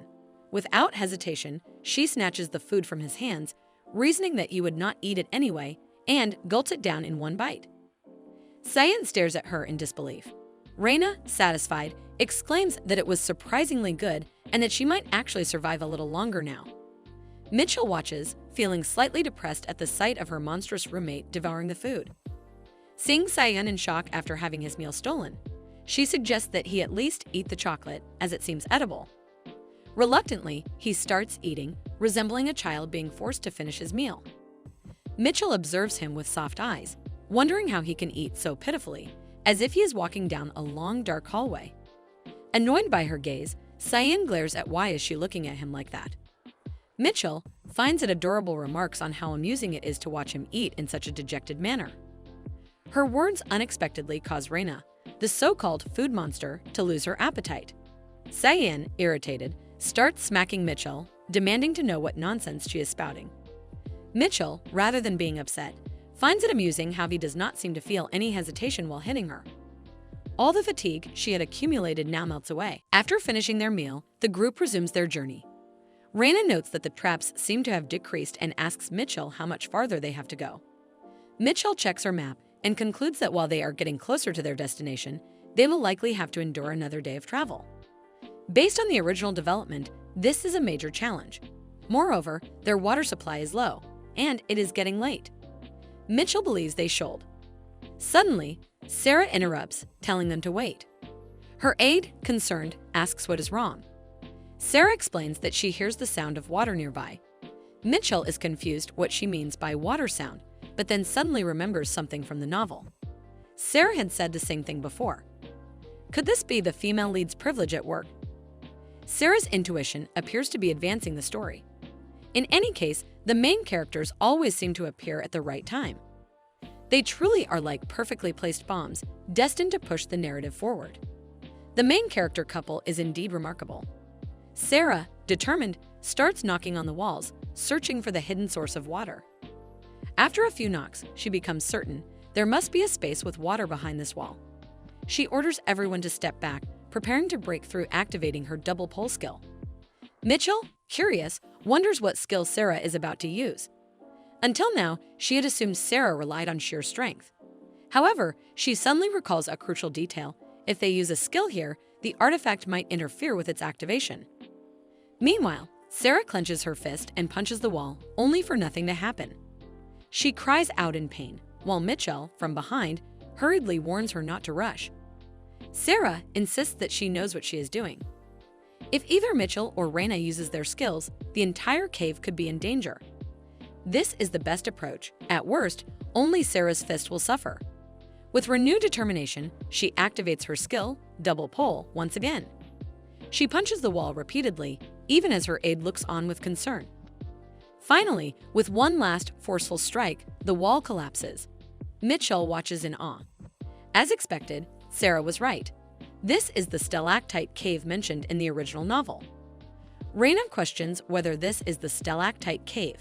Sarah's aide turns to the princess, asking if she is all right. Sarah replies that she is fine, as it was not a big deal. However, her aide remains worried and urges her to take better care of her body. Sarah, with pride, insists that she is neither the emperor nor the official crown princess, so she does not believe she has the luxury to spare her body. Rather, she exists to uphold the nobility of the royal family. She firmly believes that those who stand above all must be willing to face death for the sake of the people and the nation. Mitchell observes Sarah, knowing that she was always this kind of person in the novel. She deeply respects Sarah's commitment to upholding that belief. However, this also makes her think that the princess's extreme dedication is a problem. It is even said that Sarah's aide cannot stop taking stomach medicine because of the stress caused by her reckless behavior. But ultimately, That is the fate of Ammon characters. Meanwhile, Cyan, who has been lagging behind, suddenly rushes forward in excitement upon seeing water. Without hesitation, he pushes Mitchell aside in an attempt to reach it. However, before he can drink, Mitchell makes him slip and fall, stopping him. She explains that directly drinking the water can cause stomach problems and that they need to filter it first using clean clothes. While saying this, she looks directly at Eugene. Eugene, realizing what she means, reluctantly prepares himself for what is about to happen. Soon after, his shirt is taken away, leaving him standing there, covering himself in embarrassment as he wonders why it is always him. Mitchell, however, is quite satisfied with the result. Eugene, still bewildered, asks if she truly meant to use clothing for filtering. They proceed by layering the cloth and pouring the water through it, allowing the filtered water to drip into a bottle. Mitchell points out that although this method cannot remove all the lime, it still makes the water drinkable and prevents stomach issues. Eugene is impressed, considering how useful this technique could be in the military. Raina, sitting beside Eugene and equally intrigued, questions how Mitchell knows such things. Mitchell casually replies that she had to do this when her water was cut off, obviously referring to the time before she became Mitchell. Raina, surprised by her answer, openly hopes that Mitchell will succeed and live well. Eugene, also amused, jokingly welcomes her into his army.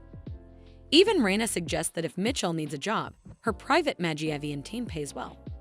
Sarah, considering Mitchell's future, suggests that they recommend her for a job as the Palace Magician Department. Mitchell, frustrated, shuts them all down, declaring that once she graduates, she will work in an office, one where it is cool in the summer and warm in the winter. However, seeing their expressions, she begins to wonder why the atmosphere suddenly feels so strange. Raina dismisses her concerns, stating that Mitchell is free to dream as much as she wants. Eugene, however, reminds them not to forget that they are still at odds with the demons. Mitchell realizes that she had been getting along with Jurt so well that she momentarily forgot about it. However, the Kral family has always viewed the demons as their enemies. Unlike the Beast King's tower, which only defends, the dragons take the initiative in disputes. It bothers her that Gert has to bear the consequences alone. But since both the Beast King and the Demon Lords are part of the four great powers, only Gert will suffer the damage. She decides to ask the Dragon King to discipline his child later. After gathering water from the underground, Mitchell decides that they should rest for the night. She prepares her sleeping bag and bids everyone good night. The others are impressed that their ace had even brought a sleeping bag. Before drifting off, Mitchell makes it clear that she will not be sharing her bag with anyone, as she bought it with her own money. However, she then opens the bag, allowing only Cyan to enter. Flustered, Cyan immediately calls her a fool and declares that you would never do such a thing. But as the night progresses, the cold floor makes it unbearable to sleep. The small, spoiled royal rat begins to shiver, just as Mitchell expected. She finds it quite cute and is certain that by tomorrow, they will clear the dungeon. The next day, after wandering for what feels like half a day or more, they finally find the door to Dr. Bruno's laboratory. Upon opening it, the inside looks more normal than Mitchell had imagined. It resembles a study room rather than a wizard's laboratory. She glances around, searching for the device that leads outside. In the novel, it was described as a handle. She knows she must complete the dungeon conquest to finish the time-limited quest. At that moment, Sarah picks up a book, curious about its contents. This immediately alarms Mitchell, as she realizes what the book might be. She rushes forward and slaps it out of Sarah's hands, quickly covering the princess's eyes. She cannot allow Sarah to see the book because, as she suspected, it is a revolutionary text. Mitchell now fully remembers that in the original story, Sarah read this book after bringing it back from the dungeon. Its contents had such a profound impact on her that she ended up giving up the throne. From that moment on, Sarah's opponents sided with Cyan, leading to his unexpected rise. In other words, this book is the source of the false aspirations that misled Cyan. Mitchell immediately turns to Raina and instructs her to use her fire skill to burn the book. Raina, confused, questions why, especially since Mitchell herself had told her not to use magic care. Nevertheless, Raina activates her skill, making it clear that she will not take responsibility for whatever happens next. She gathers all the books in one place and sets them ablaze. Once the books are destroyed, they find the switch that leads outside and finally escape the dungeon. Cyan, relieved, is happy to be out, while Mitchell, exhausted, feels the same. However, she suddenly notices the partially burnt books that managed to survive. Horrified, she begins shouting at Reina to burn them completely. Reina, confused, demands to know what exactly was in those books. Mitchell whispers to her that they contain knowledge that could empower commoners. Hearing this, Reina immediately intensifies her flames. Eugen, seeing her so flustered, asks her the reason. Reina whispers to him what Mitchell told him. Hearing this, he joins in tearing apart any remaining pages. As expected from nobles, they quickly recognize the danger these words pose. Sarah, still confused, questions Reina and Eugene about the book's contents, but both firmly reply that there was nothing of importance. Eugene and Reina then turn to Mitchell, suspecting that she entered the dungeon solely to get rid of these books. They remark that this is what true nobility looks like. Mitchell, however, denies being a noble and mockingly calls them filthy aristocrats. Reina, shamelessly, accepts the insult, stating that most wizards align with nobility anyway. In reality, Mitchell had entered the dungeon simply because of the time-limited quest.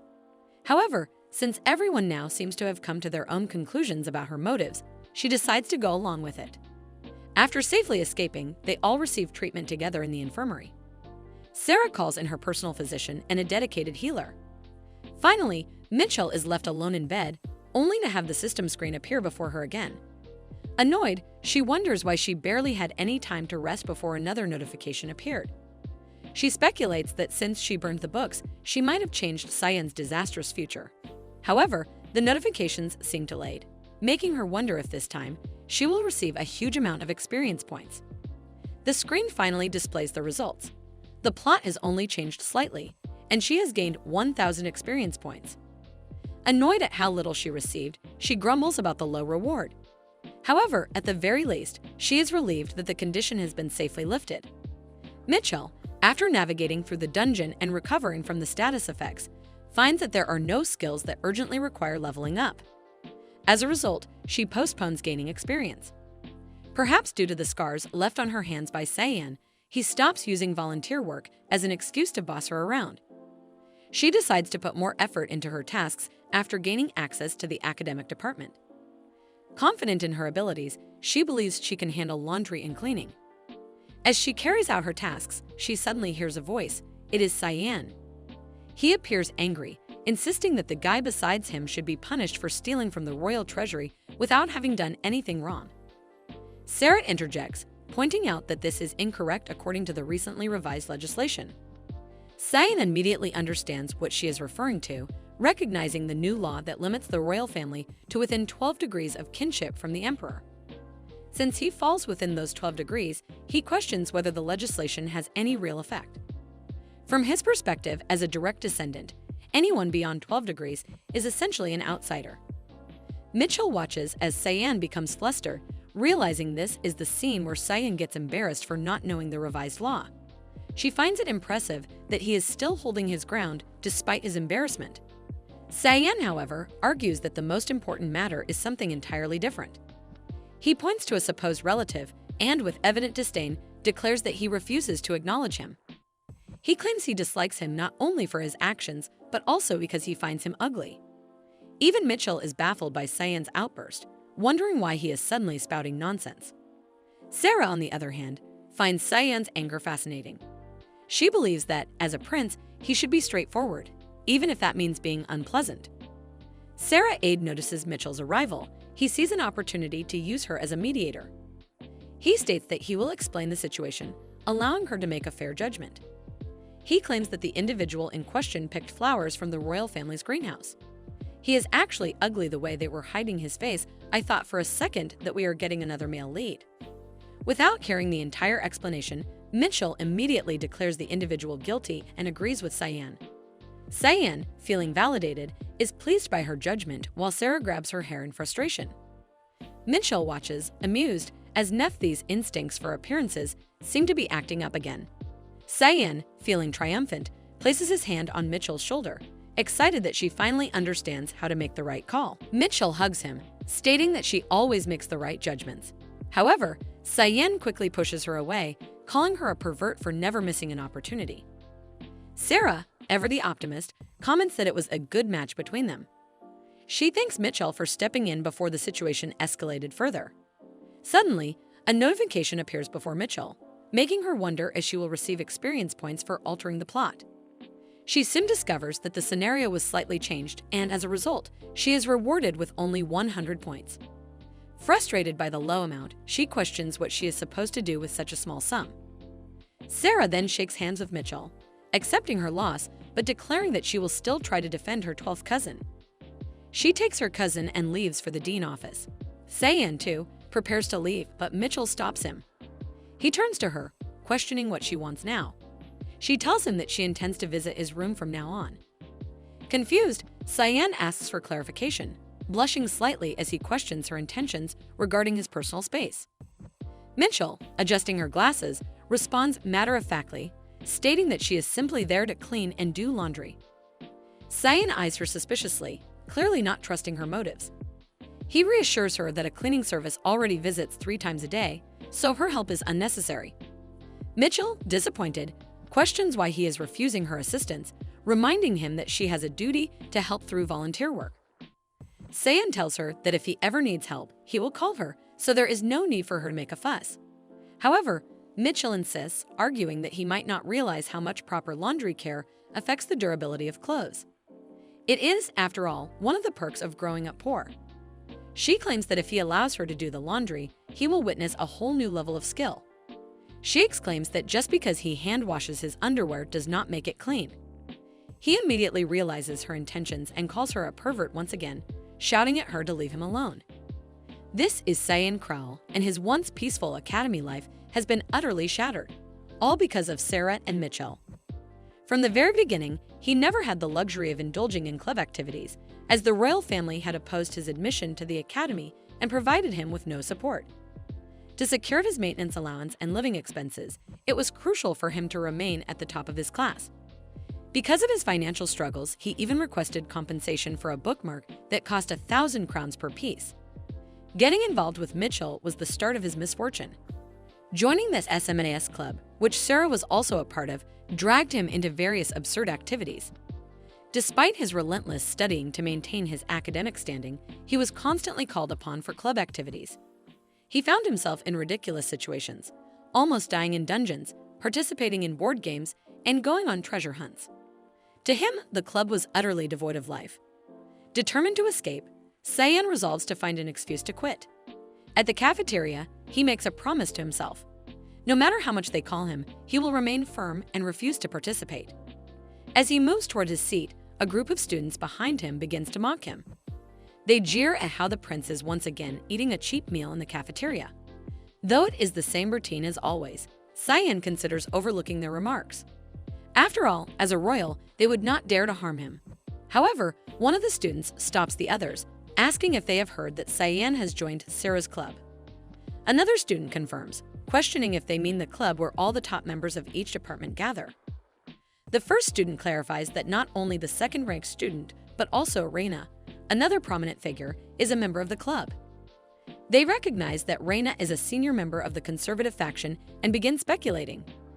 Could Cyan be using his face to flirt with the girls from the magic department? This assumption is something Cyan cannot overlook. He immediately turns to face them, demanding to know who accused him of flirting. One of the students stands up, questioning whether it is true that he is acquainted with the third princess. At that moment, a girl arrives with a glass of water for Cyan. Grinding his teeth in frustration, he dismisses her offering, telling her that she can drink it instead. Without hesitation, she obeys and drinks the water, shocking him. The entire cafeteria erupts with murmurs, questioning how Cyan became close to the third princess. Having had enough, Cyan chooses to escape. He dashes out of the cafeteria, running for some time before reaching an alleyway. Looking back, he checks whether he has managed to shake them off. Frustrated, he mutters curses under his breath, calling them disgusting. He has lost his meal ticket because of them. Despite his frustration, he reassures himself that his only goal is to graduate from the academy without any trouble. However, as he continues walking, someone suddenly strikes him from behind with a stick, knocking him unconscious. One of the attackers hesitates, wondering if they went too far. Another dismisses the concern, stating that Cyan is merely a royal by name. They confidently claim to have a true royal family member on their side, none other than the 12th cousin. This 12th cousin seemed fishy to me from the start. Cyan, a prince with an attitude, faces a harsh reality. As his vision blurs, he knows he cannot lose consciousness. He forces his eyes open, trying to make sense of his surroundings. Blood is everywhere, not just from his head, but from his entire body, leading him to wonder if his captors took out their frustrations on him while he was unconscious. He struggles to stand and reaches for the door, but it does not open. Desperation takes hold as he starts kicking it in frustration. He clenches his fists, reminded of how effortlessly Sarah would have been able to open it with a single kick. Yet, he finds himself powerless, unable to escape on his own. Self-loathing consumes him as he realizes that, aside from his royal blood, he has no useful skills or strength. His title means nothing when there is no one to assist him in times like these. Disgusted with himself, he recognizes that failing to resolve this situation will only give the Academy grounds to consider him unsafe. If that happens, Cecil will surely drag him back to the Imperial Palace. Cecil, the crown princess of the Krull Empire, his full-blood sister. A memory of a past event involving her threatens to surface, but he quickly suppresses it. He has no desire to see her, for she is the very reason he left the palace. Just as despair begins to creep in, a voice calls out, asking if he is there. He immediately recognizes it as Mitchell's. Confusion takes hold. How does she know he is here? The door remains stubbornly shut as he struggles with it, while she instructs him to step aside. A moment later, Mitchell uses her ice ability to break open the door. Standing before him, she announces that she has finally found him. Meanwhile, Cyan, battered and exhausted, remains seated on the floor like a female protagonist who is waiting for her love to come and save her. Mitchell extends a hand toward him, asking if he is all right. Hesitantly, he reaches for her hand, his voice barely above a whisper as he calls her name. She raises an eyebrow, noticing his watery eyes, and remarks that there is no need for him to cry alone in a corner. If he must cry, he can do so in front of her. After all, she has already missed an important event. Cyan, flustered, immediately denies that he is crying. Innocently, Mitchell tilts her head and questions whether the liquid in his eyes is simply from a runny nose. Enraged, he shouts at her, calling her a crazy woman. Mitchell merely smirks, unfazed by his words.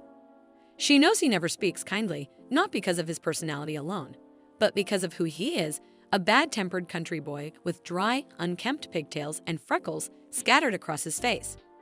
From any angle, he is rough and unrefined. He hesitates, trying to form a coherent thought about volunteering.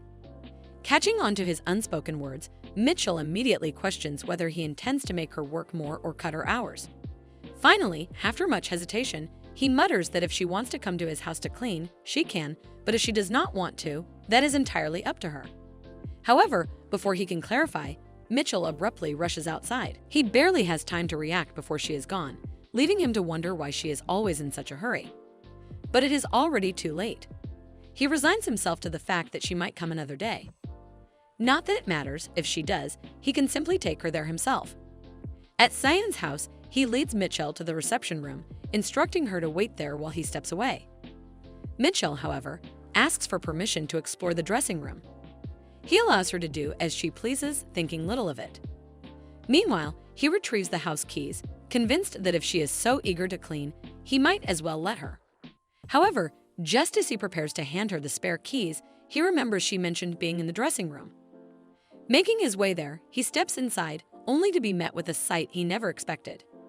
Mitchell is holding his underwear. For a moment, Cyan stands frozen, unable to process what he is seeing. The sheer absurdity of the situation renders him speechless. Then, reality sinks in, and he begins screaming. Mitchell calmly explains that she is not stealing them. She simply believes that boxers do not suit him and intends to replace them with silk ones. Cyan, utterly exasperated, throws the key at her in frustration and demands that she get out of his house. Without hesitation, Mitchell leaps out of the window, cheerfully thanking him for the keys and promising to return. He yells after her, demanding that she never come back, while she, unbothered, assures him that she will replace all his belongings with finer things. Desperate, he begs her at least to leave his underwear behind, but she is already gone. In the city, at an undergarment shop, Raina watches in disbelief as Mitchell eagerly selects boxers for Cyan. She questions whether Mitchell truly traveled all this way just to buy underwear for him. Mitchell, undeterred, explains that now that she has permission to go out, she intends to enjoy it. She really have a unique taste of enjoying. Kana notes that the boxers seem a little too sexy. Mitchell dismisses the concern, insisting that they will suit Cyan's erotic face. Raina, now even more bewildered, questions whether the prince would actually appreciate such a gift.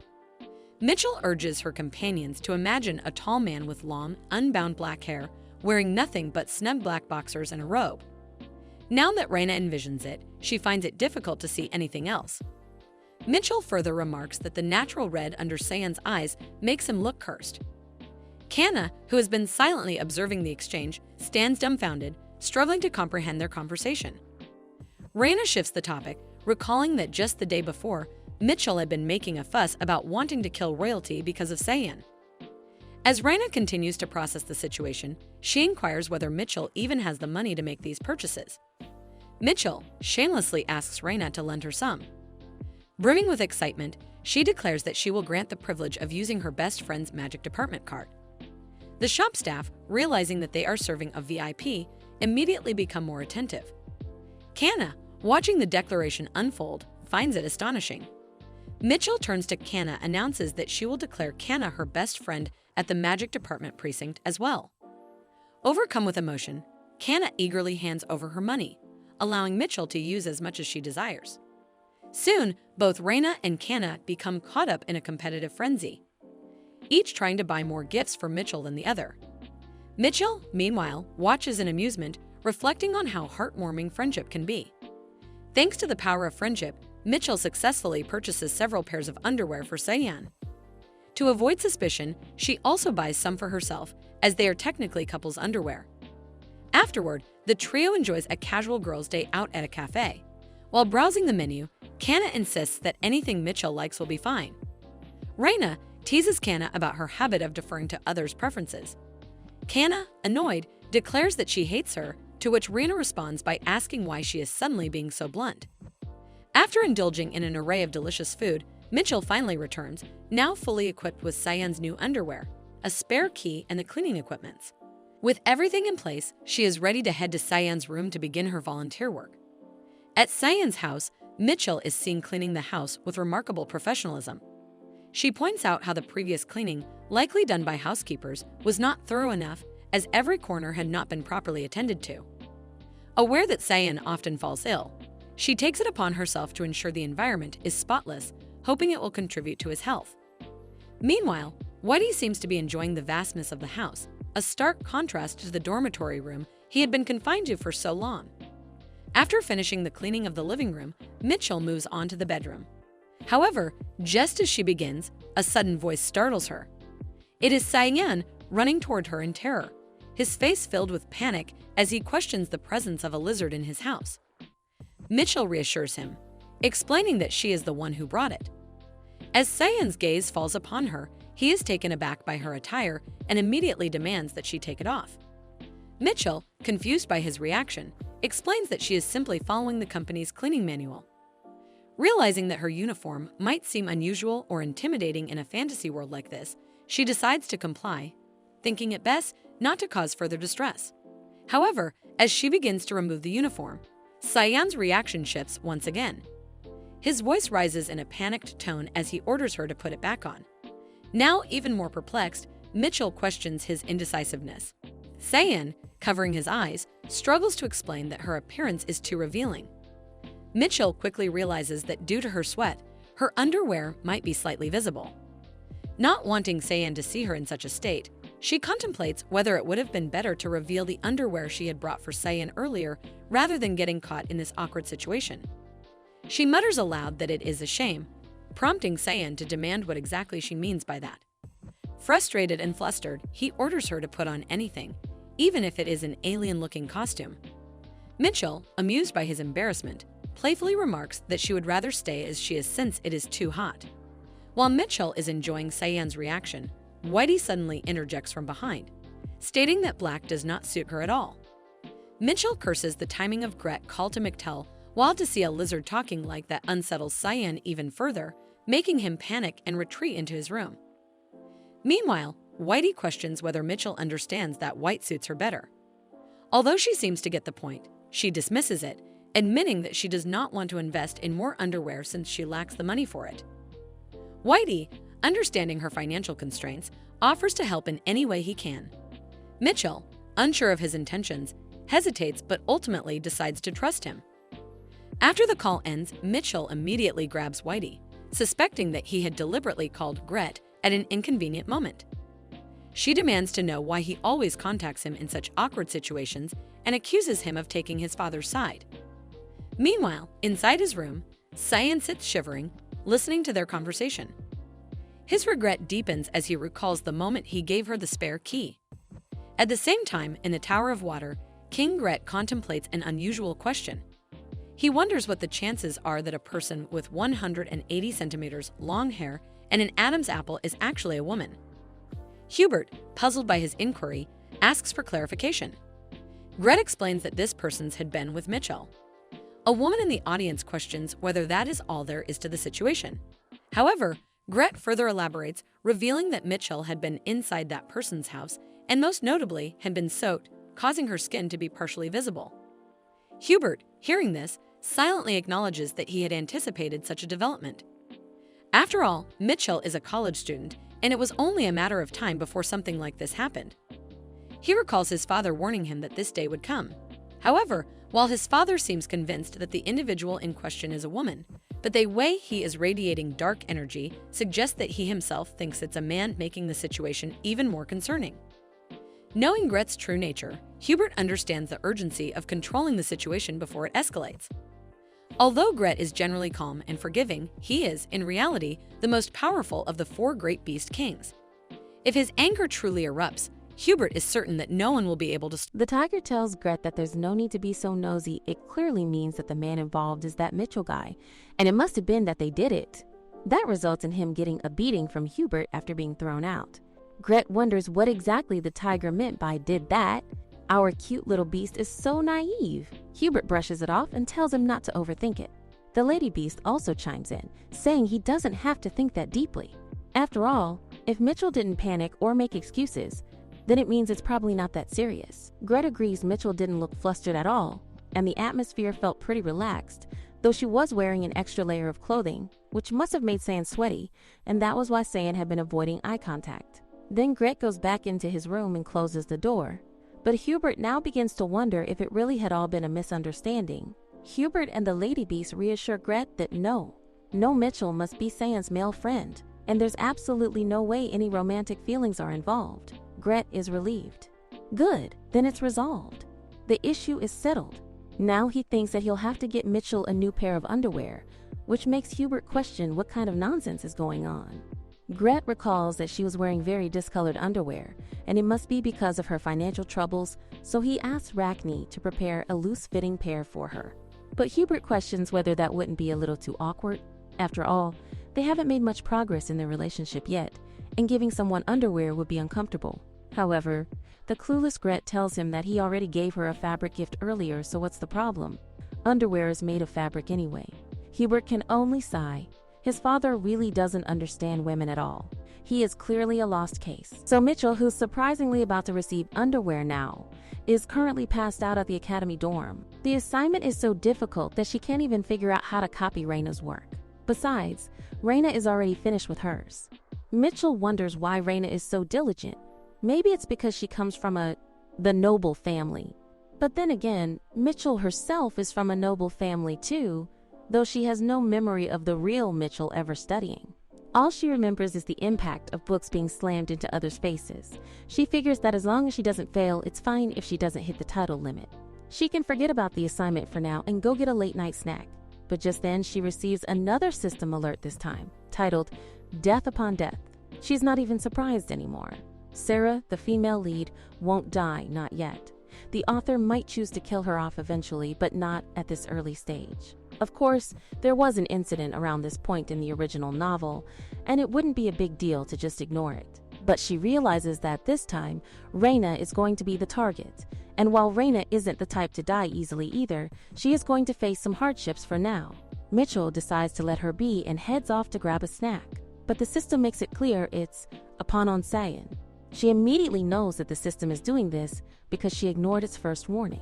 Now, with no other choice left, She has to go make sure Cyan is safe. She is out now, even though it's late at night. Still, the capital's night market feels unusually bustling. She needs to find Cyan. The reason she came here is because there was a night market event around this time in the original novel. It was one of those staged events meant to show the princess experiencing the life of a commoner. The princess, who has only ever lived inside the palace, visits this market. But as always, the main couple ends up caught in an incident. She forgot that Cyan might have gotten involved too. In the original timeline, he wasn't even part of the club at that point. But now he is, and it's entirely her fault. Since he joined because of her, she needs to protect him. But she has no idea how to find him. Just when she thinks things couldn't get any worse, she gets tempted by the smell of a skewer. She asks the seller how much it costs. He says 5,000. She almost explodes. What kind of absurd price is that? She can tell right away that it's a ripoff. The seller quickly changes his tone and offers it for 1,000. No matter where she goes, she's getting scammed. She scoffs, thinking if he were really trying to sell her food, he should do a better job. She used to work at a market stall, after all. But now she's wondering what kind of meat this even is. It seems a little fishy. She takes a bite, only to realize it's frog meat. She can't believe the guy really had the audacity to charge that much for frog. Then she notices another stall. This one's selling something that looks like deep-fried starfish. It doesn't look particularly appetizing, but her curiosity wins. The lady vendor tells her it's 3,000. Mitchell deadpans, asking if the woman has a death wish. The vendor quickly drops the price, okay, only 500. She eats it and finds it's actually fried loofah. She concludes that, indeed, they're selling absolutely anything here. After a brief moment of eating, she remembers that she's here to find Cyan. Snapping out of it, she leaps up to a high balcony to get a better view of the crowd. Somewhere out there, there's commotion. In the original story, the protagonist visits the night market and encounters a group of thugs. Of course, Sarah takes them down without much trouble. But Cyan is delicate. He might get hurt. She really can't ignore it. She just needs to find where the fight is happening. She spots the disturbance. A crowd has gathered, clearly surrounding a brawl. It's time for her to show off her skill. With precise aim, she throws her weight into the jump, managing to separate the thugs and Sarah.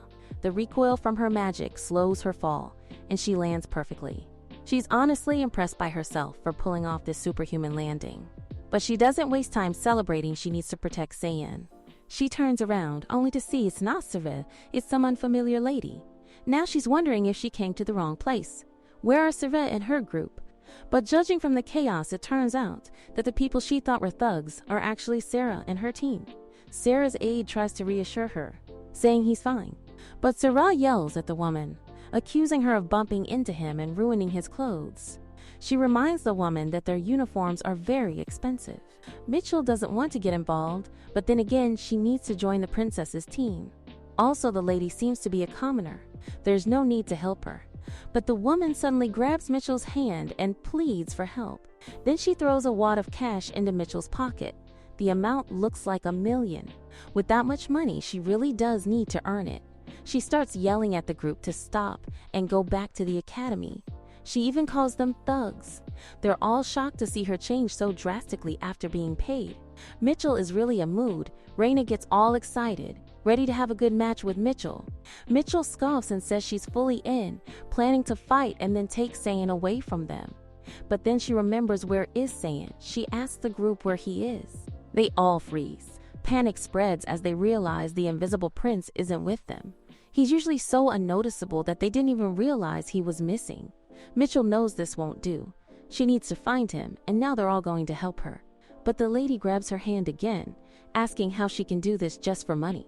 Still, for that woman, this is a great experience. She's been waiting for this day for so long. Mitchell sighs. Even if this isn't her problem, she already saved the woman from the thugs. Sarah agrees, saying it's true if that lady is from a noble family, then getting robbed by ruffians while pretending to be a commoner must have been her dream. Apparently, among nobles, getting mugged and pretending to blend in is seen as a romantic adventure. No way they all are brainless at this point. Even Duke Nephthys bragged about being pickpocketed in the street and wouldn't stop talking about it at an entire party. Now that Mitchell has taken the money, she figures she might as well provide some service. She tells the group to attack the lady more and, if possible, target the nearby flower shop for added romantic effect. She shouts at them to come at her. They all start fighting again. They even deliberately strike the flower shop. Mitchell sighs they're not going to win against her anyway. With great acting, she begins to retreat.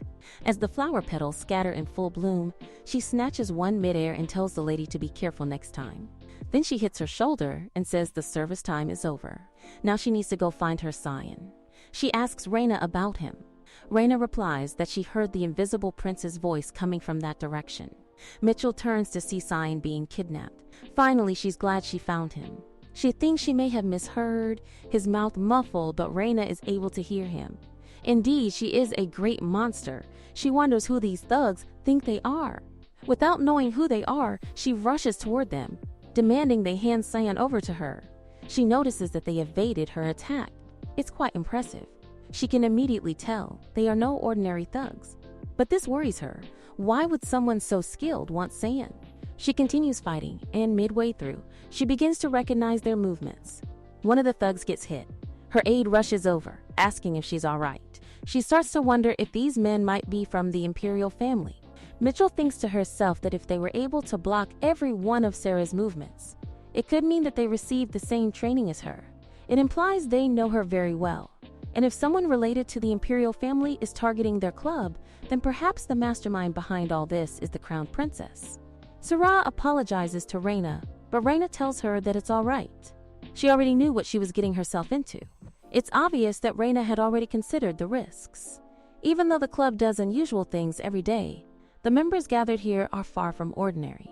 There's Eugene, the heir to the Brandenburg family, which boasts the empire's strongest military power, and Reina herself, from one of the most influential families in noble society.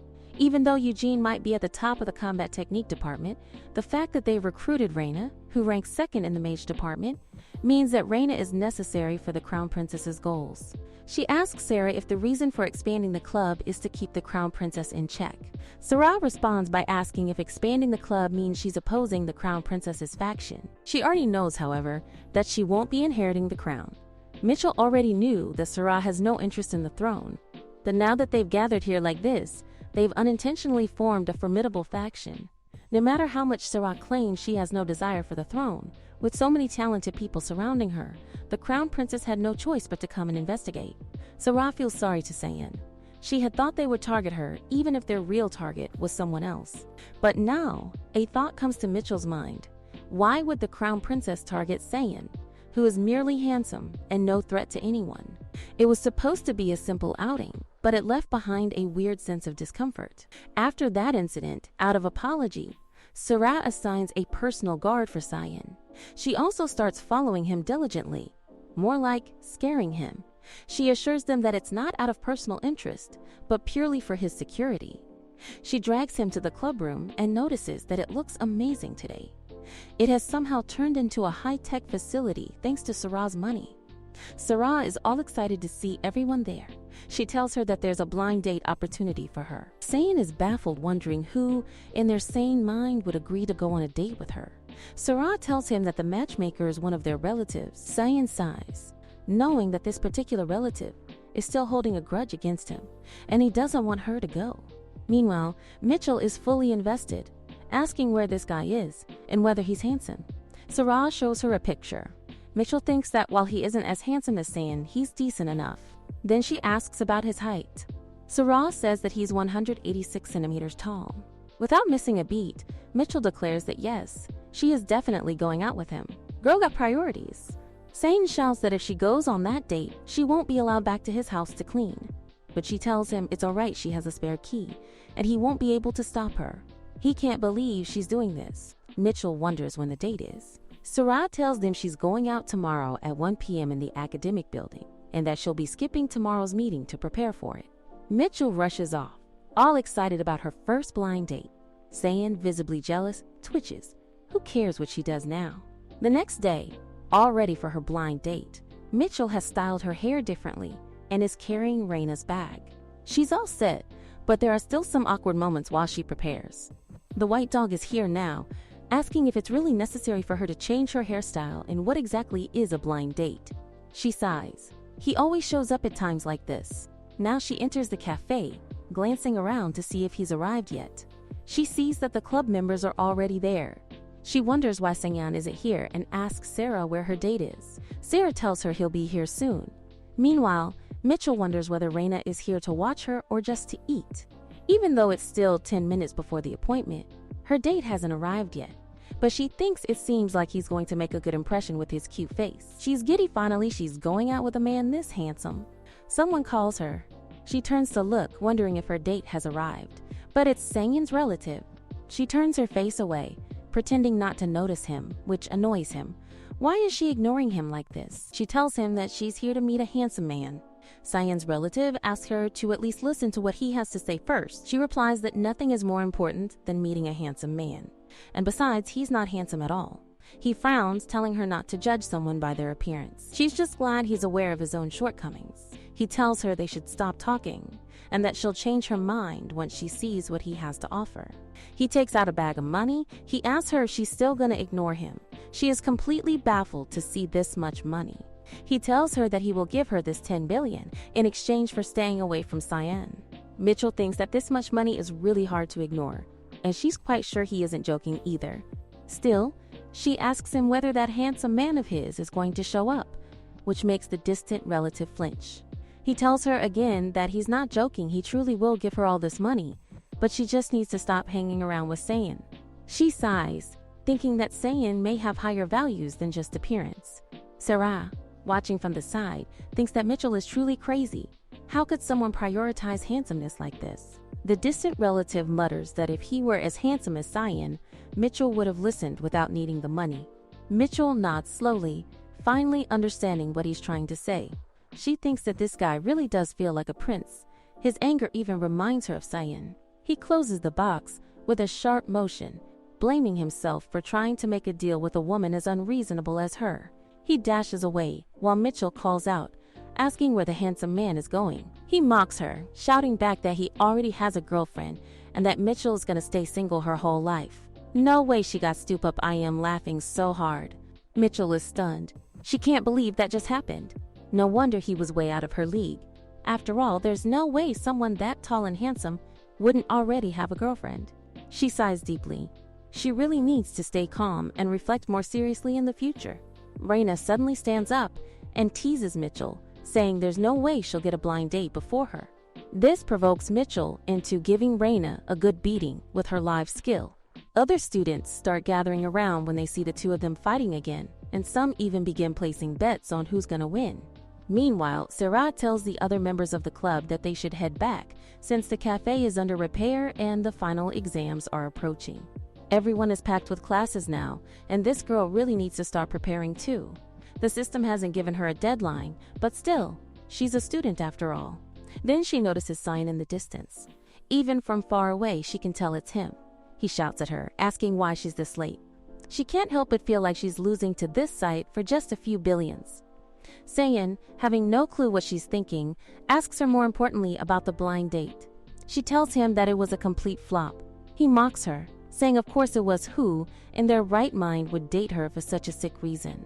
Even as he acts like this, she finds it surprisingly cute and lets it pass. He then says that since she looks so pitiful, he'll buy her ice cream. She quickly says she wants a snowflake one, but he argues that it should be under 10 crowns. She sighs again, thinking that for a prince, he really is quite petty. It was summer, and for some reason, it felt right to end the day this way. Time passes faster than she realizes, and soon the final exams are already over. Now it's finally vacation time. Of course, her academy life was fun, but it can't compare to the feeling of vacation. Looking back, this poor soul really worked hard. During midterm, she even had to become the top student because of her deadline. She joined clubs, entered dungeons, visited night markets, and even went on a blind date. Now she needs to hurry back and see her mother. Kana comes from behind, asking if they should exchange letters over the vacation and requesting Mitchell's address. Mitchell writes it down for her, thinking that yes, this world has no phones, so writing letters feels nice and romantic. She hands it over to Kana and also takes Kana's address in return. Mitchell is looking forward to seeing where she lives. She assumes it must be in the capital, but to her surprise, it's at the top of the Ishmael mountain range. This makes her ask Kana again, if she's really not affiliated with assassins. Kana assures her no, she's not. Kana leaves, saying she'll write to her every day, while Mitchell wonders whether she should reply or not. This girl is truly terrified of assassins now. She thinks about Sarah and her aide, who were taken back to the Imperial Palace as soon as the exams ended. Eugene had gone up to Brandenburg after receiving permission from the school because of the Dragon Tribe migration. Cyan is still stuck at the academy, but there's nothing more left for her to do. She should head home too. But Raina shouts at her from behind that she can't leave like this without saying goodbye or writing a letter. Raina tries to tell her the address, but Mitchell closes her ears. This is the last thing she wants to do. A week later, Mitchell is completely messed up. It's been a whole week, and she still hasn't arrived home. She really should have gotten a horse instead of a carriage. She plans to ask Sarah to help put together a good railway path, though it will need some specialists. It might be expensive, but if Gret can even ensure partial safety at the market mine, it should be fine. Suddenly, Hubert appears, calling out to her from the window and startling her so badly it nearly knocks the wind out of her. She asks him where he came from, and he tells her he waited here after finding out that vacation had started. He begs her to come with him to the tower. She suddenly remembers yes. Those born in the tower can use the return skill, and if that's the case, she won't have to stay in the carriage much longer. She asks the driver to drop her off. The driver says the fare will still be the same, and she just shrugs. All right, man. She gets off, stretching her limbs, nearly dying from the pain. She tells Hubert to quickly use the skill. Just then, a white dog jumps out of the bag and hugs Hubert. She's really done with all of them at this rate. Then Hubert suddenly asks her how the blind date went. She had told Gret she was going, after all. She replies that the handsome man didn't show up, so it was a fail. This makes Hubert extremely happy. She hadn't really been thinking much about it, but now she realizes that everyone seems delighted about her failed date. Hubert tells her that now that she's confirmed the blind date's result, they should head back. She's glad they're really going back to the tower. Even better, they've remodeled it, and now it doesn't smell at all. But then it hits her, it doesn't smell bad. No, it smells different. And this smell is definitely sesame oil. All the beasts are cooking food for her, making it feel like she's truly home for the holidays. She asks them what everyone is making right now. Gret replies that it seems like she enjoyed the food he gave her last time, so he prepared some dishes for her again. This entire setup is to celebrate her return home. She can't believe that all of this is authentic Korean food.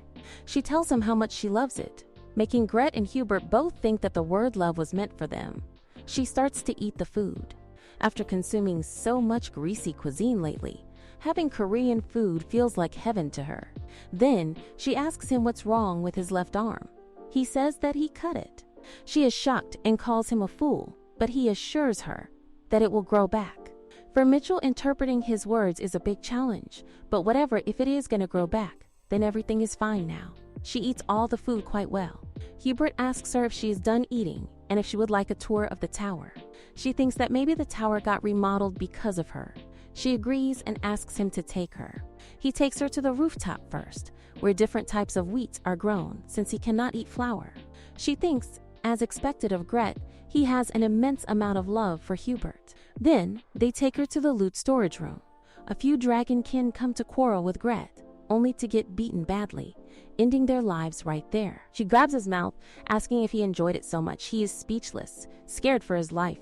He says that it was really fun, that he is sorry he had the most fun in his 90 years.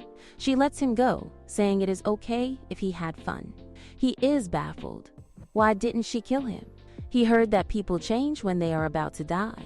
While he is thinking if she is not going to explode, Mitchell is already brewing a plan in her mind. She knows this track is operated by the Imperial family, and she can make a lot of money from this place. She calls out to Larry, the one destroying the place. She asks Larry if there is a prison in the tower. Larry says yes, it was included in the tower after the remodeling. Mitchell says to her brother that until the racetrack opens again, those future slaves need to be protected. The horses here used to get fed by those people.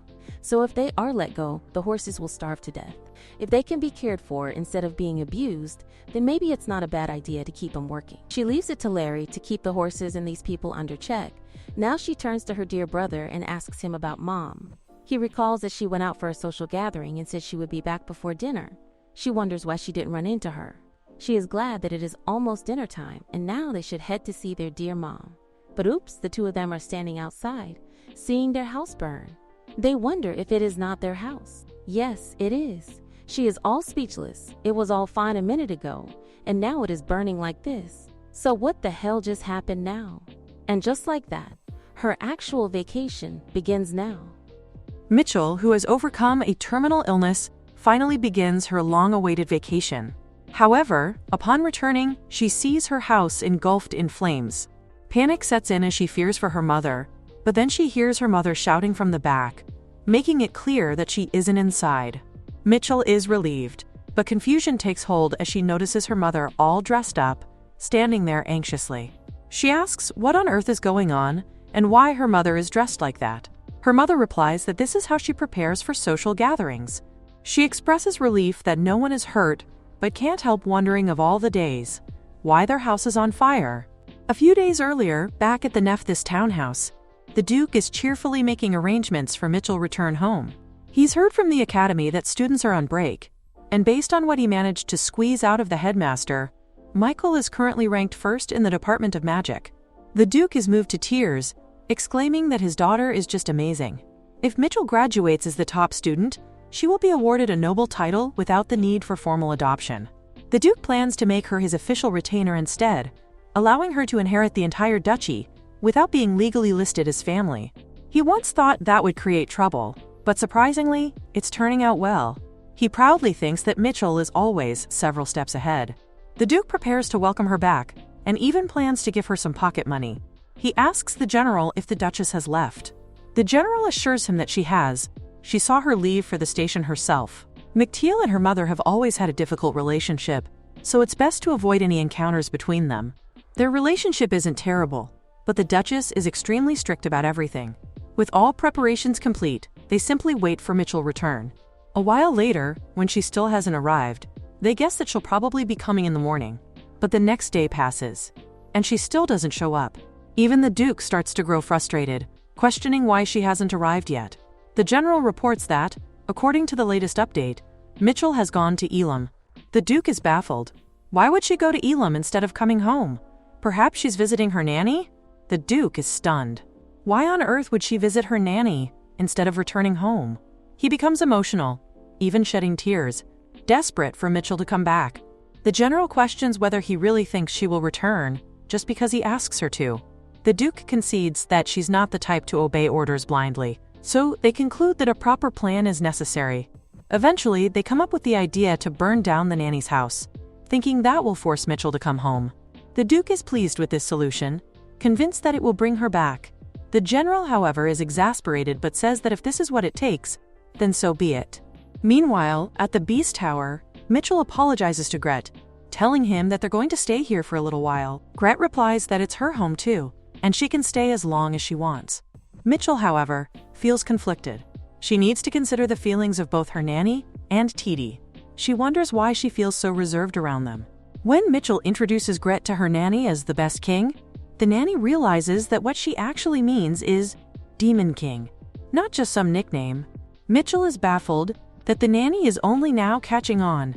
The nanny sighs, unimpressed. Demon King or not, the fact remains, he's a Demon King with a child, and there's no way she's going to let him court Mitchell. She's gained level 10 fear resistance, so she doesn't care if he's a demon or whatever. At least she's not afraid of Gret. Now that the house situation is settled, there's just one issue left: money. At the Ilam harbor, it's squid season. Mitchell decides to make some money and repay the debt Titi incurred by catching squid. Although Gret insists that she owes him nothing, Mitchell believes that the closer their relationship becomes, the more important it is to maintain clear financial boundaries.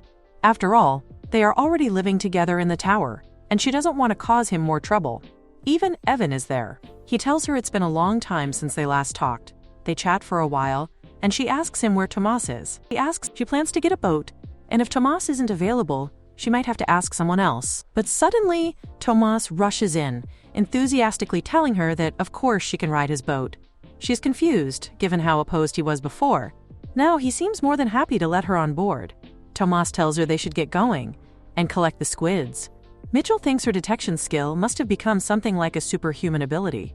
She wonders whether she can still locate schools of fish like before. When they get on the boat, Tomas asks her where the squid are. She considers that since her detection skill is now part of her superhuman set, maybe some of its ability has been inherited, but she can't say for sure. So she simply guesses that the squid might be near the port. Tomas becomes excited and announces that they're heading to the port side. McTail stands there, thinking to herself that it was just a random guess.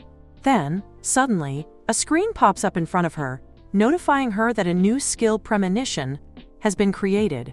She considers that this might serve as a replacement for detection, so she plans to invest some points into it. She tells them to continue on while she deals with the skill update. She notices that this new skill went directly into the skill tree. She wonders what the logic behind all of this is, but she doesn't need anything else right now, so she decides it might actually work for her. For now, she plans to put everything into premonition. If she maxes it out, maybe she'll get an upgraded skill. Or better yet, if she's lucky, she might trigger a skill fusion. It's not just wishful thinking. She genuinely feels like something incredible could happen. If the skill works the way she hopes, it could help her avoid danger and always make the best decision. She truly hopes that's the case. Meanwhile, on the other side of the ship, someone says that they'll be arriving in Ilam tomorrow. So finally, they are able to gather a large haul of squid. Thanks to Mitchell's premonition skill, she manages to secure plenty, which means they'll be getting more bonus rewards. This way, she can keep hitching a ride on Tomas's boat. Then, suddenly, she remembers that her house caught on fire. It's almost like she's only now recalling it. Tomas responds, saying it was because he was caught up in so many things, more specifically, caught up in money matters. She then asks him directly if he is the one who started the fire. Tomas is completely shocked. He insists he hasn't even been to her house once, so why would she accuse him? Mitchell is confused. If Tomas didn't start it, then who the hell did? It didn't feel like an accident. Tomas then asks her where she stayed that night. Michael tells him she spent the night at a friend's house. Tomas raises an eyebrow at the word friend, and now she introduces him to Gret the Demon King. This revelation nearly sends Tomas straight to heaven in shock. Mitchell checks on him and asks if he's all right, but Hubert assures her that this is the typical reaction people have the first time they meet Gret. It's probably due to Gret's overwhelming presence. She recalls that both she and her nanny fainted when they first met the Demon King. Hubert considers that the two of them are indeed unusual. She doesn't quite understand the situation either, because her nanny is rather peculiar. Gret then asks about the cart they brought. She tells him it's full of squid, which she brought to share with some of the townspeople. He comments that it seems like she's preparing lunch right away. Mitchell responds, saying that maybe today they'll get cold soup instead. Now the entire table is prepared with a feast. Tomas is enjoying the food, laughing that if he had known Gret was such a good cook, he would have come sooner. Gret is also glad he finally got to meet the captain of the ship. After all, seafood is hard to come by in the tower. Mitchell asks why that is. He explains that since the tower is located in the forest, it's difficult to procure sea fish.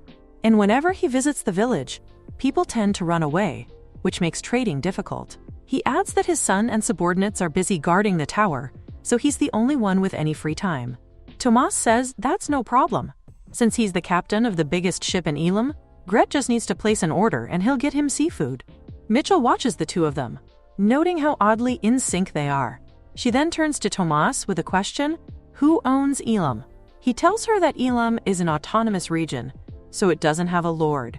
She asks if there's a mayor or anything of the sort. Tomas says that in a small village like this, important decisions are made by the Women's Council and the village chief. Mitchell says she already knows about the Women's Council, but questions whether they even have a village chief. Tomas wonders why she's talking like that when she's already met the man many times, the blacksmith. She is stunned to learn that that man is the village chief. He asks why she's reacting this way, but Mitchell stands up and says it's because she's going to see the village chief. Tomas sighs, already annoyed by her rubbish talk. He says there's no point in bothering with it, it's a hassle, and she won't even get paid. She tells him that with that authority, she'll be able to bring a railroad to Ilam. Hearing this, Tomas gets excited. If that's the case, he says, she already has his vote. She knew he'd like the idea. After all, it's going to increase his wealth, too. Speaking of which, she turns to Gret and says she has a proposal for him as well. But before she can even finish, He immediately rejects it. She can't believe he just flat out said no. He explains that it's because there are territorial beasts near the mining area.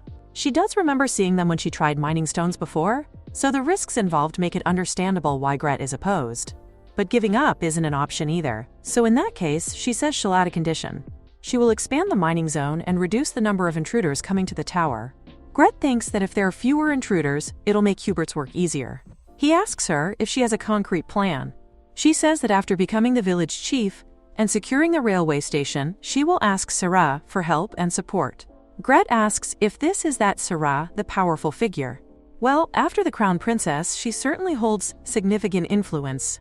Gret considers it and says that while it's not enough to guarantee full confidence, offering a small trial zone to start with is acceptable. And just like that, they settle the deal. The blacksmith now stands wide-mouthed, having just learned that she wants to be the village chief. He huffs, saying it's not good, plus no one even gets paid for doing it. She replies that they know that, but once she becomes the chief, she can secure collaboration from the third princess and the Beast King to build the railroad. He is shocked and wonders how she even knows those two. She brushes it off, saying whatever, and now wants to know what his answer is. He thinks that if a railway line starts from Ishuel, it won't hurt them. So he tells her to bring 1,000 residents of Ilam, and he'll give her the position.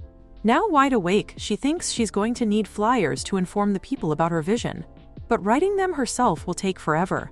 Just then, she hears a man shouting that a ship is about to dock, a ship so big, it's going to wreck the pier.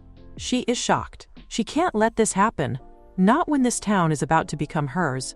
She says she's going to check the mana. The man thanks her, grateful that she's looking into it, but warns her to be careful. She sees the ship now, and it's enormous.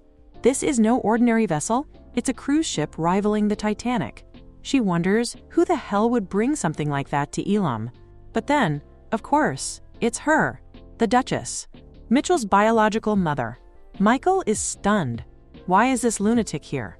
The Duchess declares that she was sure Mitchell had died, but now she's alive, which means the Duke must have lied to her. She's furious. How dare he deceive her? But if Mitchell is alive, then there must be a reason. And the Duchess is here to find out exactly what it is. The Duchess throws a chunk of ice at her. Mitchell starts to run, eyes wide, already aware that no matter what she does, she still isn't good enough compared to her mother. And just like that, the ice strikes and hits Mitchell. The Duchess approaches, questioning why she's still alive when she's clearly so weak. Mitchell thinks to herself that the Duchess is still incredibly strong, but she can't allow herself to lose like this. She retaliates, casting her own ice skill toward the Duchess, but the woman dodges it effortlessly with her bare hands. The Duchess declares that Mitchell is still weak and disappointing.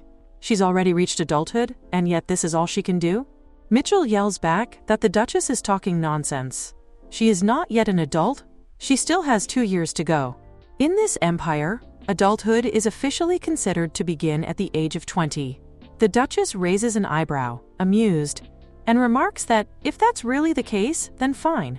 Mitchell snaps that she's right, calling the Duchess a crazy woman. The Duchess finds this entertaining and states that, if so, she'll give her more time, but she doubts Mitchell will improve at all. Mitchell sighs. Of all the people she could have run into today, it had to be this insane woman. Her luck is absolutely terrible. Now Mitchell finally opens her eyes. Everyone is glad to see her awake. She remembers collapsing and immediately asks how she ended up here like this. Gret explains that it was all thanks to the villagers, who contacted them, and they brought her back. Gret says that as for the woman who tried to kill her, Hubert is currently after her to end the threat, but Mitchell tells him to drop it. That crazy woman is her mother. Gret immediately runs off to stop Hubert. TT, still processing, asks why a mother would try to kill her own daughter. Mitchell sighs. Who knows? Ever since childhood, her mother had hit her and called her weak. Whenever she got injured, the woman would say things like, "Why did you get hurt?" It's always been like that. She's undoubtedly a lunatic. Mitchell couldn't agree more. If it weren't for her father's intervention, she would have been long dead. Her nanny apologizes to Mitchell. She thought Mitchell would be safe here, but Mitchell tells her not to worry. After all, her crazy mother already said she'd return in 2 years. Gret returns, having stopped Hubert, but offers Mitchell a suggestion. How about he just goes and kills her mother? Mitchell rejects that idea. It would break her father's heart. Gret then suggests crippling her instead. Mitchell still refuses, explaining that it would still break her father's heart. After all, he is obsessed with her mother's beauty. So there's only one option left. They are going to make Mitchell stronger. She smiles. This is exactly what she wants. But for now, they agree she needs rest. And just like that, after all the chaos, she finally gets to rest for a while. During that time, Gret sets off to gather rare ingredients to help with her recovery. Packing all his belongings, he leaves. Tomas returns to Ilam to oversee the dock repairs. While Gret is away, her nanny takes over the cooking area, and Hubert continues his role as acting Beast King. Meanwhile, Titi arrives, announcing that he has everything prepared. It's finally done, the flyers for Mitchell's village chief campaign.